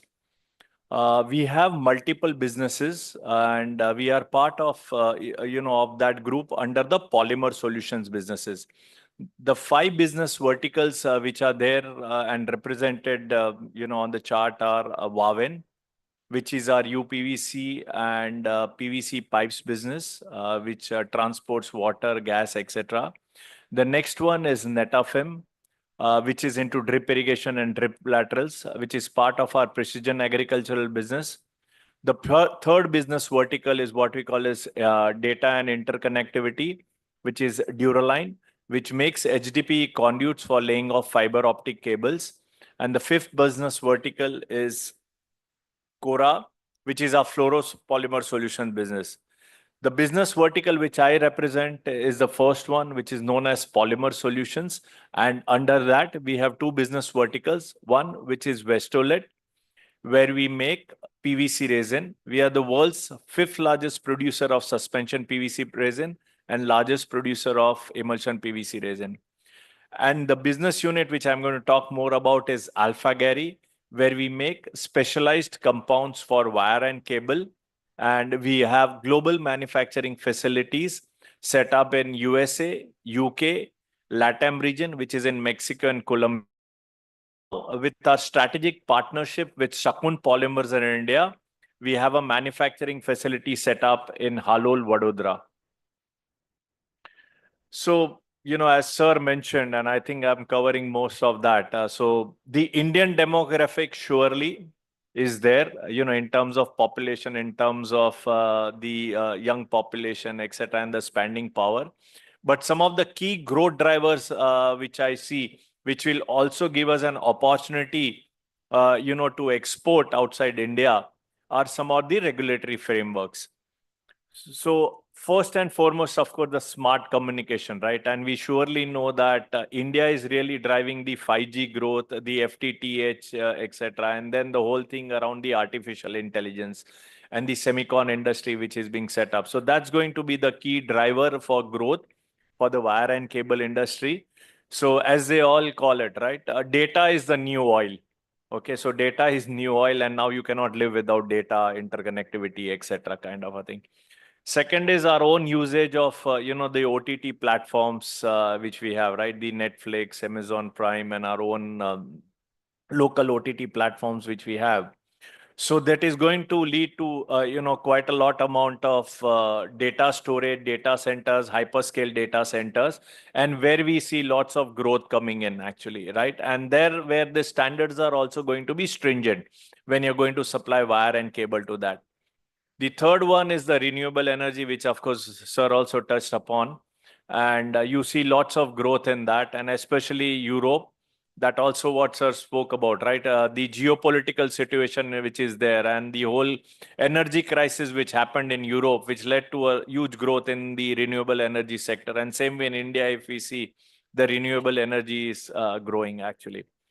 Third, mobility also, which was spoken about. I think transportation sector, I mean, we see the kind of high-speed trains which the government is putting in, the metro segment, etc. kind of a thing. So, and not to, speak about the EV which is going to come in with that.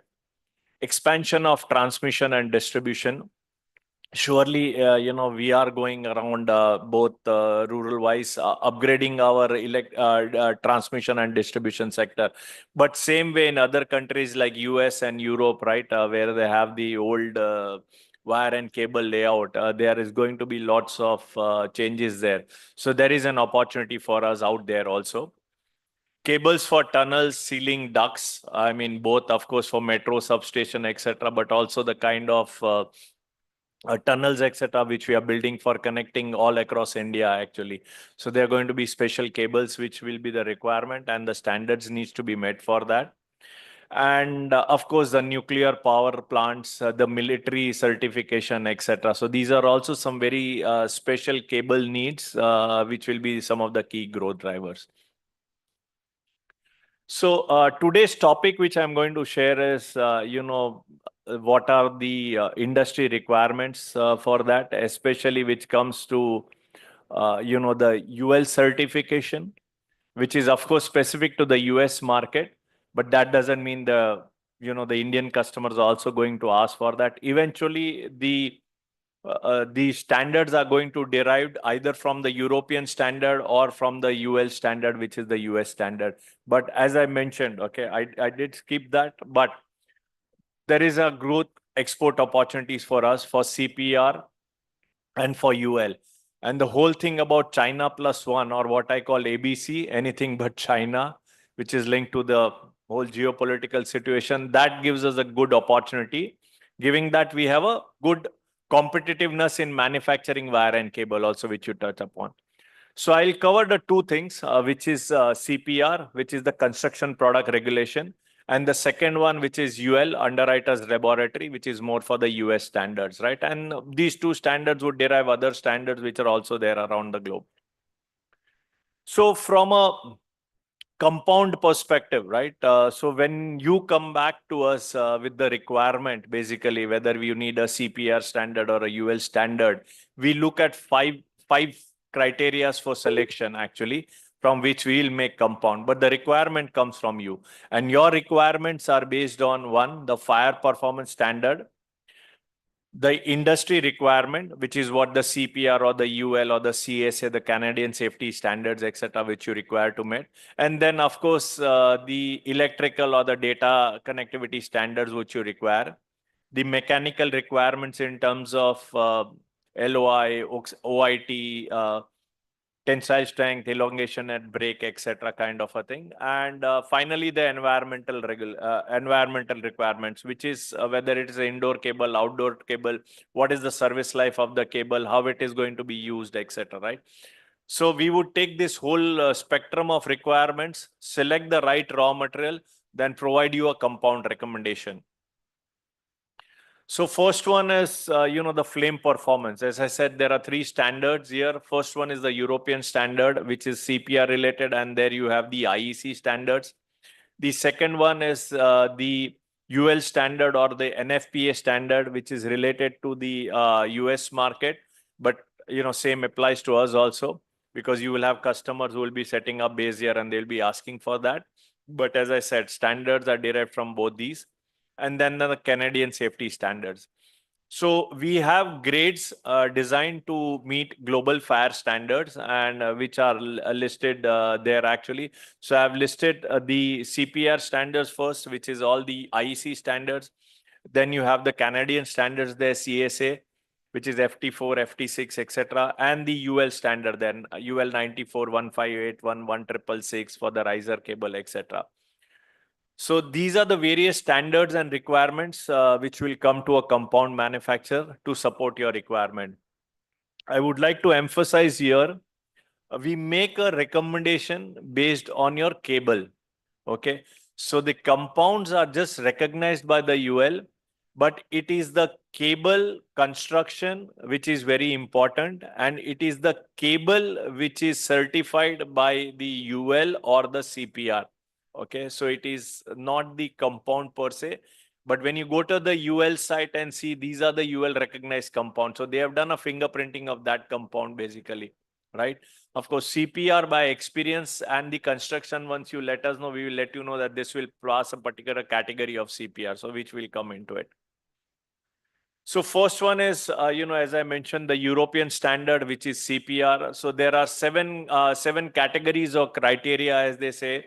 It ranks from A to E basically, but A and B1 are very stringent regulations, we all know. But most of the CPR cable requirements which come is to meet B2 CA category or CCA category. And of course, D and E are a little bit less stringent categories which could be met.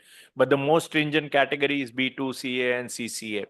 Now, these categories are one based on the flame propagation, which will be the flame spread and the heat release. So there are standards for that. Either it is 50309 or the IEC standard 60332-1-2 or 3, whatever is the requirement. So first part, based on that, you will be categorized as B2, CCA, D or E category actually, right? The lower you go actually, the lesser is the fire propagation properties which are required. Then the key would be the next part, which is clearly the smoke density, then the acidity part and the droplets, right? So you have to meet along with the B2CA category or CCA category, the droplet, the smoke density and the acidity part of this is very important actually to get the category. And in each of that, like for the smoke density, you have 3 criteria, which will give you S1, S2, S3. For droplets, you have 3 criteria, D0, D1, D2, and then acidity same way actually, right? So we have a range of halogen-free flame retardant compounds based on your construction, based on the category of CPR requirement, what you want. We would recommend those compounds across to you. Coming to the next standard, which is the UL standard, which is predominantly set by the US standard. And as you know, US is all PVC compound. Europe is more of halogen-free flame retardant compounds, right? And it all relates to what is the opportunity you get to, run away from the fire in terms of smoke and in terms of flame propagation, basically. So US, we have different standards which will be related to, a general purpose cable, which is UL 1581 VW1 flame retardant standard. You have UL 1685, which is the CM standard. Then you have 1666, which is for the riser cable. And then, of course, the most stringent one, which is the plenum cable. So you have there UL 910 NFPA 262. So we have a range of product portfolio there, right from GW series, which is our PVC compounds and UL recognized compound there. We have Smoke Guard series, which is our plenum compounds. We have Garaflex, which is our TPE compounds. And then we have a GCP series, which is our CPE compound. But the two most important ones, I would say, is the GW series, our PVC compounds, and we have a range of products recognized under UL. And same way our smoke guard series, where we have range of smoke guard compounds recognized under the UL. Maybe basic, but just to emphasize once again, what do I mean by plenum cables, riser cable, and general purpose cables, basically. So in the US market, this is how they define, the cables which run the airspace below the ceiling, right, as we call it, or the false ceiling as it's called, those are the plenum cables. And the cables which are laid down on the floor, actually. Those two are the plenum cables. The vertical cables or cables which run between the two floors or within the floor space are the riser cable, which are shown in red here. And then which is the common cables which are running within the room are known as the general purpose cable or the CM cables, actually. So these are the three types of cable requirement which you need to meet, actually. This looks simple, but you just imagine one is, of course, the housing, but especially for the hyperscale data centers, artificial intelligence, etc. The standards are going to be much more higher than this, or for your commercial spaces, etc. Right? Whether you're talking about malls, airports, etc. kind of a thing, then you have higher stringent requirements which are being set in, actually, which you need to meet. Sorry to intervene. Quickly, if you can, only 2 minutes. Okay. So these are some of the industry requirements which are there, basically, and these are the standards which are listed, which will commonly come to you from your customers who would request that. And when you bring this to us, we will then recommend accordingly, actually. So I've listed everything, most of the standards there, both from a European perspective and the UL perspective. Besides that, of course, this is, kind of given, but it will be ROHS, REACH certification, or if you are exporting to US to California, then you have the Prop 65 certificate. So these are all the requirements which will come to you, and we would be able to, provide you with those details. Sorry. So factors affecting CPR requirements, right? So as I've been repeatedly saying, it is the cable which is getting approved for a CPR requirement or UL requirement.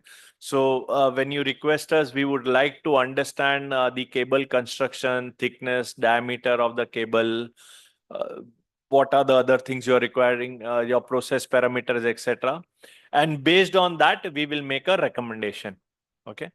And to be frank, and which you also understand, a compound which passes in a particular cable construction for B2CA is not necessary, will also pass for other requirements, right? So it has to be very specific with the cable construction. Just an example, I'm giving you this was a LAN cable which had a particular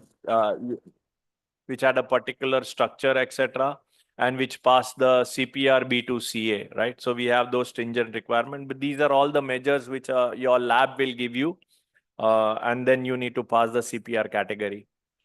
So we have a range of solutions for B2CA and CCA. Of course, D is more or less stringent, but we have a range of solutions for that, including for all the cables which I listed there, whether it's for hyperscale data center, whether it is for renewable energy, E-beam compounds, etc. We've got customers who have taken, D category, CCA category, B2CA category, basically.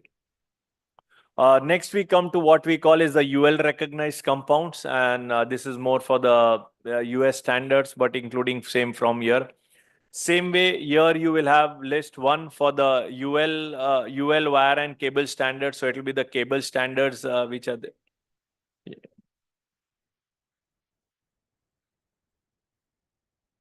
Yeah, I have one more slide only, just finishing. Kindly conclude if possible. Yeah, no, we conclude. So, and then you have the secondary UL standards which are listed. So just to help you here, basically, if you go to the UL site, right, the UL Prospector site, to get our UL recognized compounds, you will need to type either Mexican specialty compounds or Mexican compuestos or Sylvan Technologies. So you'll get a list of UL recognized compounds. Thank you very much. Just want to say that we've started local manufacturing of the halogen-free compounds with our strategic partner, Shakun Polymers Limited. The facility is up in Vadodara, Halol. And by next year, we will also start our PVC compounding facility. So you will be able to get some of the GW series. You will recognize compounds here, and most likely also the smoke guard compound. And our team is here. If you have any questions, we are more than happy to answer those questions, or you can come and visit us at our stall, hall number 1, I-71. Thank you very much. Thank you for giving this opportunity. Thank you. Thank you, ma'am. And take this.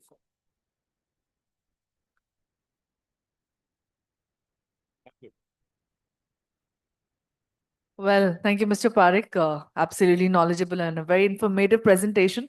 Right now, I shall call upon Mr. Ankit Mukherjee to kindly join us on stage to felicitate with mementos to our speakers.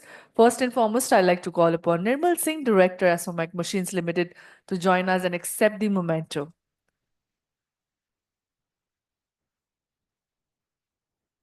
A very brilliant presentation. Can we have a huge round of applause, ladies and gentlemen? Mr. Nirmal Singh, an absolutely knowledgeable presentation, I must admit.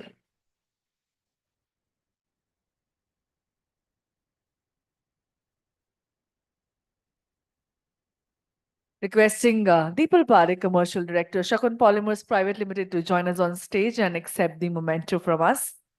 A very informative presentation, sir. We're delighted and very glad.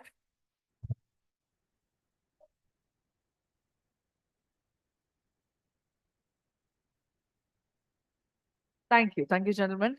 And as we conclude towards the first half of the day, I know it would have been a very insightful and a very productive one, but let's begin with the next technical presentation, but that will only happen after the scrumptious meals. Ladies and gentlemen, let's head for a lunch break and quick 30 minutes lunch break, and I shall see you back for more power-loaded presentation happening on this stage. Thank you, each one of you.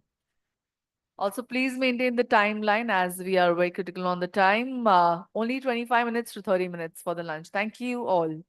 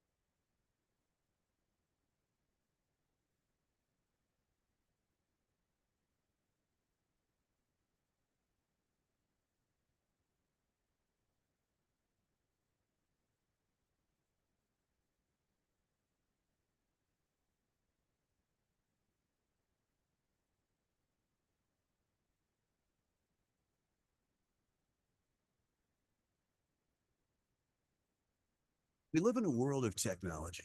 Our generation has seen humanity evolve like never before. Technology can be nation-changing, especially in the field of important infrastructure and manufacturing. Asomac Group has been a significant contributor in wire manufacturing industry for decades. The group has made it a mission to bring innovation and technological advancement in wire manufacturing for better productivity and competitive costs. In the field of manufacturing, technology is playing a pivotal role in product innovation, and at the same time, technology also speeds up production, brings in more accountability, and leads to cost cutting. The time, money, and energy are then utilized towards better customer service. Since its establishment, Asomac has been committed to delivering quality manufacturing using the latest technology in wire manufacturing. But we do not just blindly employ technology. We believe performance is the only language of quality. Our experts understand the science of craft and ensure that our machines perform at the optimum level while streamlining the manufacturing process. The company is a dream child of our late founder, Sri Raj Kumar Tiat, who gave a new horizon to the wire industry in the country. He not only gave new technology to the country, but also made innumerable successful entrepreneurs in this country, as well as in other countries. His contribution to this industry is unparalleled. Asomac, with this legacy, has a rich experience of more than 5 decades in the manufacturing of the state-of-the-art wire drawing machines. wire galvanizing lines, other wire processing equipment, and related accessories. At ASIMAC, customer service is at the heart of every operation. We are always driven by a process-oriented methodology, a commitment that has elevated us to the position of India's largest wire machinery manufacturer. We are constantly innovating and finding better and more productive ways of manufacturing that may serve not only our customers, but also the whole nation. We have a tradition of processing every order as a separate project, along with keeping total transparency in manufacturing. We provide end-to-end solutions to our customers, from complete project support, plant installation, service after sales, and performance tracking. ASIMAC is now a global player in the wire industry and has a strong presence with a wide variety of product offerings in the segment. We are well recognized as a quality and trusted machinery manufacturer world over. Our competitive and diversified team, led by Mr. Ashish Tyagi, continues to challenge norms and raise standards of delivery.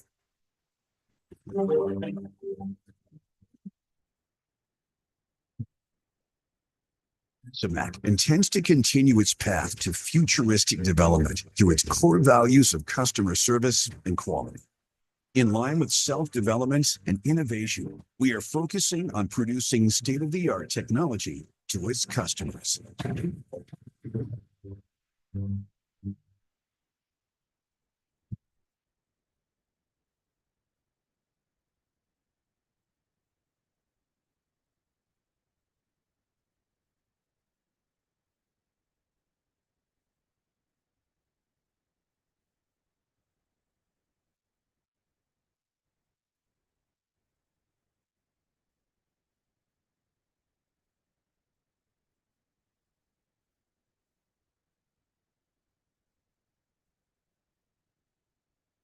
We live in a world of technology. Our generation has seen humanity evolve like never before. Technology can be nation-changing, especially in the field of important infrastructure and manufacturing. ASIMAC Group has been a significant contributor in wire manufacturing industry for decades. The group has made it a mission to bring innovation and technological advancement in wire manufacturing for better productivity and competitive costs. In the field of manufacturing, technology is playing a pivotal role in product innovation, and at the same time, technology also speeds up production, brings in more accountability, and leads to cost cutting. The time, money, and energy are then utilized towards better customer service. Since its establishment, ASIMAC has been committed to delivering quality manufacturing using the latest technology in wire manufacturing. But we do not just blindly employ technology. We believe performance is the only language of quality. Our experts understand the science of craft and ensure that our machine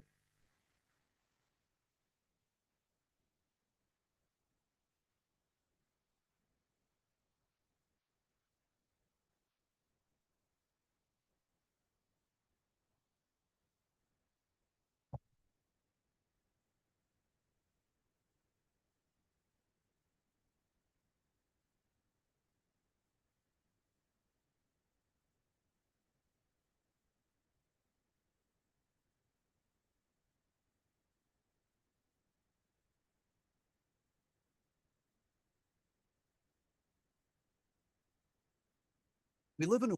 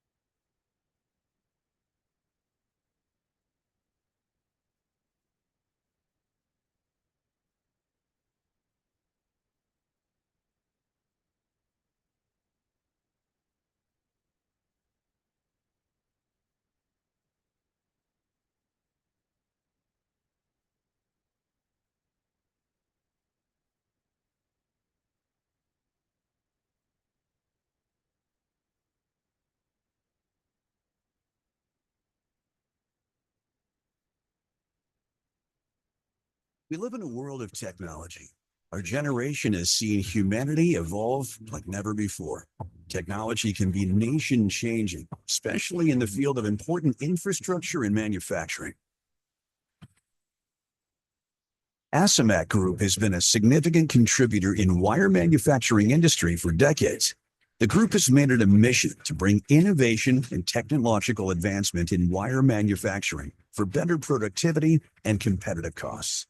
In the field of manufacturing, technology is playing a pivotal role in product innovation, and at the same time, technology also speeds up production, brings in more accountability, and leads to cost cutting. The time, money, and energy are then utilized towards better customer service. Since its establishment, ASMAC has been committed to delivering quality manufacturing using the latest technology in wire manufacturing. But we do not just blindly employ technology. We believe performance is the only language of quality. Our experts understand the science of craft and ensure that our machines perform at the optimum level while streamlining the manufacturing process. The company is a dream child of our late founder, Sri Raj Kumar Tiagi, who gave a new horizon to the wire industry in the country. He not only gave new technology to the country, but also made innumerable successful entrepreneurs in this country, as well as in other countries. His contribution to this industry is unparalleled. Asomac with this legacy has a rich experience of more than 5 decades in the manufacturing of the state-of-the-art wire drawing machines, wire galvanizing lines, other wire processing equipment, and related accessories. At Asomac, customer service is at the heart of every operation. We are always driven by a process-oriented methodology, a commitment that has elevated us to the position of India's largest wire machinery manufacturer. We are constantly innovating and finding better and more productive ways of manufacturing that may serve not only our customers, but also the whole nation. We have a tradition of processing every order as a separate project, along with keeping total transparency in manufacturing. We provide end-to-end solutions to our customers, from complete project support, plant installation, service after sales, and performance tracking. Asomac is now a global player in the wire industry and has a strong presence with a wide variety of product offerings in the segment. We are well recognized as a quality and trusted machinery manufacturer world over. Our competitive and diversified team, led by Mr. Ashish Tyagi, continues to challenge norms and raise standards of delivery.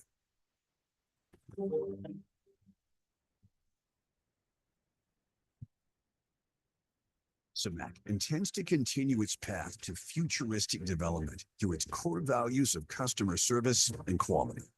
In line with self-development and innovation, we are focusing on producing state-of-the-art technology to its customers.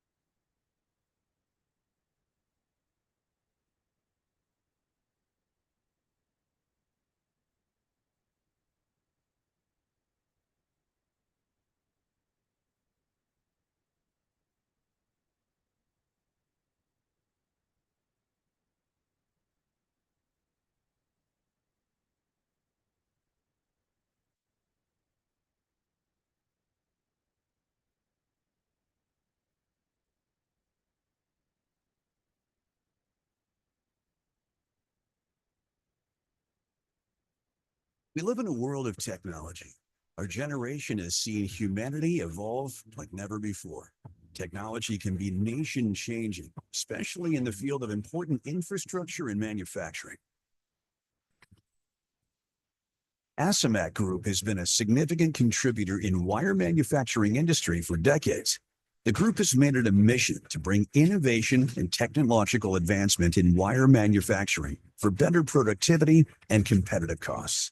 In the field of manufacturing, technology is playing a pivotal role in product innovation, and at the same time, technology also speeds up production, brings in more accountability, and leads to cost cutting.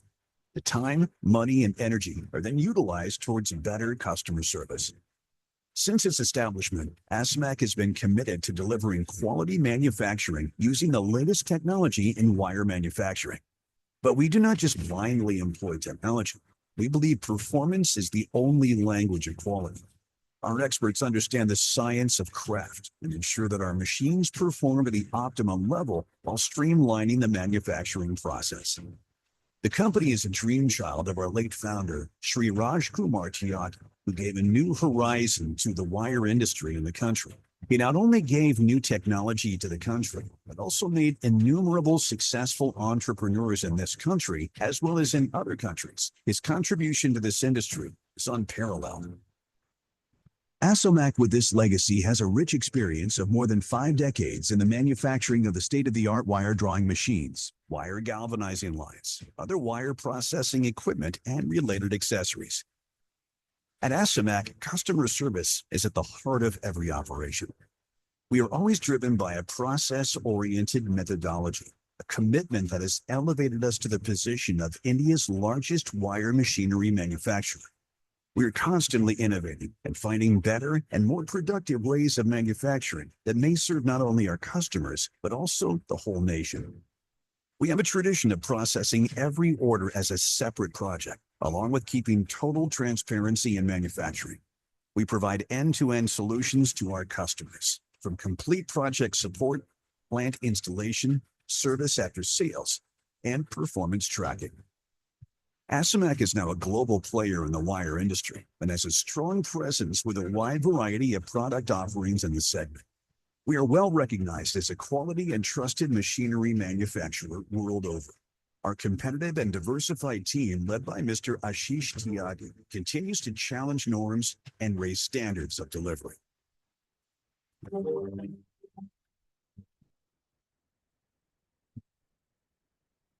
ASOMAC intends to continue its path to futuristic development through its core values of customer service and quality. In line with self-development and innovation, we are focusing on producing state-of-the-art technology to its customers.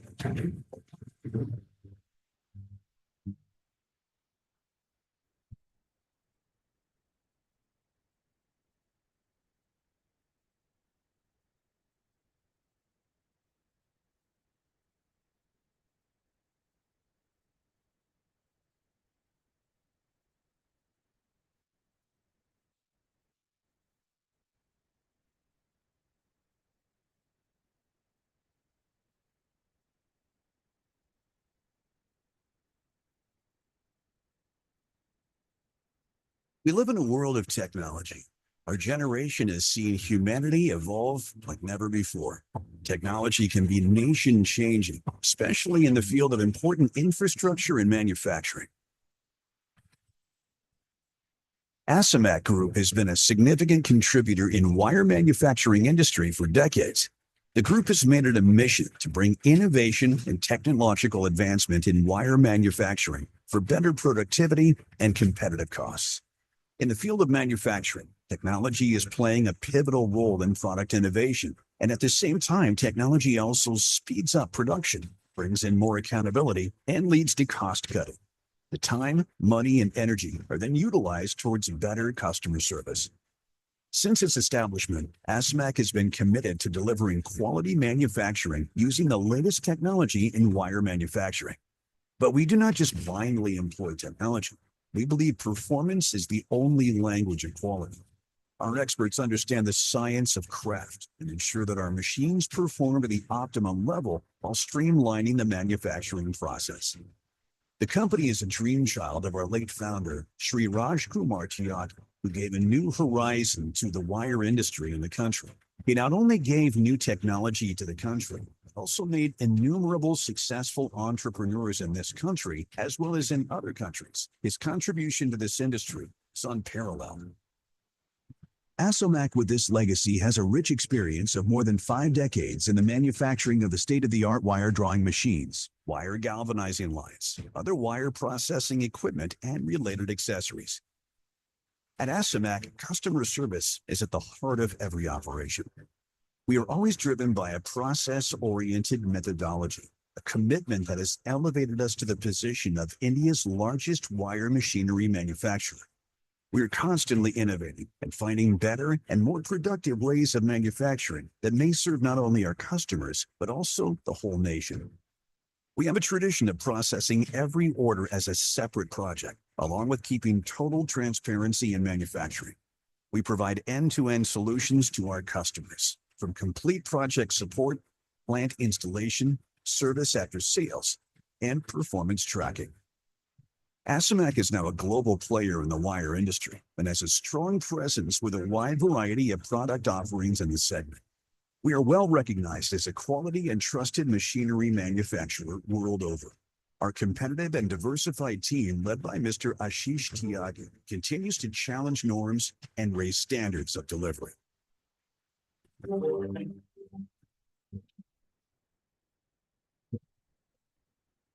Asomac intends to continue its path to futuristic development through its core values of customer service and quality. In line with self-development and innovation, we are focusing on producing state-of-the-art technology to its customers.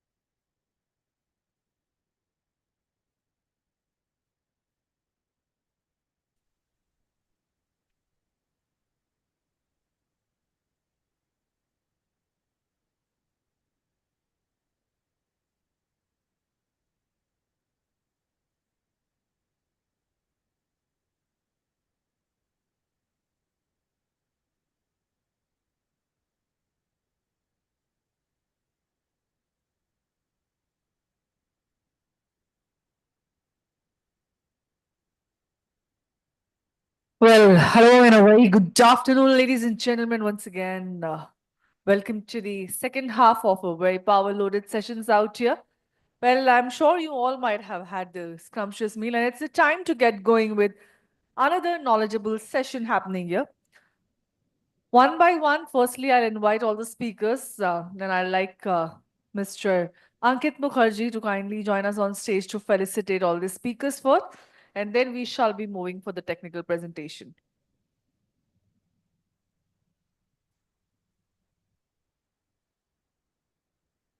I'll request to call upon our first speaker of this session is Mr. Tamil Kumar, Global Technical and Business Development Manager, Equent Advanced Material Technologies. Can we have him on stage and please accept the bouquet of flower from us? Thank you, sir, for being able to come here. Thank you for sharing your absolutely great insights with us. Looking forward for a very splendid presentation out here. Next is Carlos Espera, Solution Engineers, Drurid's Process Technology SL.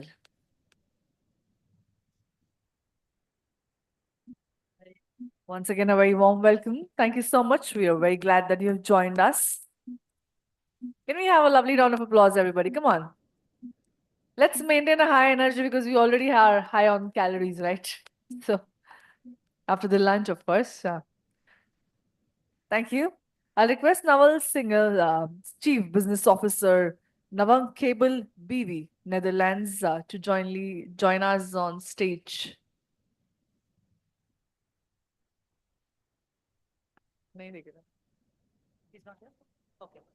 Well, next speaker is Harsh Chaudhary, CEO, Centra World. I'll request him to kindly join us on stage and accept the felicitation from our end.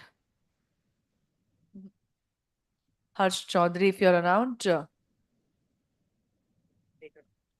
Mr. Mukherjee will do the next felicitation later on. And let's get going now.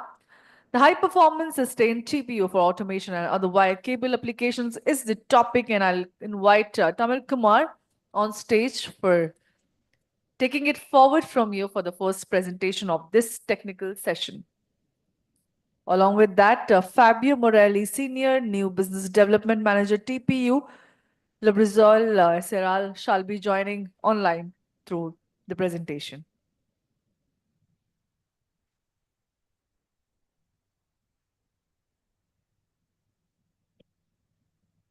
Good afternoon, everyone.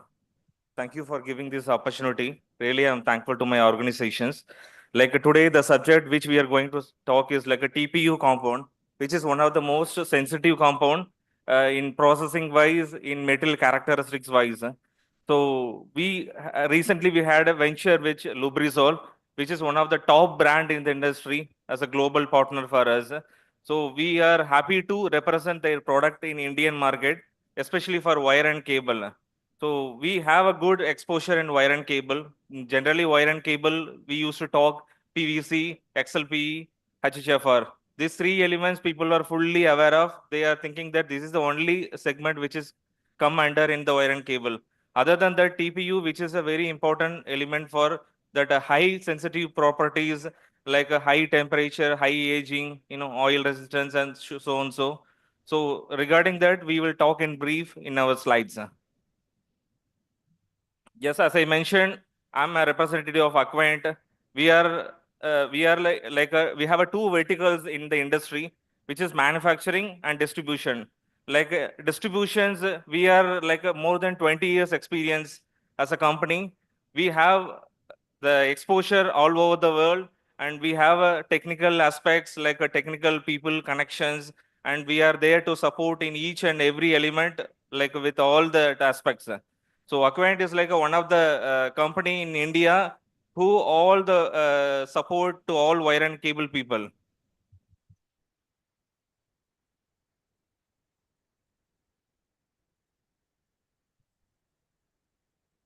Like basically, as I said, Equent is doing one more vertical as a manufacturing. In the manufacturing side, we have chosen our functional polymer. Till date, there is no player in India who are in the functional polymer segment. So we have chosen the segment which we studied the market in detail, because we need to stop. In the earlier presentations, our MD, Mr. Vishalji, mentioned that we are there to start our Make in India and Made in India concept.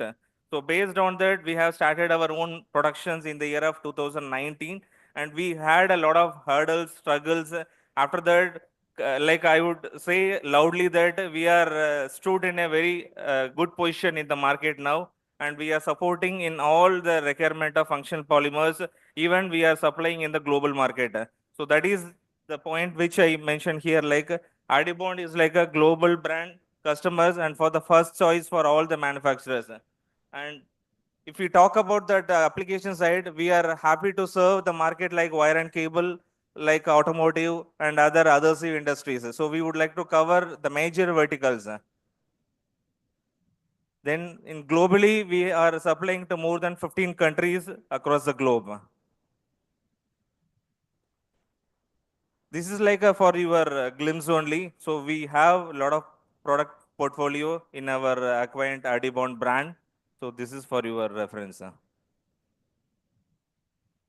And this is our global partners. You can see the global people like Exxon is there, LyondellBasell is there, Sabik is there. So all the big brands we are like distributing like more than 20 years in India. Now it's Lubrizol. We took a like a bigger responsibility to give the right product to all over the Indian customers. Like we have studied the market actually. TPU is like a good requirement in like automotive, EV, like optical fiber cable. So we are there to support our industries.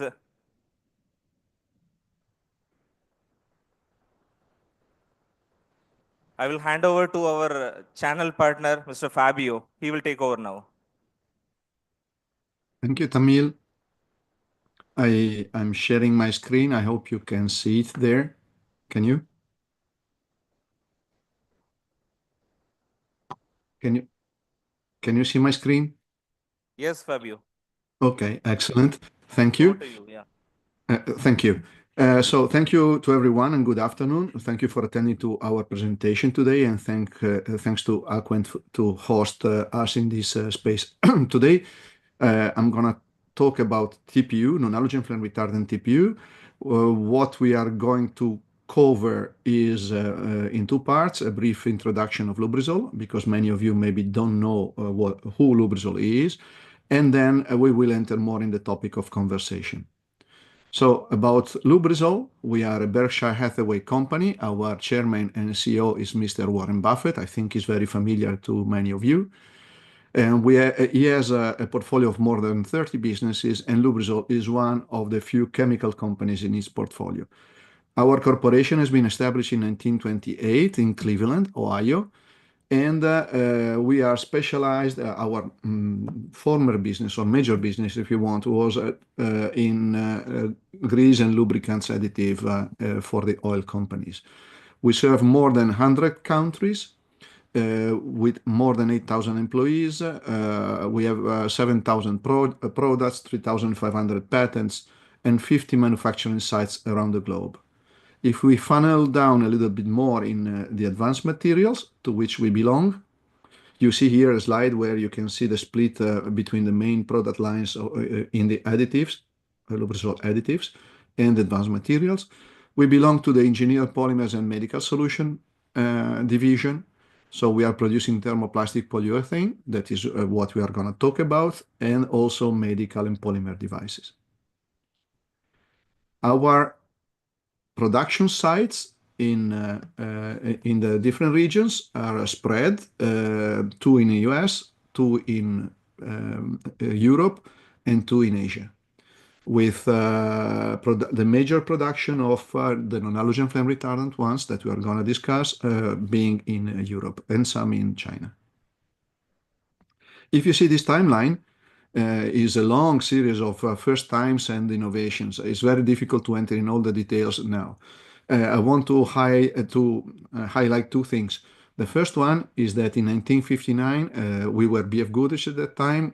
We were the inventors of TPU. because at that time BF Goodrich was looking for a very strong and robust material for tires. So TPU was invented. In parallel here in Europe, Bayer was working on the polyurethane systems. And the other highlight that I would like to bring to your attention is that in 1985, we were already inventing the first non-halogenated flame retardant TPU. Then for historical and IP protection reasons, okay, there were others that grew up in this market, but we were the first ones. What is a TPU? Many of you already know. I don't want to spend too much time. It's a very strong material, very flexible, extremely robust, extremely abrasion resistance, tear resistance in a wide range of temperatures. There are two main families of TPU, aromatic and aliphatic. Aliphatic are very special ones, are normally not used for the cable industry. The aromatic ones are the most used, and based on the soft segment and the polyol basically that you use, you can have polyester-based that are normally not used for cables, polyether-based, polycaprolactone-based. These are just the three major families, but you have other chemistries that can be used. In this presentation, all the materials, or almost all the materials that we are going to showcase, are based on polyether. The product is very versatile.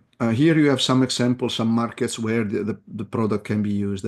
By very versatile, I mean that not only the properties can be modulated according to the needs, but also the processing technique can vary a lot. The material can be extruded, like in cables, can be injection molded, can be dissolved, can be melt coated, 3D printed, and so on.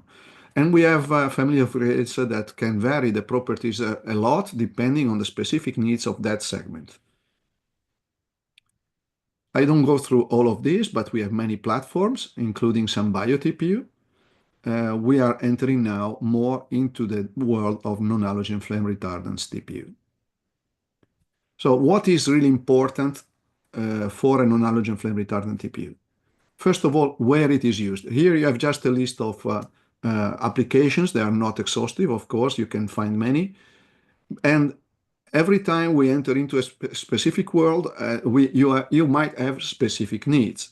So depending on the customer and the final application, the market, you might want to focus on some properties more than on other properties. But we start from the beginning, and before starting designing a product with all the properties, we want to understand how to make it safe for us and for our users and for the final users. This is not a simple thing because legislation around the globe are changing rapidly, and what is valid today might not be valid tomorrow. There are families of substances that are under scrutiny in all the world, so we know that something is going to change. And we want to make it sustainable. Sustainable, it means not only in normally by sustainability, we are thinking to green things and so on, also in this respect. But we want to use raw materials that can be used as much as we can a long time. Then we want to provide a unique performance and solution for market or paints that are on the market. The global competition makes us grow, and we have a great value. This is something we wanna keep for our customers. For the sake of time, I will not enter in all the grades that we have. I will focus more in the second part of the presentation to some novelties. Here you have a table that summarizes the main grades that we have in our portfolio. You can see here a description, and of course, Aquent and me are at your disposal to enter more into the details at the second stage, depending on your needs. I want just to highlight some of these grades. This stainless HF 9088H is the one that is mostly used in automation. It can pass the most stringent UL standards and also the European standards. It has a yellow card at 0.8 millimeter and also carries a UL temperature rating of 105 degrees C. It is a very, very complete grade, and it is the choice when it comes to automation cables nowadays. The other one that is very consolidated on the market is the HF 9082. this is this does not contain any wax or any plasticizer. It makes it the choice for the grades that have to pass FT2 or the automotive standard or the IEC 6332. It has a very, very nice aesthetic. It's a material that creates a very, very good crust, even for thin cables when submitted to the FT2 test, that is a single flame horizontal test. Then we have other grades. This one is based on a completely different technology. Interesting is that for optical fiber cables, this is the grade that is showing the lowest attenuation factors, and it also carries 105 degrees C. It is extremely easy to process. Somebody says it's not TPU. TPU is a kind of living animal. It is a kind of PVC-like processability. These grades exhibit also easy colorability that is non-negligible when it comes to color with expensive color master batches. Then a grade that is really taking a big position on the market is our ZHF 8588 Matte 02. As the code says, is very, very matte. It has an excellent surface, easy to process. It comes with a V2 rating. If I want to stretch a little bit, is also V0 at a higher thickness, but we want to sell it as V2 with very high mechanicals. It has global regulatory compliance, and it has a very good balance between cost and performance. It's one of my best advices here. And last but not least, the ZHF 95 AP7, that is the material that today shows the best flame performance on the market and is also able to pass very stringent tests like the IEC 6332-3. Then we have a series that we call the ZHF 90 AM9. It is designed on a different chemistry to try to combine very high mechanicals together with very high flame. Obviously, you can do it with many stretches, and we have designed the ZHF 90 AM9 and the ZHF 93 AM9. You will see a summary table later. There is a but. The but is these products are a little bit more expensive than the traditional TPUs that you find on the market. So you cannot have it all together.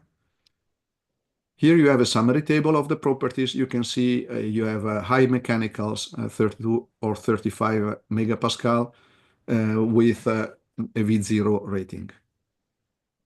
We are, however, working, and this is something that is coming soon. We are introducing it today on the market. We are having a material that we are going to call the ZHF 87 HP Net 01 that is going to bring the same properties, so very high mechanicals and V0 very solid flame retardancy, without playing in a different league in terms of costs. So it is a product that is more similar in terms of positioning on the market to the existing ones. As I mentioned, we are about to produce the first industrial productions to be brought to the market. There is a big space here that is not covered by any of the existing grades, so this is really unique at the moment. And I will invite you together with to get in contact with Aquent or to me. I will be pleased to provide you with more information. This is really something extremely new. I also want to bring your attention to what we call the STAIN Renew R&W non-halogen flame retardant. Lubrizol is already producing sustainable grades with three pillars: the post-industrial recycled one, the bio-TPU, and the R&W. By using the R&W that is based on BMB concept, we have started producing some of our grades for cables, non-halogen flame retardant grades for cables. Here you have the example of the ZHF 9082, that is one of, as I mentioned, of our main runners. And you have a table here that shows the evolution of the mass balance share and the carbon footprint reduction. Depending on the increase of the share, you can reduce your carbon footprint by a lot.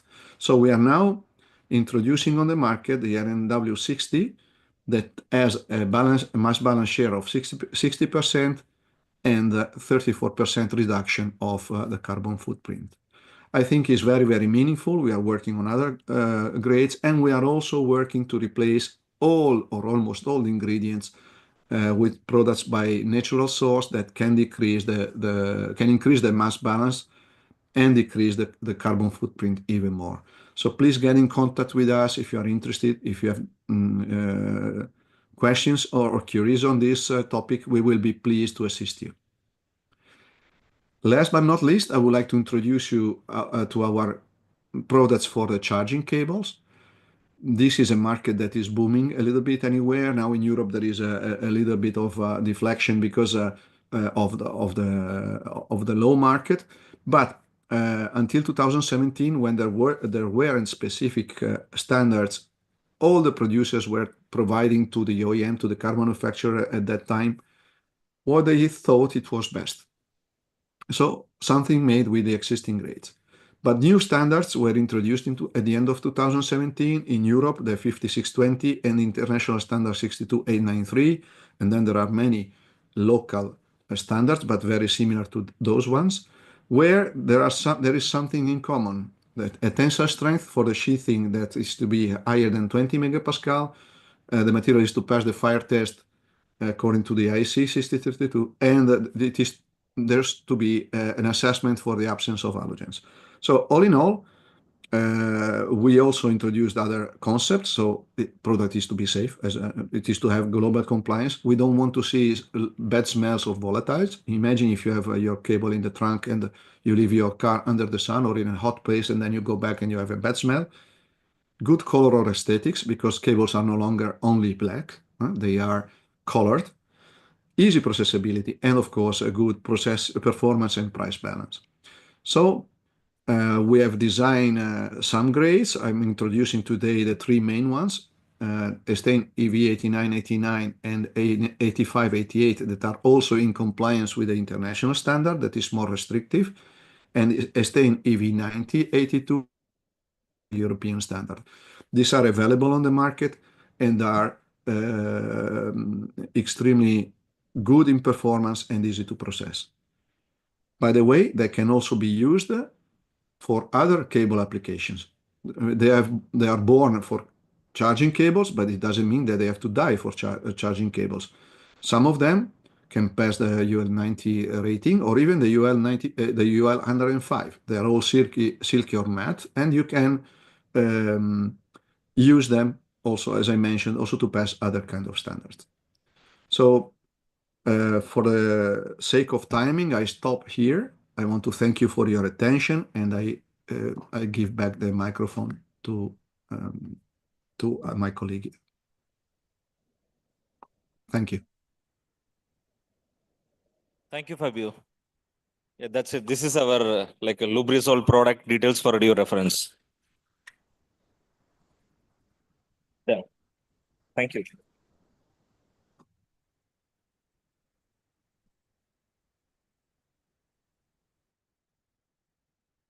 Well, thank you. Thank you. A very informative presentation, I must say.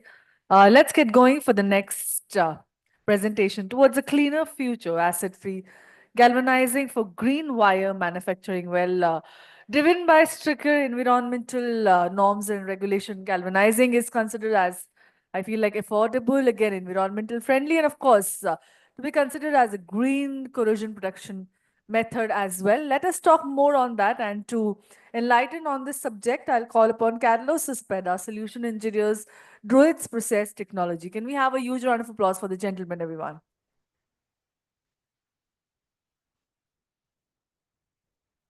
Sweet slide, sweet. We did one. Fantastic.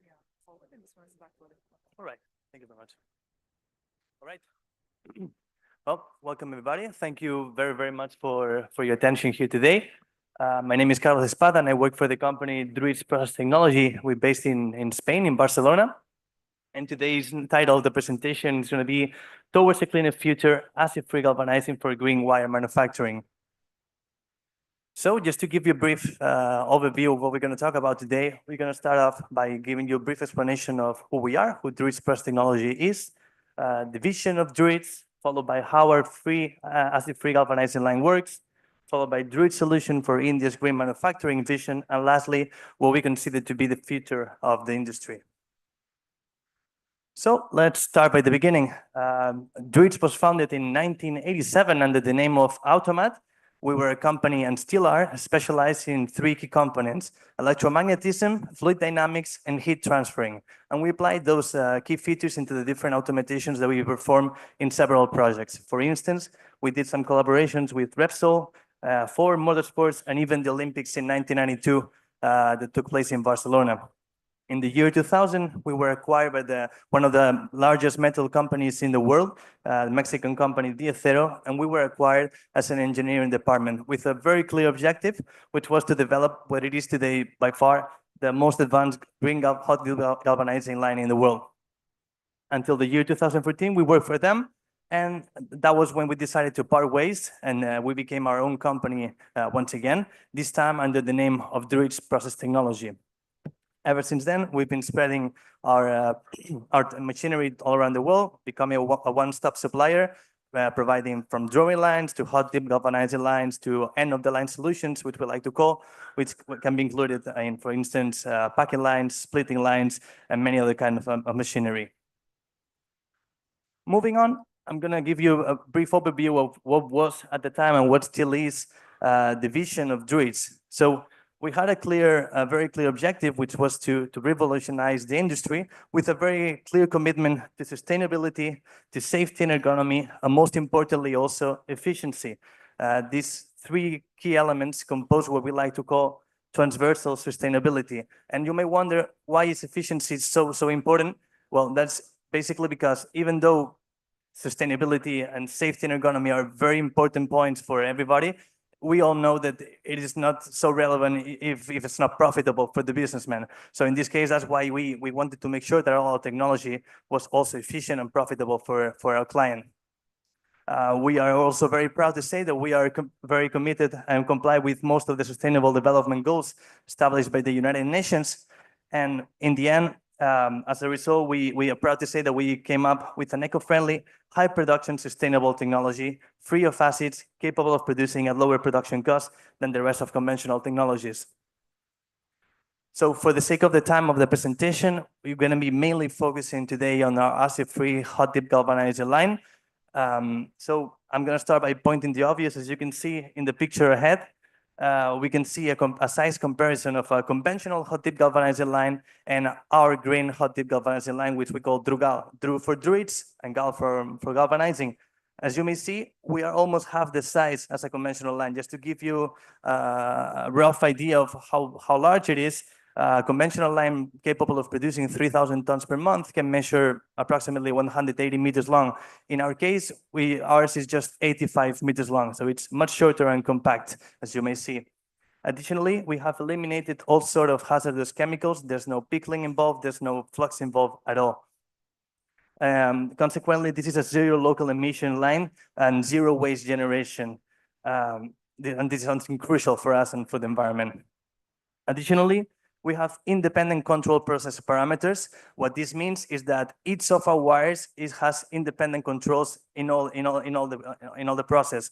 So you can do different products in each of the wires. It's as if you had an independent line in each of the wires.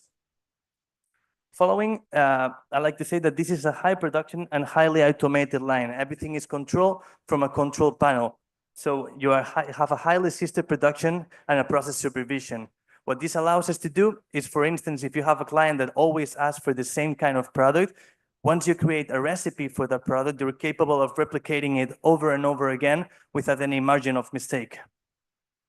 Lastly, consequently, we obtain a superior efficiency compared to conventional lines. And you may wonder how that's possible. Well, it's pretty simple. As you may know, or if you're not, I'll give you a brief explanation. In conventional lines, you have to heat the wire twice. First in the furnace, and then you have to heat it once again in the zinc tank. In our case, we only heat one time. We heat at the induction furnace, where we heat, and we use this remnant energy provided by the furnace to both maintain the zinc molten and also enter the zinc at the zinc temperature. But what this allows us to have is a much shorter zinc tank also, also to give you a rough idea, a conventional line for that same production that I mentioned before, 3,000 tons per month, requires approximately 120 tons of zinc. In our case, we only need 18. And also, if you were to do zinc aluminum, for instance, you would require 120 tons of zinc plus 120 tons of aluminum. In our case, we can do zinc aluminum in just one single dip, requiring only 18 tons of zinc. So as you can see down here, we see cleaning, heat treatment, hot dip galvanizing, and product. It is actually that simple. What we do is we clean the wire, we remove the lubricant applied in the previous process in the drawing line. We remove it, we have a clean wire, we heat it thermically, we galvanize, and we obtain the final product. It is very, very simple. So what are the results of all this technology, all this innovation that we have provided and we have applied into our line? So first of all, our investment costs have been reduced by almost 50%. Our operational costs, because of the efficiency that we have been reduced by 40 to 60% in most cases. Of course, we have zero local CO2 emissions. We don't have an environmental impact reduced to zero. How come? Well, mainly because the electricity has to come from somewhere. This is an electric line, and unfortunately, electricity doesn't come cleanly in most countries. In Paraguay, for example, it is absolutely clean, but it is not the case in most countries. We also obtain, due to the shorter zinc tank that we have an 80% savings in zinc inventory. And as mentioned before, this is a highly assisted and a high production line. So we obtain really fast speeds in our wire processing, achieving DVs of over 400. Just to give you an example, a 2.3 diameter wire, we can run it at 180 meters per minute. And so it is a really fast line. Second, there we go. So regarding a Druid solution for India's green manufacturing vision, here what I've crafted is just a table where you can see on the left side, India's sustainability and innovation push initiatives. And on the right side, we're going to see how Druids aligns with such India's vision. Let's start by the beginning, national environmental goals. India has committed to reduce its carbon emissions and achieve net zero target by the year 2070. And also there are some regulations promoting cleaner production processes in industries like steel and wire manufacturing. So how does Druids align with that? Well, we can provide an eco-friendly manufacturing, an acid-free galvanizing technology, which is going to eliminate all harmful emissions, reducing the environmental footprint. Additionally, we're going to have zero local emissions and waste management systems, which directly support India's environmental goals. Follow, we can see the Make in India initiative. Here, what this means is that it encourages the adoption of cutting-edge technologies to enhance efficiency and environmental sustainability in manufacturing. So how does Druid comply with that? Well, by simply providing advanced technology, by providing fully automated lines, which align with the push for innovation in manufacturing, which in the end increase efficiency and product quality, supporting India's competitiveness in the global market. And lastly, we're going to focus on the workers' safety, something crucial for us. Government policies increasingly demand safer workplace environments, especially in high-risk industries like the one which is galvanizing. So how does Druid respond to that? By providing these safe work environments. We minimize human exposure to hazardous chemicals. There's no pickling, no flux involved at all. And we address those worker safety concerns, which directly fit with India's move towards stricter workplace safety standards. So to finish, I wanted to share with you what we believe is in Druids the future of the industry. As you can see right here, this is a conventional galvanizing line, quite clean, to be honest. And what we want to do is go from this to this. This is one of our lines. I took this picture myself personally over 2 years ago when I went visiting one of our clients based in Romania. This is not a picture from the one when we just commissioned the line. This is a normal day where the line is running 24/7. As you may see, there are no fumes involved. There's no effluents. There's no acids involved. It's a clean and safe environment where the operators can work and where I think every company would like to have a line like this. For this kind of line, you require 3 to 4 people to run it. Everything is controlled automatically from the control panel. And it really gives you the chance to enjoy the production and to have a clean and safe environment. Thank you very, very much for your time and for your attention today. If you have any questions, we're going to be more than welcome to answer them and assist you in any way we can. We are located in hall number 1 in stand I-50. Thank you very much.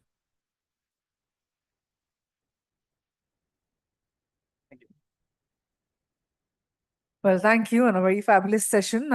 Let's get going with the next session. But before that, I'll request Mr. Nirmalya Mukherjee to kindly join us for giving a felicitation to Naval Singhal, Chief Business Officer, Nawang Cable BV, Netherlands. Kindly join us on stage and accept the bouquet of flower from us. Well, thank you for joining, and we look forward for an absolutely impactful presentation out here.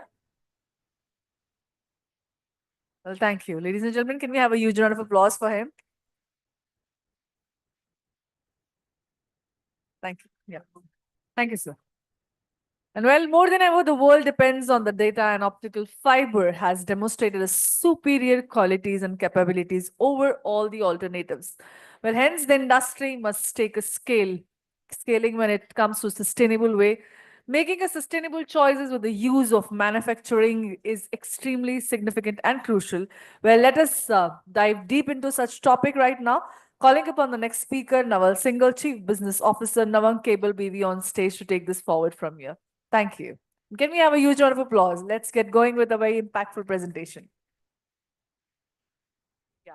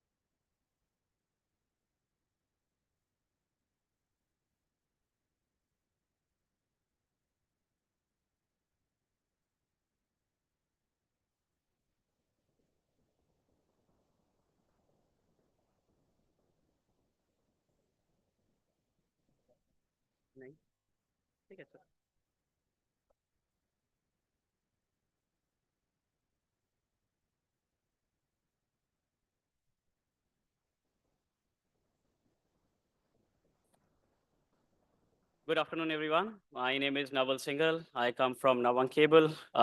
This is a Netherlands-based company. We set it up in 2009 and almost 15 years now, where we are doing a lot of products for optical fiber cable and power cables together with our partners from various countries, from China to South America to Europe. And this list of partners are only increasing over time because of our reputation in the market. And these are few of the things which I'm going to cover today in my presentation, a small introduction, why green and sustainable materials for optical fiber cables and power cables. What are these main products which we are focusing on these days? What is the applications where we can use in the market? Who are our main partners which are producing these sort of materials?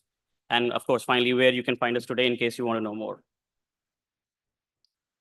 Yeah, I said it's based out of Netherlands. We have a sales and sourcing office in India since 2008-9 when we first started this company. We also have sourcing office in China where we help get a lot of new materials, especially green materials, which we are focusing on now. So of course, I think most of us know why do we need green materials, but a quick recap in terms of environmental sustainability, regulatory compliance, which is coming up everywhere, starting from Europe, which is one of the pioneers, and now coming on to Asian countries as well. We have market and consumer demand, of course. There are a lot of customers who are talking about going green because of the government targets, where they want to achieve net zero target in next 10, 15, 20 years, depending on which country you talk about. There are a lot of performance and innovation which is happening in this field. Pioneers being a lot of European suppliers who are bringing this together. And in the long term, we see the efficiency which is brought in when we start using green materials into the production. So what are the green materials which are being used for wire and cable? So there are three main categories which I'll be talking about today. The first category is halogen-free materials. which are quite dominant in the market as of now. Most of the companies have already been using a lot of halogen-free materials like low smoke, zero halogen, so on and so forth. Then we have the recycled polymers, which we call as recycled PE or PP. So recycled PE has been in the market for last few years, primarily helping reduce cost. But PP is something which is picking up really in a really fast manner, especially for power cables, because it brings a lot of efficiency into the manufacturing process. And that's something which I pick up later in my slides. And the third category which I'll talk is on the bio-based polymers. So these are bio-PEs or bio-PVC, which can be used across categories for optical fiber or power cables. So what is the application of low smoke, zero halogen? These are the materials which avoid halogens, like it suggests. It helps in reduce toxicity and smoke in the fire. Applications are mainly towards the building and construction. So it's widely used so that in case of indoor application, in case there is fire, then it generates very little smoke and there are no casualties because of the same. So anywhere from subways, airports, hospitals, this is the applications which have been used for last few years. Then we have renewable energy, for example, solar and wind turbines, wiring, which are also preferred for their safety and environmental properties and has a huge application for LSZH. And then finally, we have marine and railways. Of course, these are all sort of applications, more indoor sort of applications, so that it can help in case there's any fire. What are the applications for PP? These are mostly recycled polymers, like I suggested. So these are made from recycled plastic waste, and it helps reducing some dependency on the virgin polymers. So this is one of the ways how you can bring about more sustainability by using recycled materials and help reduce some dependency on virgin polymers. Main applications which we see nowadays for PP is in the power cables. We already have a lot of customers in India who have started doing some trials using PP. And it is mainly and most often used in LV and MV cables. The other two categories are communication cables and temporary cabling. So recycled PP is utilized in data transmission like fiber optics to help reduce manufacturing cost and maintain the performance. Also for cabling, where it's ideal for basically low cost and temporary solutions in construction. Then we have the third category, which is more around bio-PE or PVCs. So like the word suggests, bio-based polymers, these are mainly derived from renewable sources. For example, sugarcane, corn, or other bio feedstocks. The applications for bio-PE PVC are in wire insulation and sheathing. So for these ones, it's used due to its flexibility, durability, and resistance to moisture. This is a very upcoming material, which is getting traction all over the world. There are very few companies which are doing it now in the market. But over the next 2 to 3 years, you will see most of the wire and cable manufacturers moving towards PP because of its flexibility and the properties which we offer.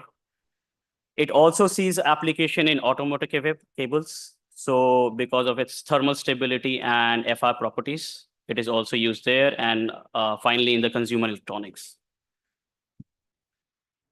What are the main advantages of using PP?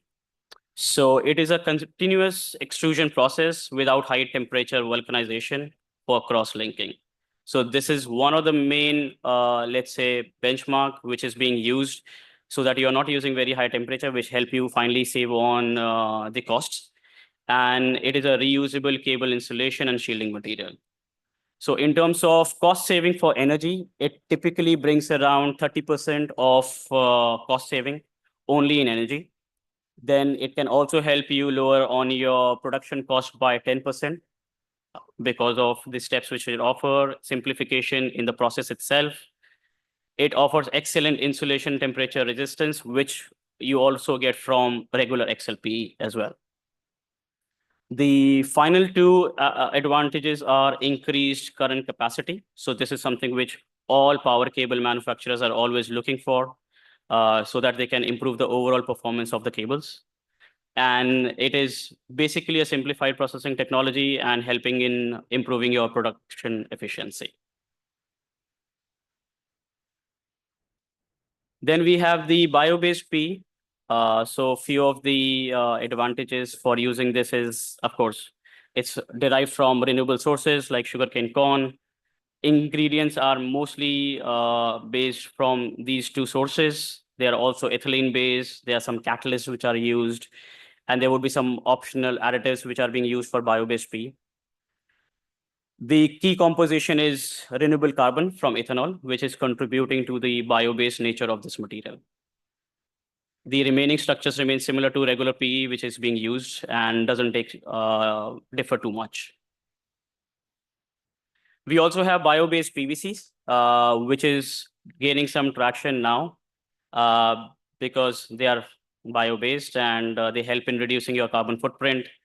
One of the main content is chlorine. So that's there. You have similar to bio-P for bio-based PVC. It is also derived from sugarcane or biomass. The chlorine is obtained from salt through electrolysis. We have additives like plasticizers, stabilizers, and we already see a lot of companies here, even in the wire cable exhibition, who are already doing these products. We have two main collaborations with Wanma and Carina. Wanma is a China-based manufacturer with a capacity of 800,000 tons of polymers. And Carina is a South American based manufacturer, which are both into PP and green plastics. Wanma on one side is a listed company on the stock exchange. We do up to 500 kV of XLPE, semicon compounds and PP, which I just discussed. On the other hand, Carina has a very, very ambitious target of net zero target by 2030 as a company itself. In 2022, in August 2022, the US DA has already confirmed the application of Carina as a bio-preferred program. We have a certified bio-based content of 35%. So this is one of the main regulations which is there in US in case you want to use any green plastic. It is also one of the declared winners within the two categories for Plastic in Review Award. So we are working with world-class companies here and promoting their products into worldwide markets. In case you want to know more about us, we are here in Hall 1, booth number I-72. Thank you for your time today.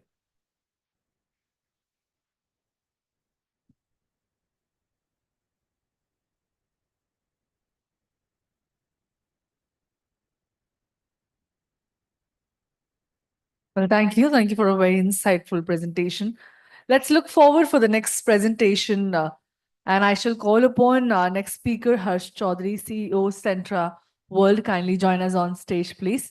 And to felicitate him with a bouquet of memento, I'll request Mr. Ankit Mukherjee to join us on stage.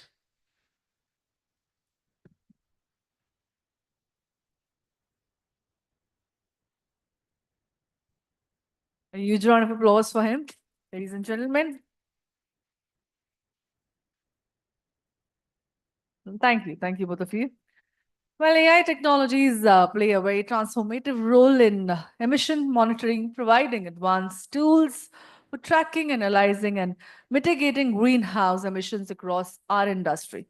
Well, according to the report, AI-driven technology can help business reduce almost 10% of CO2 emissions, also cut energy efficiency and boost the energy efficiency and cut the energy cost around 10 to 20%.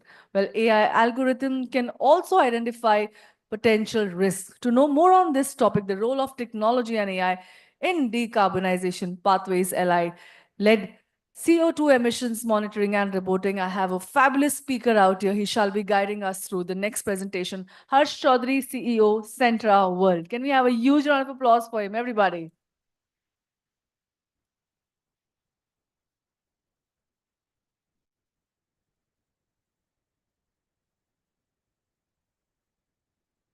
Okay, good afternoon, everybody. Thank you again, Mukherjee Da, for giving me the opportunity yet again, and for constantly supporting all of our entrepreneurial endeavors. I think there are many people in the steel community who enjoy your support, and I'm glad to be one of them. Always, thankful for that. Can we have the slides up?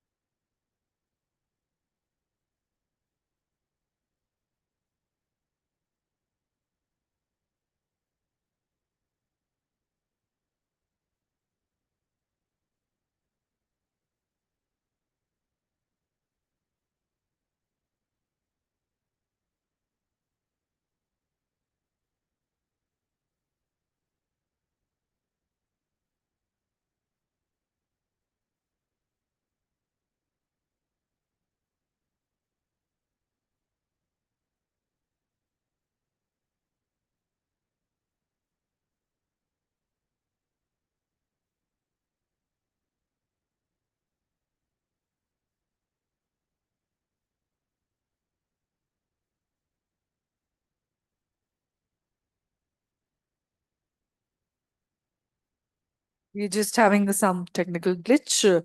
Request everybody to be there with us. It's funny because my presentation is on technology and the technology fails us.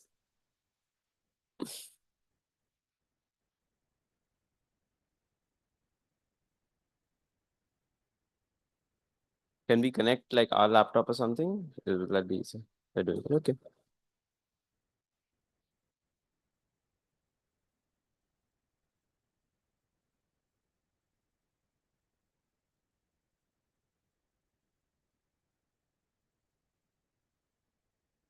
Sorry.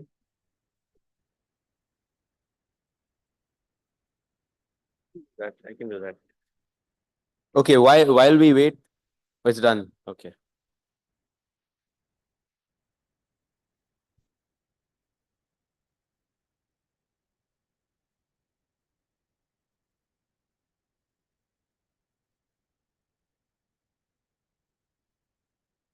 Okay, fantastic. Okay, thank you, everybody. I see the timer starting up over there, so I will get right to it. My name is Harsh Chaudhary, co-founder and CEO of a company called Centra World. I'll tell you more about what we do, but there's a first question around why decarbonize. Now, I'm going to throw a few numbers at you, right? The first number is that, global temperatures are increasing. Compared to prehistoric or pre-industrial times, we can only let the temperatures increase by about 1.5 degrees centigrade. Beyond that, there are catastrophic effects. Any guesses on what that temperature increase today is, where the limit is 1.5? We are already at 1.2 right now. We have only 0.3 left. Beyond 0.3, I think a lot of this is going to be flooded. So there's not so much of time left. The other part is that, this is all related to greenhouse gas emissions. And if we want to give anybody, if we want to give ourselves a chance to really survive, we need to bring this down by about 50%. Otherwise, we are facing some serious risks. If you think about greenhouse gas emissions, particularly in India, the steel sector contributes to about 12% of India's greenhouse gas emissions. If you include mining, you include the users of steel, it's going to go up to about 15%, right? So whatever we do on the steel sector is going to have big effects on how we live. It already does, but even so more. Now, India's CO2 emissions are high. We are at about 2.5 tons of CO2 per ton of steel compared to a global average of about 1.9. There are reasons for it because we are reliant on coal, we don't have so much of scrap, but sort of you play the cards that you're dealt, right? So that's where we are. Bottom line is we need to reduce our emissions.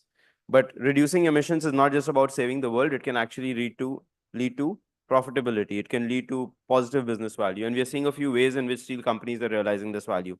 One is through green products. Green has a certain demand.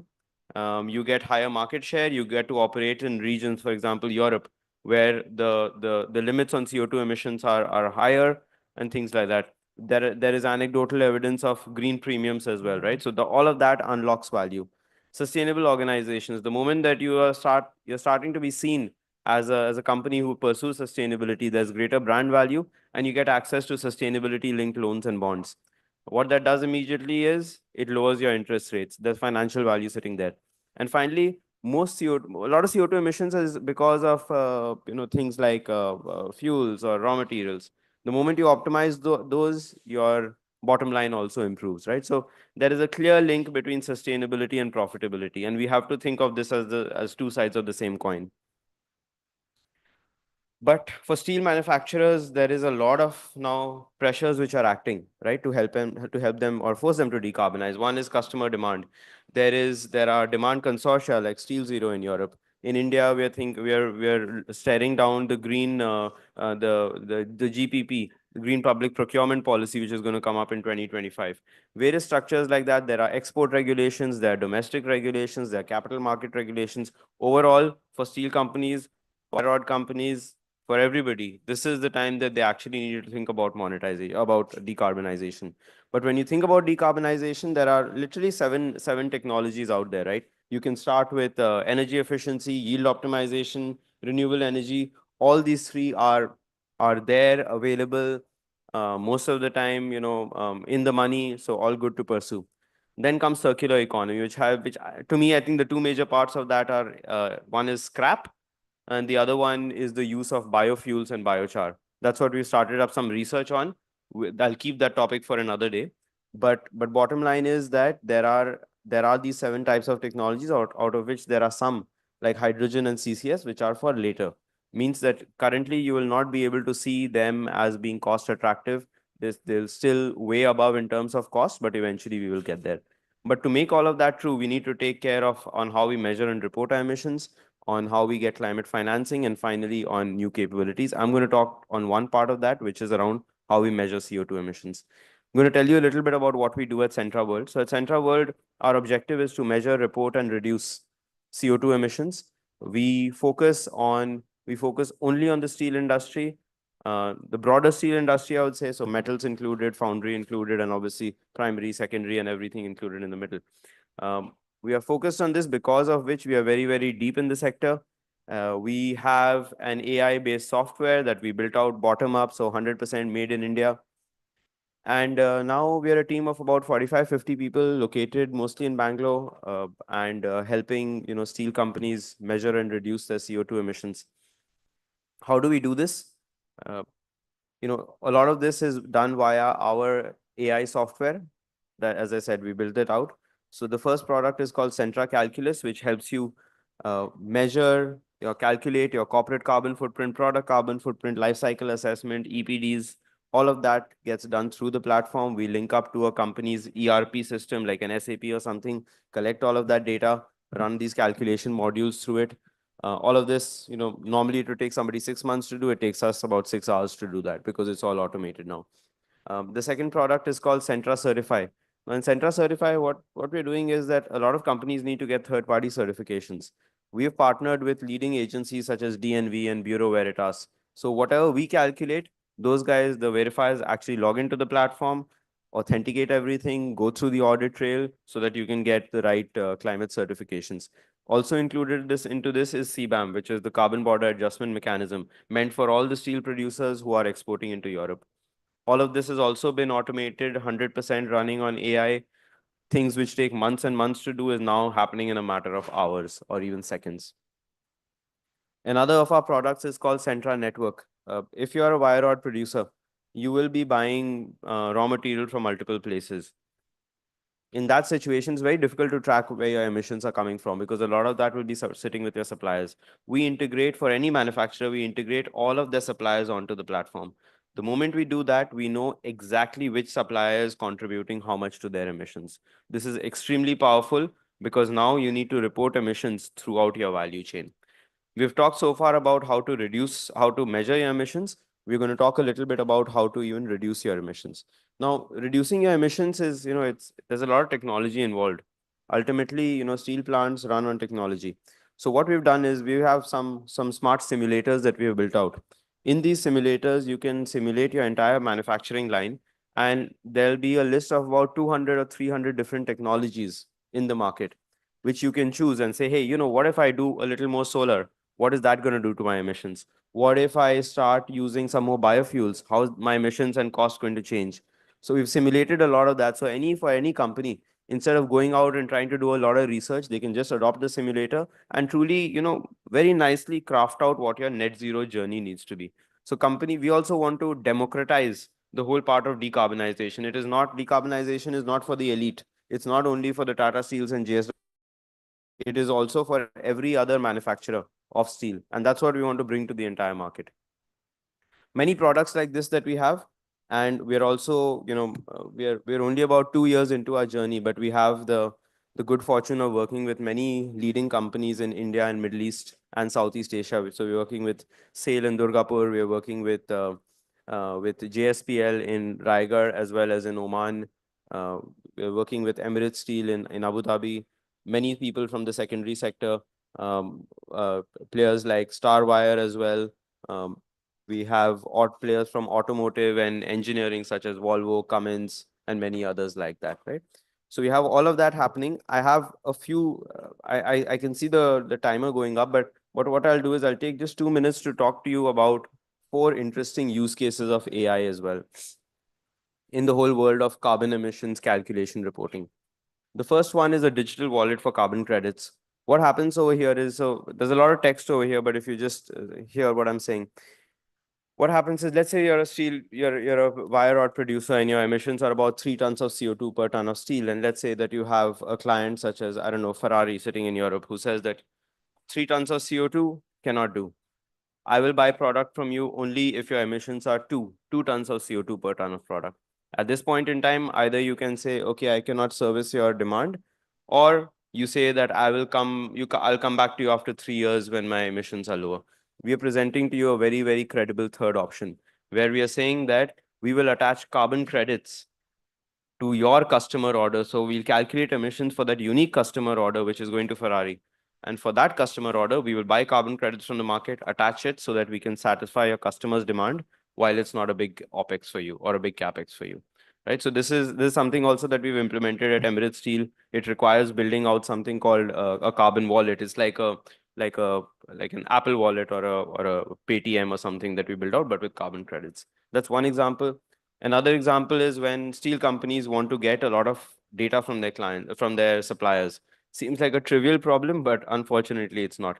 So there's a whole lot of AI which we've built in, which ensures that the data which is coming in from the supplier is actually validated, it is vetted, it is verified. Once all of that comes in, we churn through it. We give a lot of useful insights to steel producers, saying that which are the suppliers that you should invest in, meaning that who do you give more business to because they have shown greater promise of decarbonization. This is a very interesting use case. In the world of CO2 emissions, there's a trust deficit. Most people don't trust the data that is there on CO2 emissions because there is no way to validate it. So we said, why don't we use blockchain for this? So this is just a typical flow. Supposing from an iron ore mine, it goes to a pellet plant, a coal mine, an ISP, and then it follows the whole journey. Now, what happens in the blockchain is that at each node, which is each emissions point, there is a dispatch happening, which is a transaction in blockchain terms. With every transaction, a block of data is created. In this block of data, you will have data around fuel, raw materials, carbon emissions, and all of that. And each time a dispatch happens, this block of data goes into the public blockchain. Once it goes into the public blockchain, it cannot be changed, cannot be edited, nothing can be done with it. It is frozen for life there.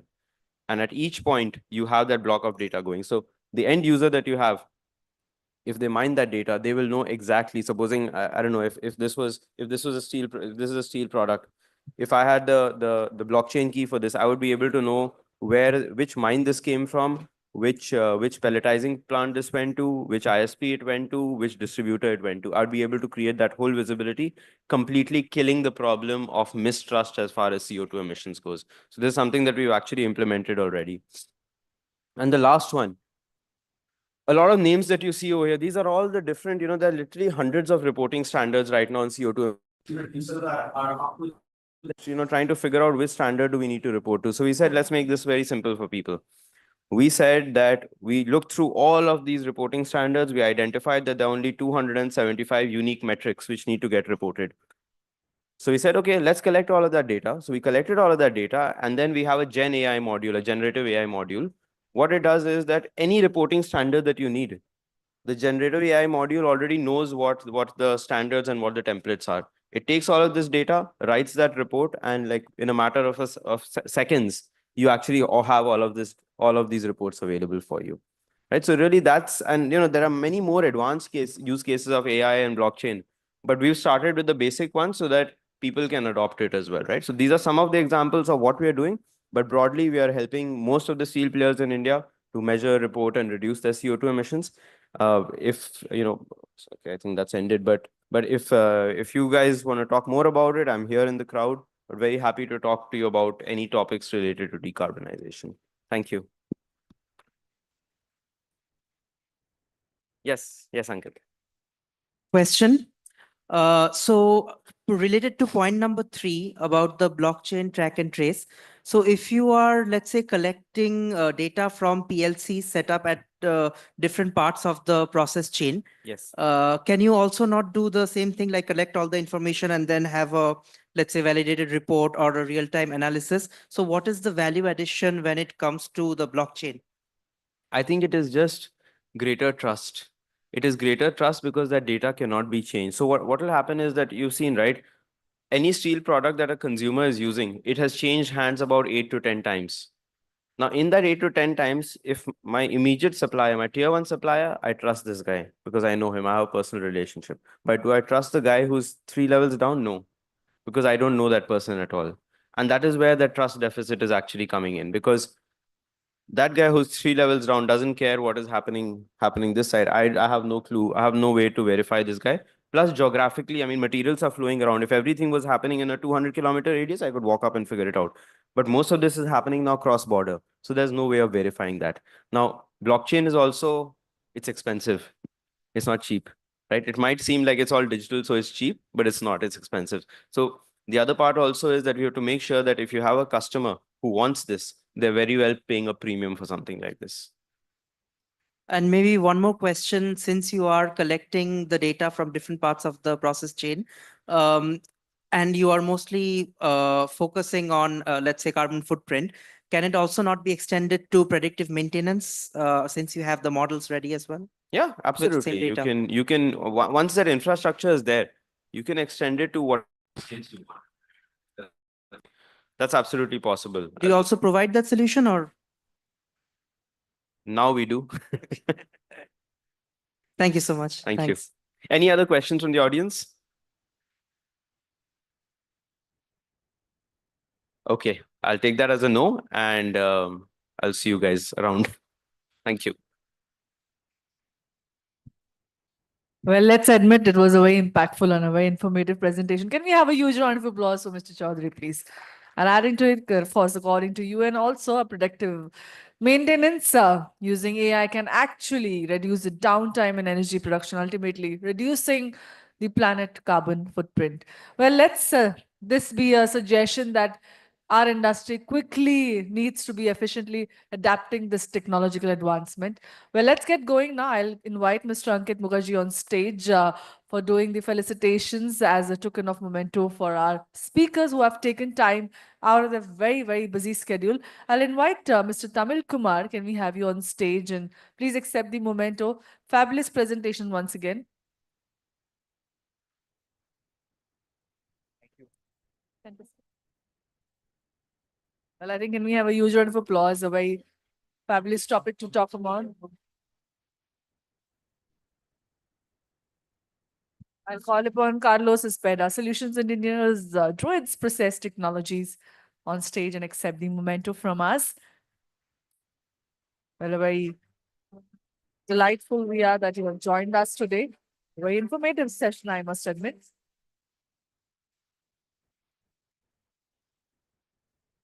Thank you. Thank you for joining. I will humbly request Mr. Naval Singhal, Chief Business Officer, Nawang Cable BV Netherlands, to join us. Once again, a very informative session.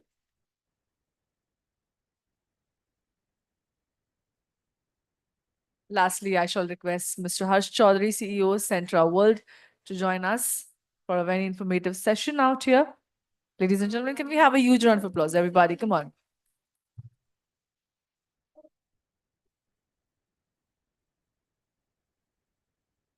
Can I have all the speakers together with the memento for a group picture?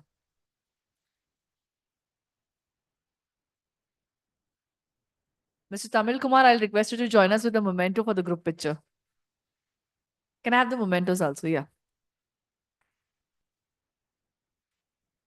Well, a great presentation, I must say. We are very grateful that their expertise, opinion have been shared with us. And yes, let's look forward for the next segment of technical session as well. Well, fabulous gentlemen, very informative, impactful, and a very productive presentations. Huge round of applause, ladies and gentlemen. Come on. I think this gives us a zeal and enthusiasm to be here, right? This is the symbol of knowledge and wisdom out here. Thank you.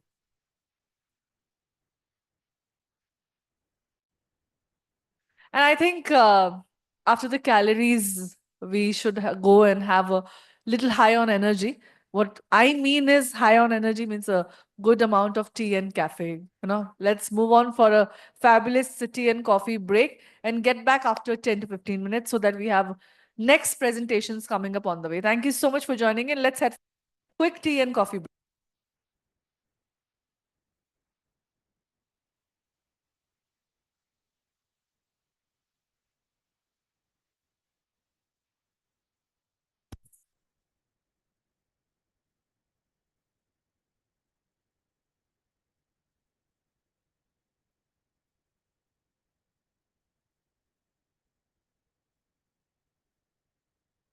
We live in a world of technology. Our generation has seen humanity evolve like never before. Technology can be nation-changing, especially in the field of important infrastructure and manufacturing. Asamak Group has been a significant contributor in wire manufacturing industry for decades.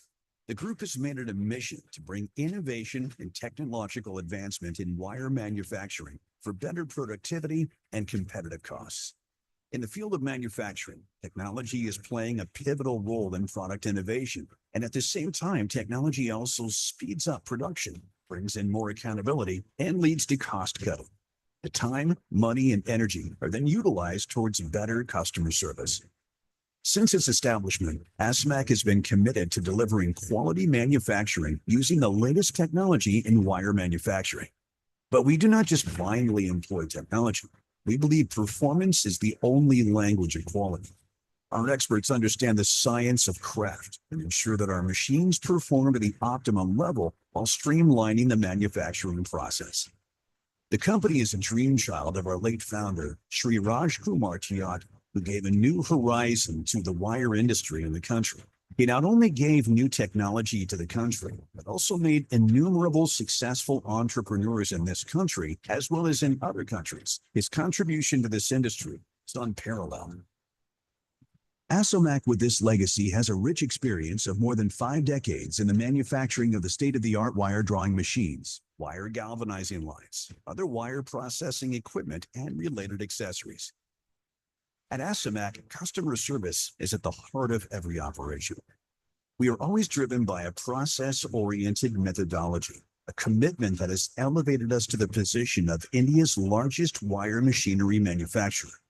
We are constantly innovating and finding better and more productive ways of manufacturing that may serve not only our customers, but also the whole nation. We have a tradition of processing every order as a separate project, along with keeping total transparency in manufacturing. We provide end-to-end solutions to our customers, from complete project support, plant installation, service after sales, and performance tracking. ASIMAC is now a global player in the wire industry and has a strong presence with a wide variety of product offerings in the segment. We are well recognized as a quality and trusted machinery manufacturer world over. Our competitive and diversified team, led by Mr. Ashish Tyagi, continues to challenge norms and raise standards of delivery.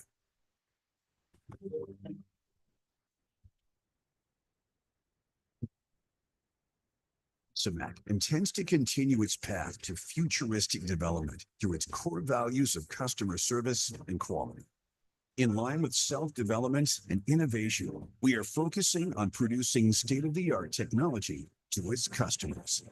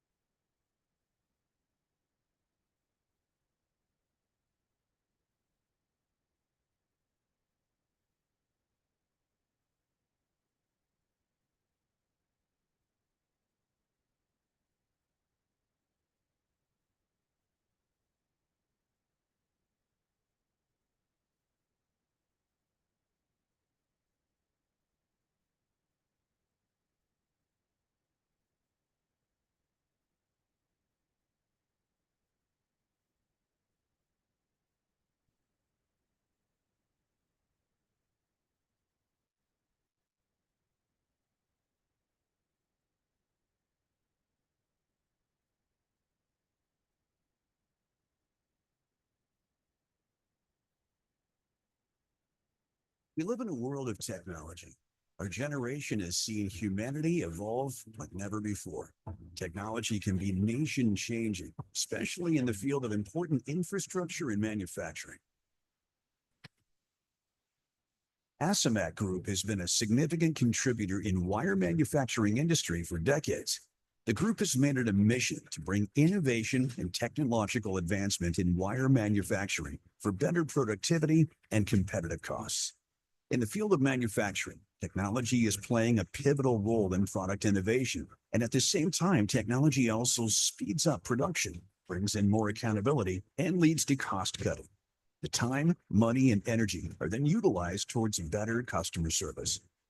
Since its establishment, ASIMAC has been committed to delivering quality manufacturing using the latest technology in wire manufacturing. But we do not just blindly employ technology.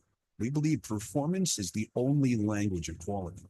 Our experts understand the science of craft to ensure that our machines perform at the optimum level while streamlining the manufacturing process.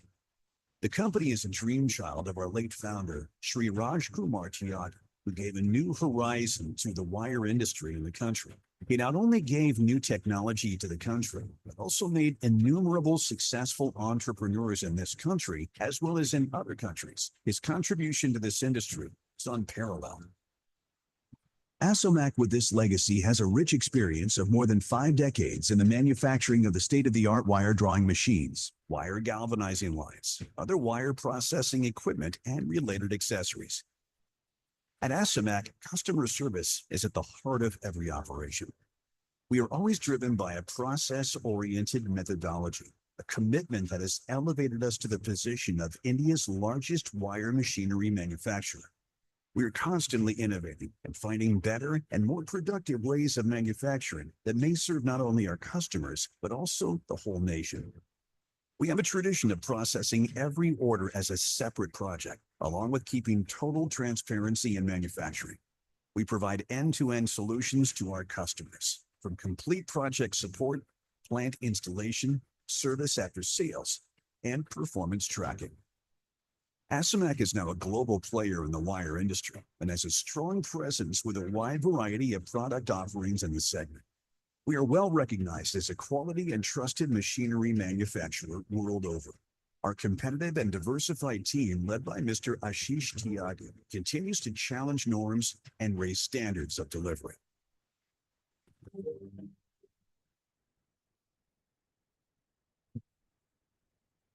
Asomac intends to continue its path to futuristic development through its core values of customer service and quality.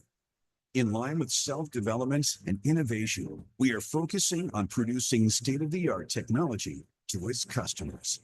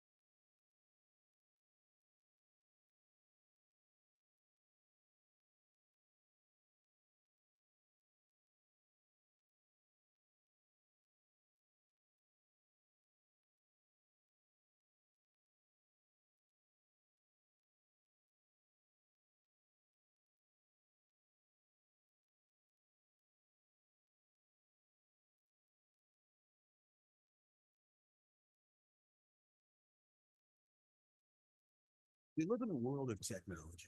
Our generation has seen humanity evolve like never before.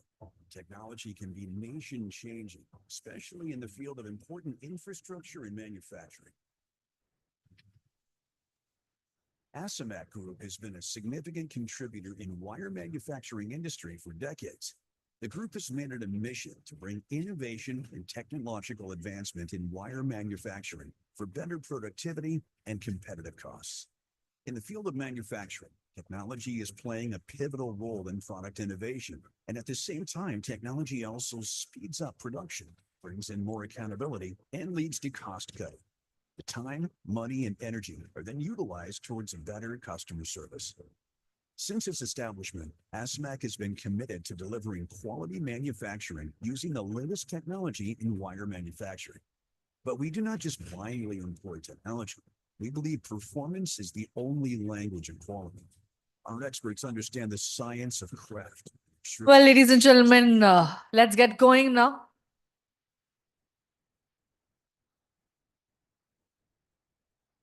I'll request each one of you. I'm sure you might have grabbed your cup of tea and coffee. In fact, you can take the tea and coffee and sit here because this is going to be the last segment and the 3 presentations are there. Once again, I will say very constructive presentations with very significant topic coming on the way. I'll request each one of you to kindly be seated and for doing the honors of welcoming our speakers because they have taken time out of their very busy schedule and come all the way, join us here, sharing their insight, their opinion, of course, their strategies, their new trends, and their own experience with us. Hence, we want to felicitate them with a bouquet of flower. And for doing the honors, I'll call upon Mr. Ankit Mukherjee on stage. Can we have the flowers? Ladies' flowers. Well, ladies and gentlemen, now I'll request our first speaker, Mr. Sudarshan Zade, Executive Vice President, Strategic Initiatives, Polycab India Limited, to come on stage. A very warm welcome, Mr. Sudarshan.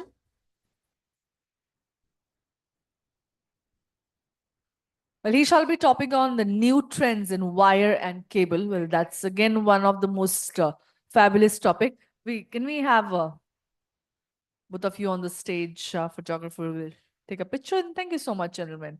Thank you, Sudarshan, for joining us. Next is AI-powered real-time quality monitoring solutions by Shravani Rao, co-founder and CTO, Contact Tech Analysis Private Limited. Well, she's a co-founder and CTO, Contact Tech Analysis Private Limited.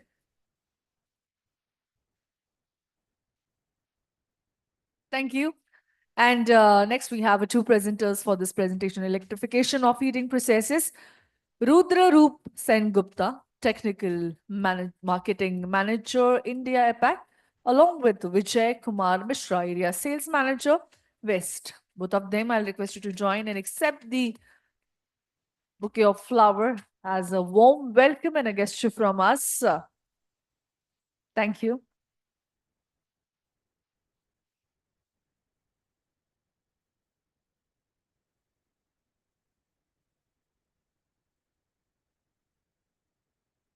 Well, now let's get going for the first speaker of this session, new trends in wire and cable. Let us understand the new trends in this segment and this sector by Sudarshan, Executive Vice President, Strategic Initiatives, Polycab India Limited. Can we have a huge round of applause for him? Come on. Let us understand his perspective on the same.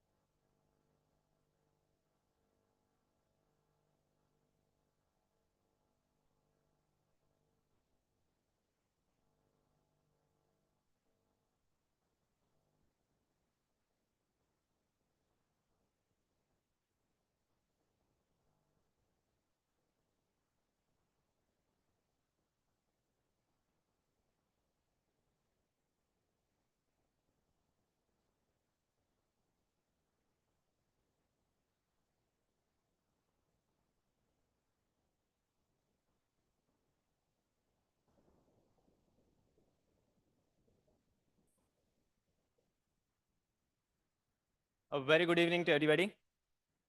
So, Mr. Anurag Agarwal, Executive President, Strategic Initiatives and International Businesses. He could not come here, so I, Sudarshan Zade, Manager, International Business and Strategy from Polycab, will be presenting this topic. So, we'll be looking at the future trends in cables and wires industry. What is shaping the wires and cables industry and the outlook, how it's going forward, we'll see that. So the first one, if you'll see, is critical role in infrastructure. The second one is impact on power transmission. Then third one is data center dependencies. So as we know, data centers will play a major role in the coming years. And the fourth major thing is subsea communication. And emerging trends, if we see, then there are renewable energies, then data centers, hyperscale data centers, and how to tackle these challenges. Because as Mr. Utkarsh also told, the sustainable development goals and all the CBAM-like regulations in Europe and US that are hampering the wires and cables exports worldwide. And what are the innovative opportunities for cables and wires industry to move forward? So this is the global cables and wires industry market. If we'll see, the cables and wires market was around 266 billions in 2024, and at a CAGR of 7.4%, it will reach 410 billion by 2030. That's a huge number. We just can't imagine how much big market this wires and cables is. And as we know, US is the largest market. But as Mr. Trump came to the power, we know the renewable sector is getting down. All the stock market has went down. So we need to see how the renewable energy in US will be focused in the coming years. So what are the demand drivers in the cable industry? The first one is renewable energy transition across globe. The second one is oil and gas. The projects like Saipem, Technip, these EPCs are playing a major role in oil and gas projects. Then transmission and distribution upgradations. India is also planning to upgrade its national grid system. All the countries in Europe, in Africa, the developing countries, they are moving forward to upgrade their transmission lines. And large-scale infrastructure projects like data center projects. And of course, the offshore projects like offshore wind project. So these are the predicted trends in power transmission. The first one is integration of smart grid technologies. As we know, the IoT, Internet of Things, is coming through.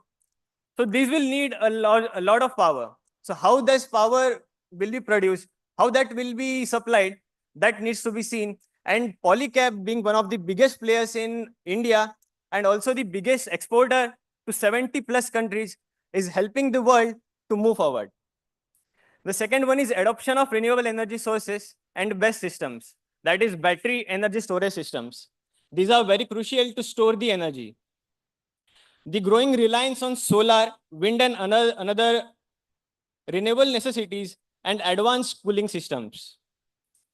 The third one is decentralized energy systems. The fourth one, demand for flexible cabling solutions. And the last one is intelligent cabling solutions. So intelligent cabling solutions, it will show if there are power losses in transmission of electricity. The efficiency of these cables will be higher compared to the conventional cables and wires. So this is renewable energy mix.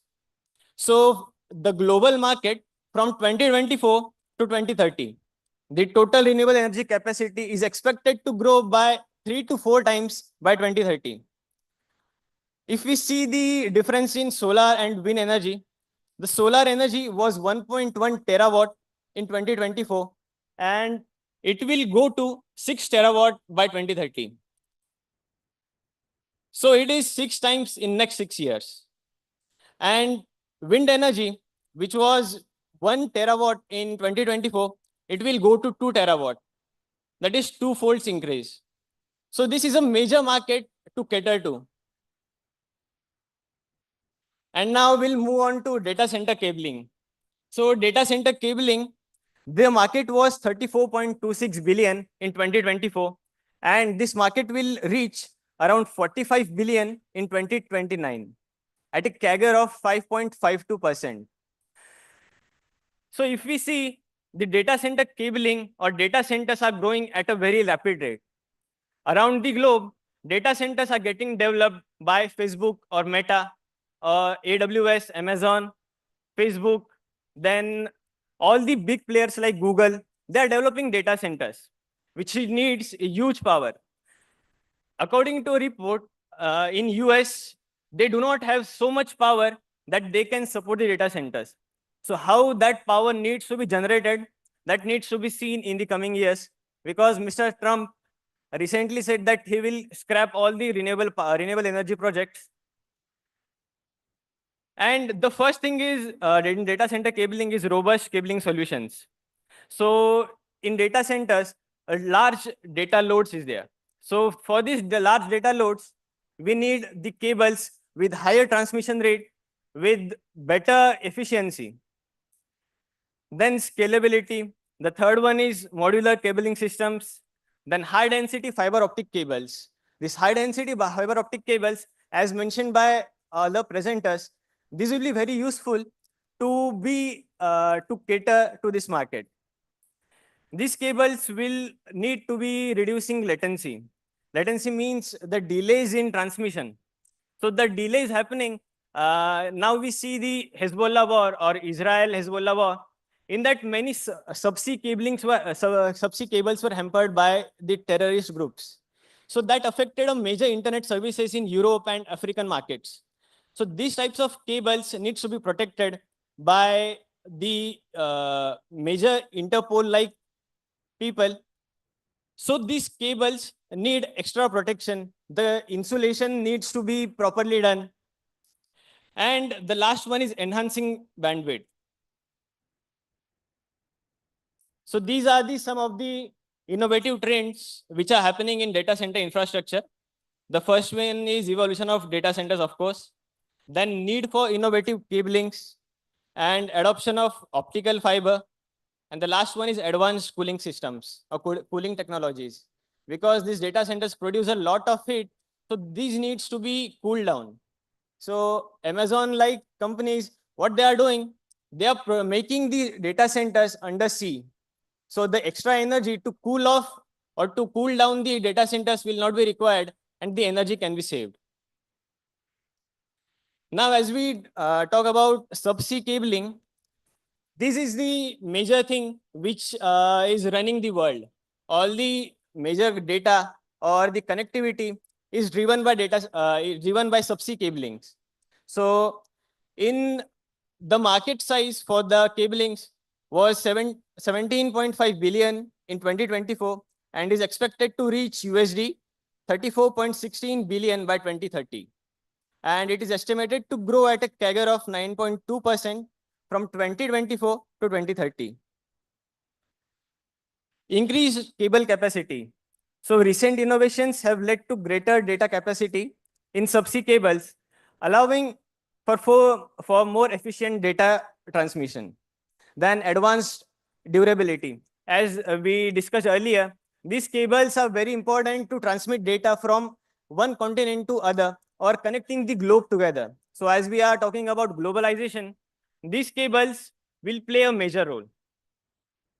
Use of repeaters and investment by tech giants like Facebook, Meta, or Amazon.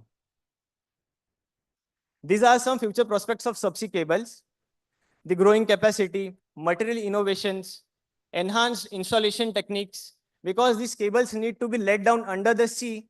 The specialized equipments, the specialized ships for laying down these cables are required.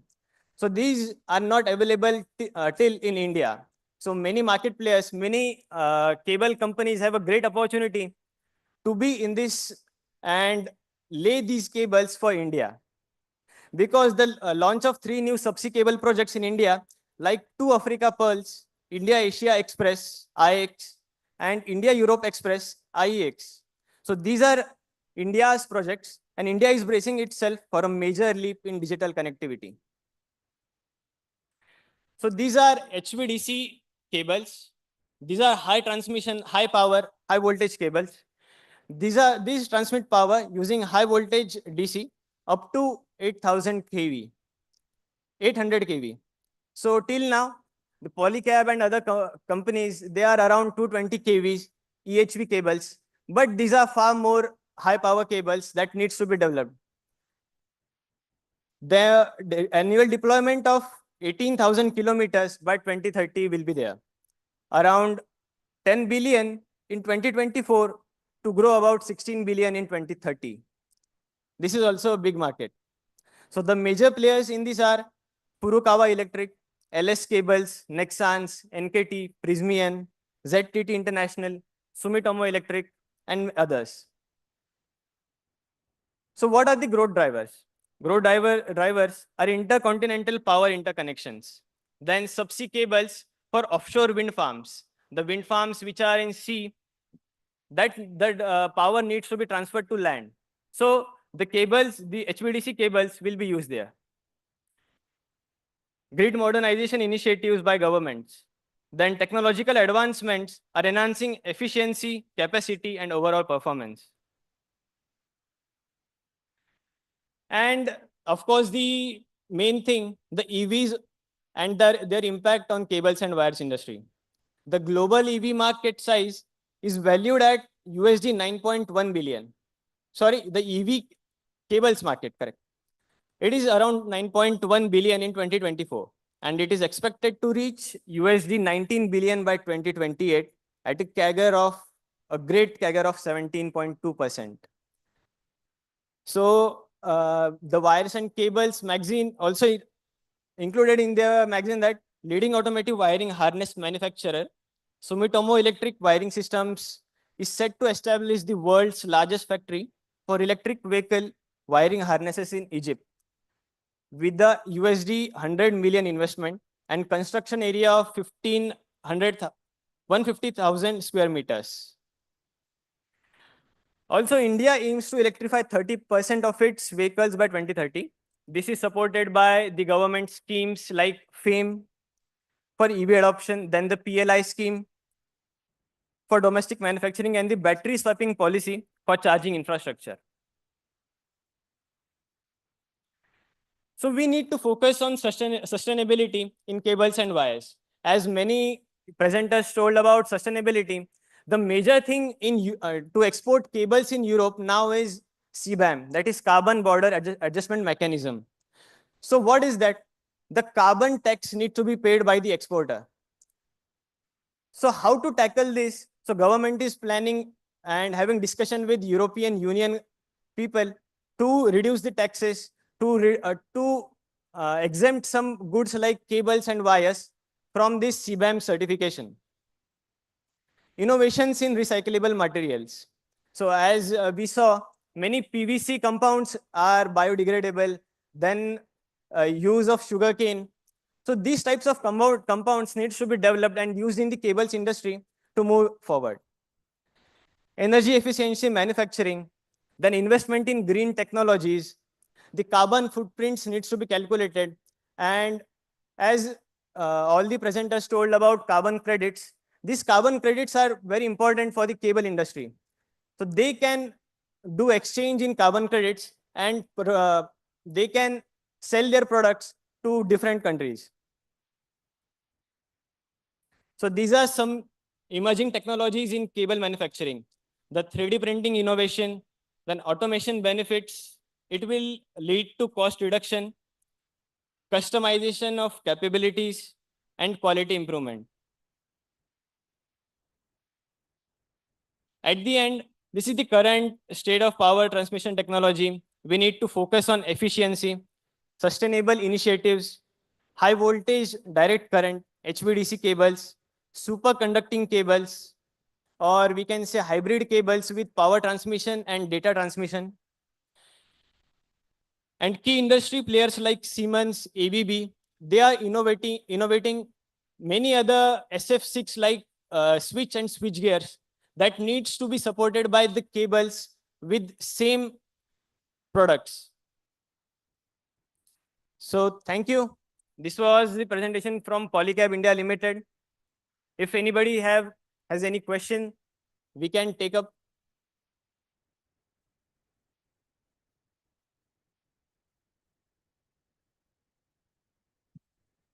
Thank you. Any questions? Thank you so much for being patient listeners.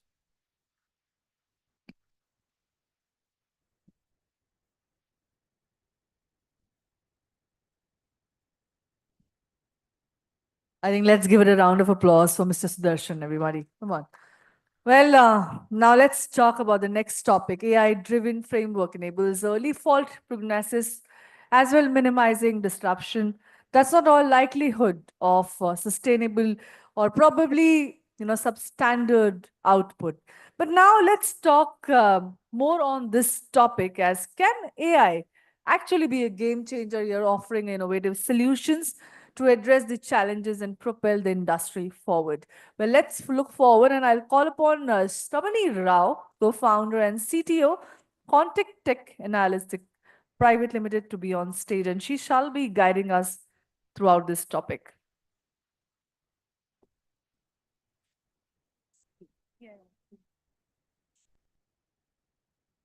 So good evening, everyone.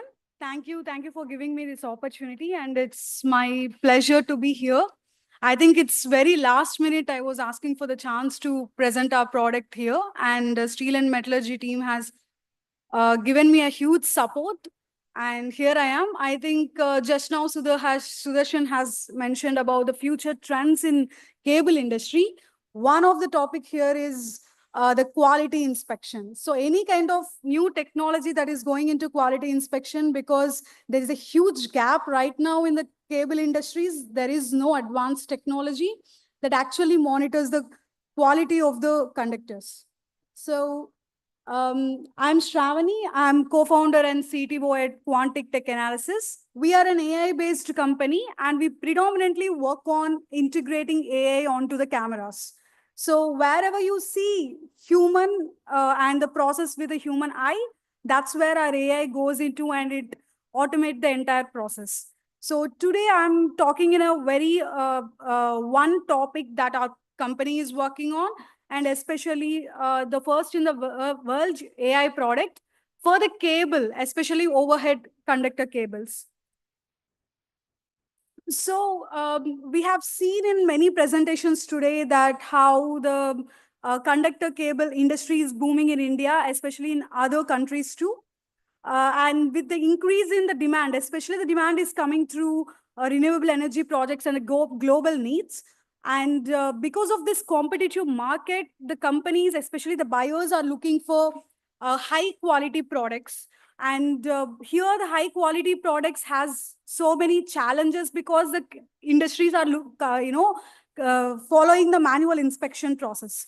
So in industries, I'm just addressing the few gaps what industries have in a manual inspection process. And we know the manual inspection process requires a person on the machine. He has to, where the wires goes and wound on to the drums in the final stage before shipping, where a person simply, sit there, a worker simply visually inspect the product and see if there is any defects before going to the end product.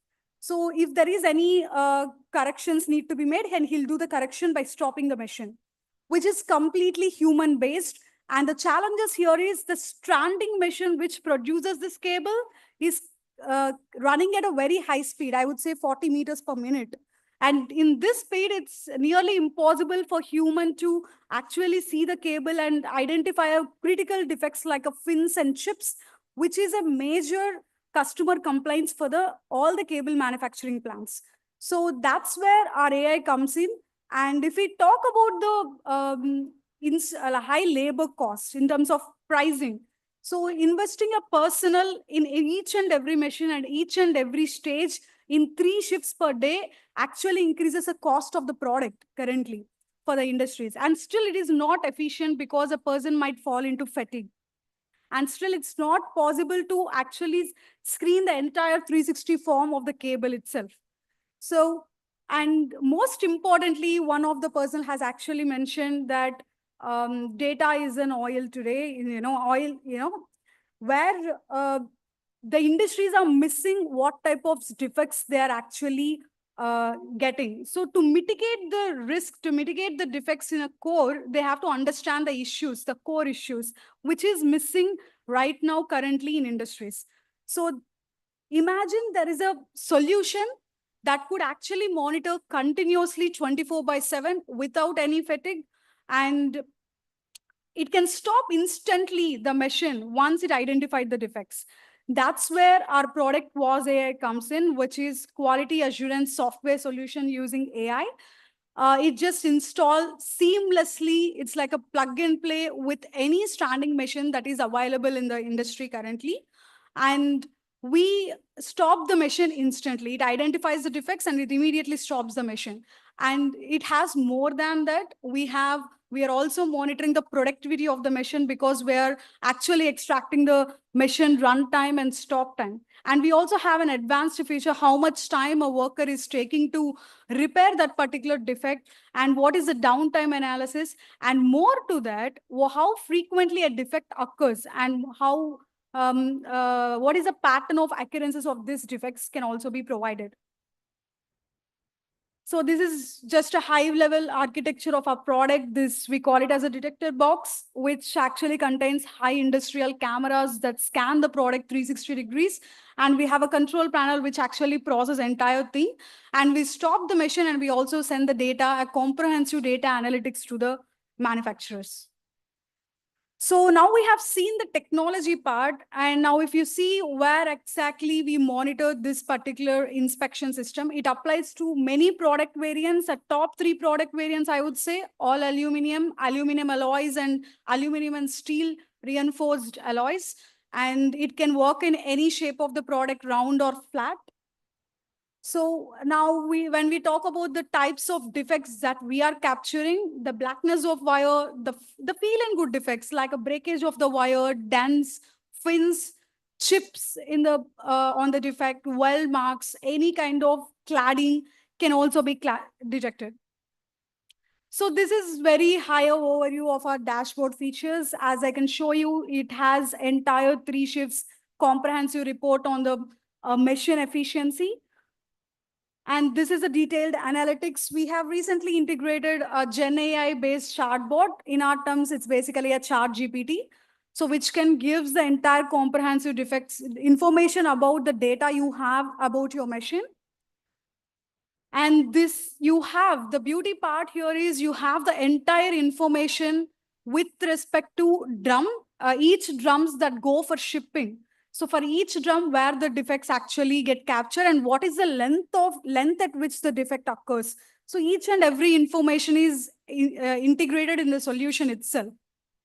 And the quality teams can exactly go back and see the intensity of the defects and why this is happening. Is it because of part of manufacturing or spooling or a human resource related operational issues? They can identify the issue and they can work on the actual solution. So this, what I have previously mentioned about most of the industries, the higher management doesn't have time to go to the dashboards and interpret what is going on for last 2 to 3 months. And that's where this bot here, it's actually compiles all the information. It has the memory of the information of the machine and also the defects information. If you can simply ask what happened last week, last month, and you can also ask how frequently dents been occurring in a particular machine or a product type. It simply gives you enhanced report in a human readable format. You can communicate with it. So, yeah. So our customers currently install this solution and they're using it for the last couple of 1.5 years. And these are the key benefits that, especially I would say return of investment, that they're getting benefit out of our solution, which is the reduction of customer compliance up to 58%. I'll tell you 2 case studies, one in OPGW product, which is cladding, and in another product, it is fins and weld marks, twist wire. So frequently it is very difficult for a worker to identify that, especially if it comes in other part of the product, where our solution immediately checks it and it immediately stops the machine. It reduces the amount month by month, and over period of time, they're actually seen 58% of customer complaints, especially regarding to the fins and cladding, has been completely eliminated.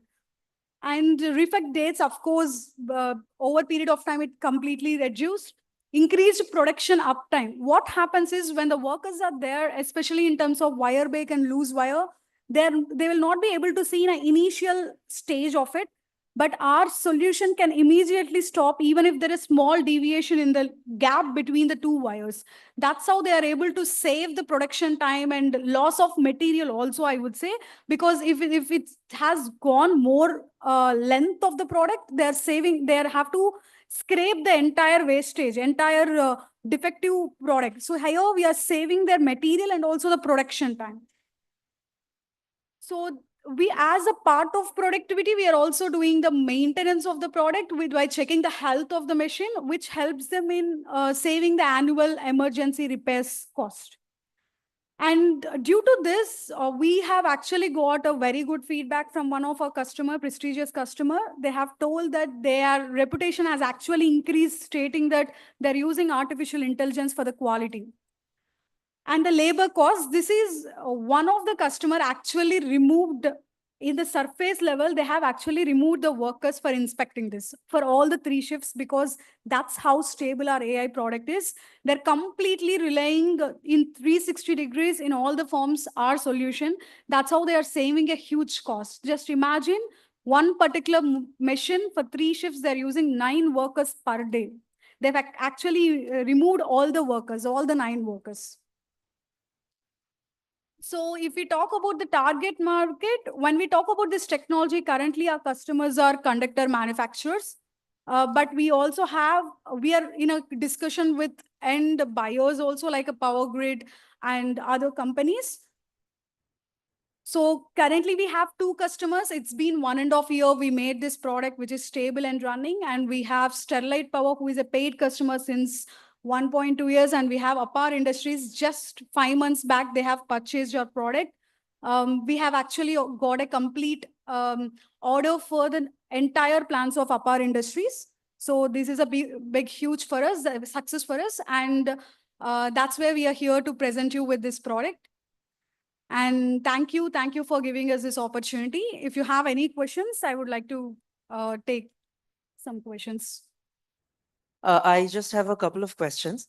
So the first one is whether you're running your models on the edge device, or are you running it on cloud or on-prem? And second question is, I did not quite understand how the setup will be on the consumer's end when they are trying to, let's say, work with very long wires or meters of wires, right? How do they bring them all together and then kind of use one of your devices, which has the camera, to monitor the entire batch? So yeah, this is very interesting question, actually. The first question, to answer your first question, the entire device is edge device. We don't depend on cloud services, because it has a lot of noise that comes in there. We cannot rely on the Wi-Fi, or we cannot rely on infrastructure of core manufacturing industries. It's very difficult. And in terms of security purpose also, we have to go through a lot. So we have optimized our solution in such a compact way and such an easy and plug-in way, where the entire solution runs on-premise on the line itself. You don't have to lay the cables to the control room or nothing else. It's a small box that comes under the detector box, what I have mentioned. It just goes under that stand, and it's a compact size, and it's running more than 2 years in Sterlite Power, and there is no issue. It has to be properly maintained. And coming to your second question, can you please repeat once again yours? My second question was more around how the customer will use the product, or how they would, let's say, collect all the wires together for inspection, because you have, let's say, one device and the camera is attached to the device, right? Which you use for the monitoring. Correct. So how does the solution look from the customer's end? So okay, it's not there. Okay, fine. So when I meant our product is not for single stranded wires, it's not for single wires, it's an end output of aluminum conductors. So trapezoid, or where 3 layers of it comes, right? Three cages end outcome. Surface of it, what we are watching, it directly goes to the drum, the end product. So before the end product, we are placing our system there. And in one of our customer has asked, okay, in surface end product, I'm watching it. What happens in before cage? Before cage is a second level of wounding. First cage is my first level of wounding, because you have a core wire, one that comes in, and then second layer comes in, third layers, and fourth layers. So after the copper wire or aluminum wire, what they use as a core wire, the next layer also I want to watch it out. I want to tell my customer that I'm giving a best quality by removing the person here, by fully automating it. So we have implemented in each heads of the end coil, all the wires that wound and come as a single product, right? That's where we put up our machine, very adjacent to the outcome of that coils that comes out. So it's a twisted. After the twisted, once it's wounded, that's where we put our machine. And the detector box, what I put up there, has an equidistance. The signs, we have made a box very calculative in such a way that it doesn't have a blind spots. It has 3 cameras inside. 3 cameras parallelly look at the product in all the different parts of it. So that's how I don't have any blind spots. I'm monitoring everything there. I'm even checking everything there itself. So the downtime I might get here is only when the internet is completely shut down in the plant. I might not be able to see the data. That can also be fetched once it retrieved back. Yes. So in APAR Industries, it's running at 48 minutes per meter per minute. So that's the highest speed our solution is running right now. And we didn't test it more than that speed. It is possible to work even in a higher speeds. The problem is detected at one point, whether it stops there only or it moves and we have to check there. Yes, so we have a tolerance distance of 12 centimeters to 30 centimeters, depends on the speed. Just centimeters. It just, most of times it stays inside itself. It's like a fin or chip. If it's a wire break, it just goes a little bit away from the box. Whether this camera has any mechanical damage happens to this camera? Currently, we do not, but we had cases of workers mishandling it. There is a huge, initially when we started as an R&D, our customer was really great at supporting us in terms of research and development. We had an issue because their workers working there was a contract basis. They are not owned by the company. So they were mishandling a little bit, which we have even added a layer of protection. Currently, we just have to do a maintenance, cleaning and maintenance every single day, which is carried by the companies itself. Thank you. Maybe One more one. question. Yeah. After you, please. Oh, I have to speak. Okay. Okay. Yes, please. Yeah. So you said you're not using any cloud infrastructure. So how do you handle collection of the data? So let's say you're collecting, you cannot, of course, store all the data on prem for older data, not the real-time data. Real-time data, of course, you get it, you display it on your dashboard, fair enough. What about the storage in terms of training, you're saying? No, in terms of data storage, when you're collecting the real-time data, and then you are storing that for future, right? Yes. So are you doing that on cloud, or are you connecting it to the company's, I don't know, SAP system or something? So we have 2 systems currently. One is entirely local. We don't use, even we have to connect to do the certain maintenance. We have to connect through the remote server only, but it runs entirely on their plant under their control in a specific system. The other method is a company's cloud. So with APAR Industries, we are working on their own cloud. They have the entire setup. We are flexible with that way also. But with other company, we are entirely doing with our own cloud services, where we take the data and it stores there and we charge for that. So based on the time duration. Yes. And it's quite a cheaper product than currently existing technology, which is eddy currents, which is hugely expensive and they don't have any image data. So industries are finding it very useful for them in terms of the depth of the data and how it is impacting. Thank you. Thank you so much. Thank you. Thank you. Thank you.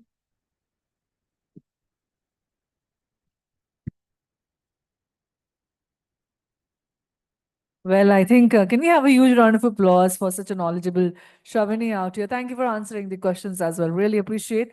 Let's get going now. Well, we all know the steel industry is one of the most energy intensive industry. When it comes to processes such as melting, rolling, reheating, it necessitate extremely high temperatures while rolling, forging, and of course, extrusions require sustainable mechanical energy to shape steel into a desired form.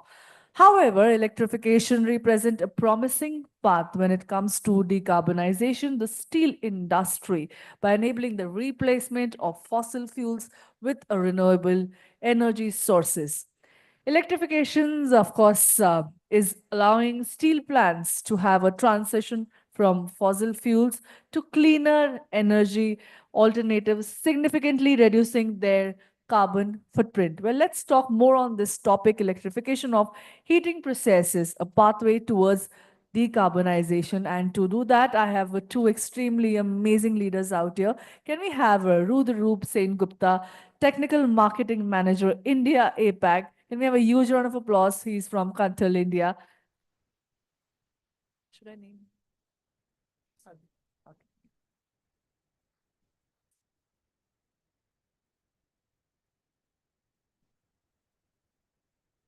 So we are at the fag end of the today's seminar, and I hope that this means we can keep you also engaged here.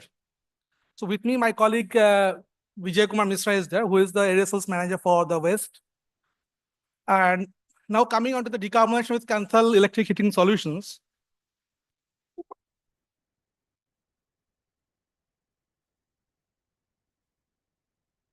So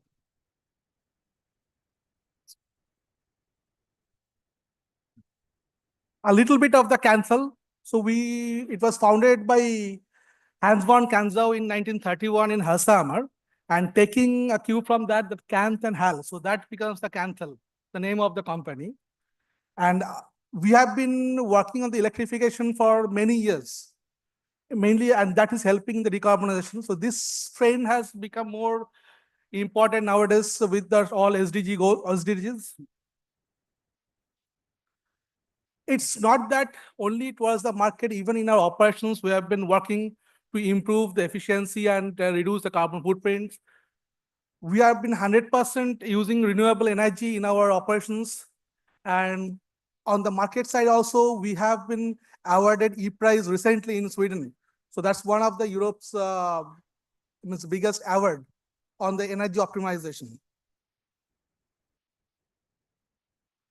So when we come to the three scopes of the decarbonization, so our main area of focus is scope 1 and scope 2. So as you, in fact, many of the speakers earlier have told about the CBAM. So how to mitigate that, means how we can do the mitigation on that. So our main area is that we'll be converting fossil fuel to electrical. That is one of the prime area. So once we remove the fossil fuel to electrical, so directly we bring down the NOx and COx. So that reduces the carbon footprint. Secondly, that if we are using renewable energy, so that will directly impact on the scope 2. So whereby we change the scope. So if we just see that the different carbon footprint on the different fuels, if you see that like coal, gas, which has got a 820 to 490 carbon dioxide gram per kilowatt hour, whereas when you go to the electrical sources with say maybe hydro, solar, so that comes down to around below 100. So that's a big change when we shift from fossil fuel to renewable energies.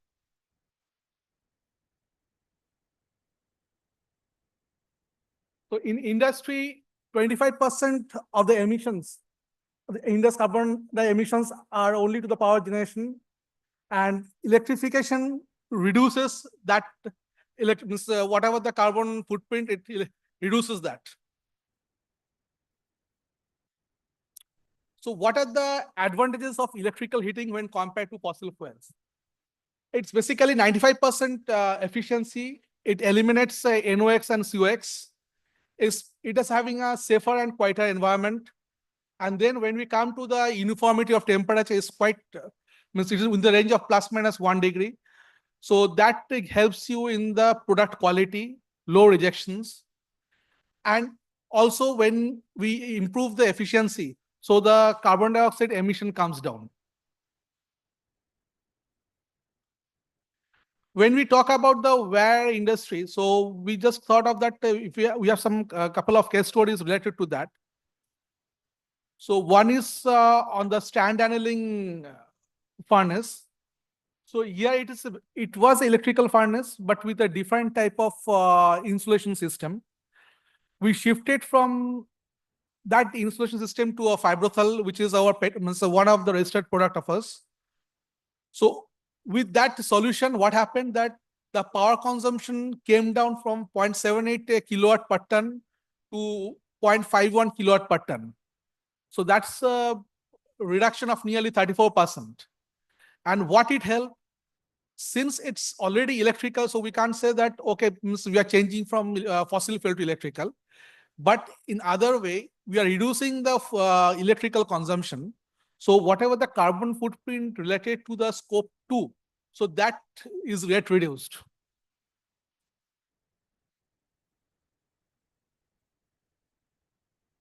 And when we go to the BAF or the batch annealing furnace, so there also we have the different solutions with the Fibrothal. And in the one of the big steel industry in India. So it has worked with like 1.4 megawatt of the furnace. So it has been operating for the last 8 years and without having any maintenance on that. And the uniformity has resulted in a much better quality of the products than the earlier, whatever they are using.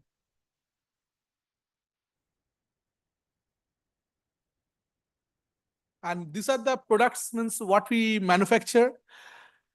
We have our plants, our main plant is in Sweden. And different products have different production units. One is in UK, one is in Germany.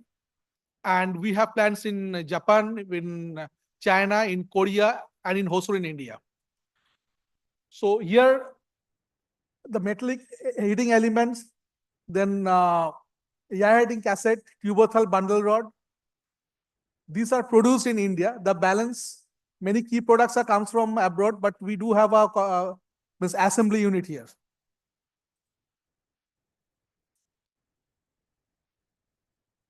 Yeah, that's all from our side on the wire segments. So any questions or anybody want to have?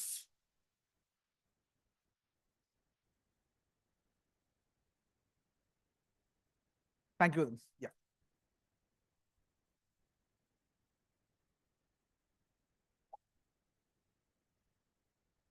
Well, thank you so much for such an insightful session out here. And I shall request Mr. Ankit Mukherjee to come on forward for giving the mementos to our speakers.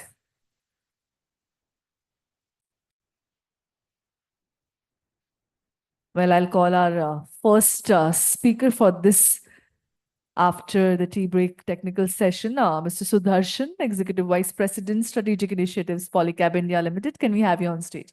Please accept the memento from us.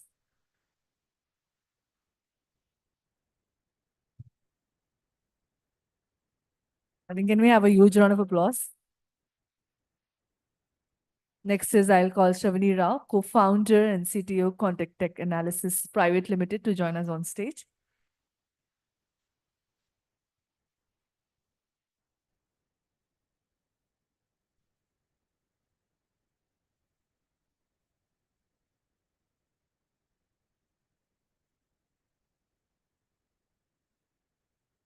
Next, I'll call upon Rudra Roop Sen Gupta, Technical Marketing Manager, India APAC, to join us on stage.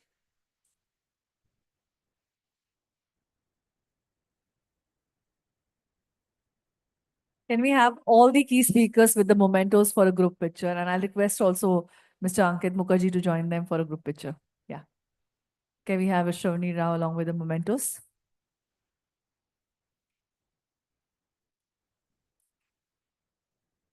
When we give away the mementos, it's actually a token of our appreciation. Now, the person who has contributed the entire day needs a special appreciation from our end.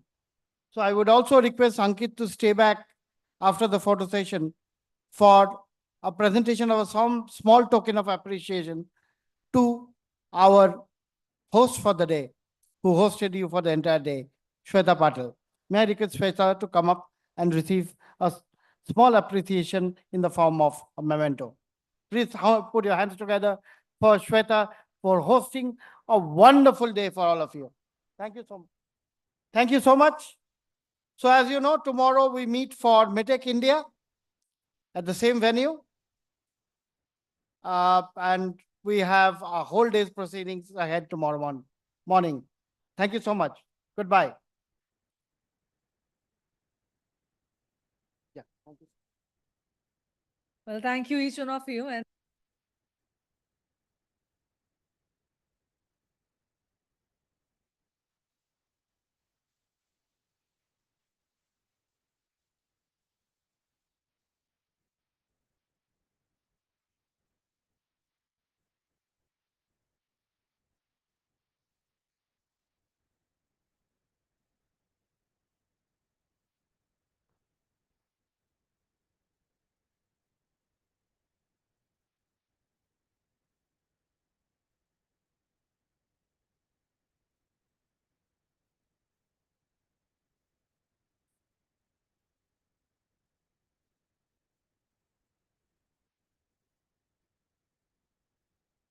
You. Right.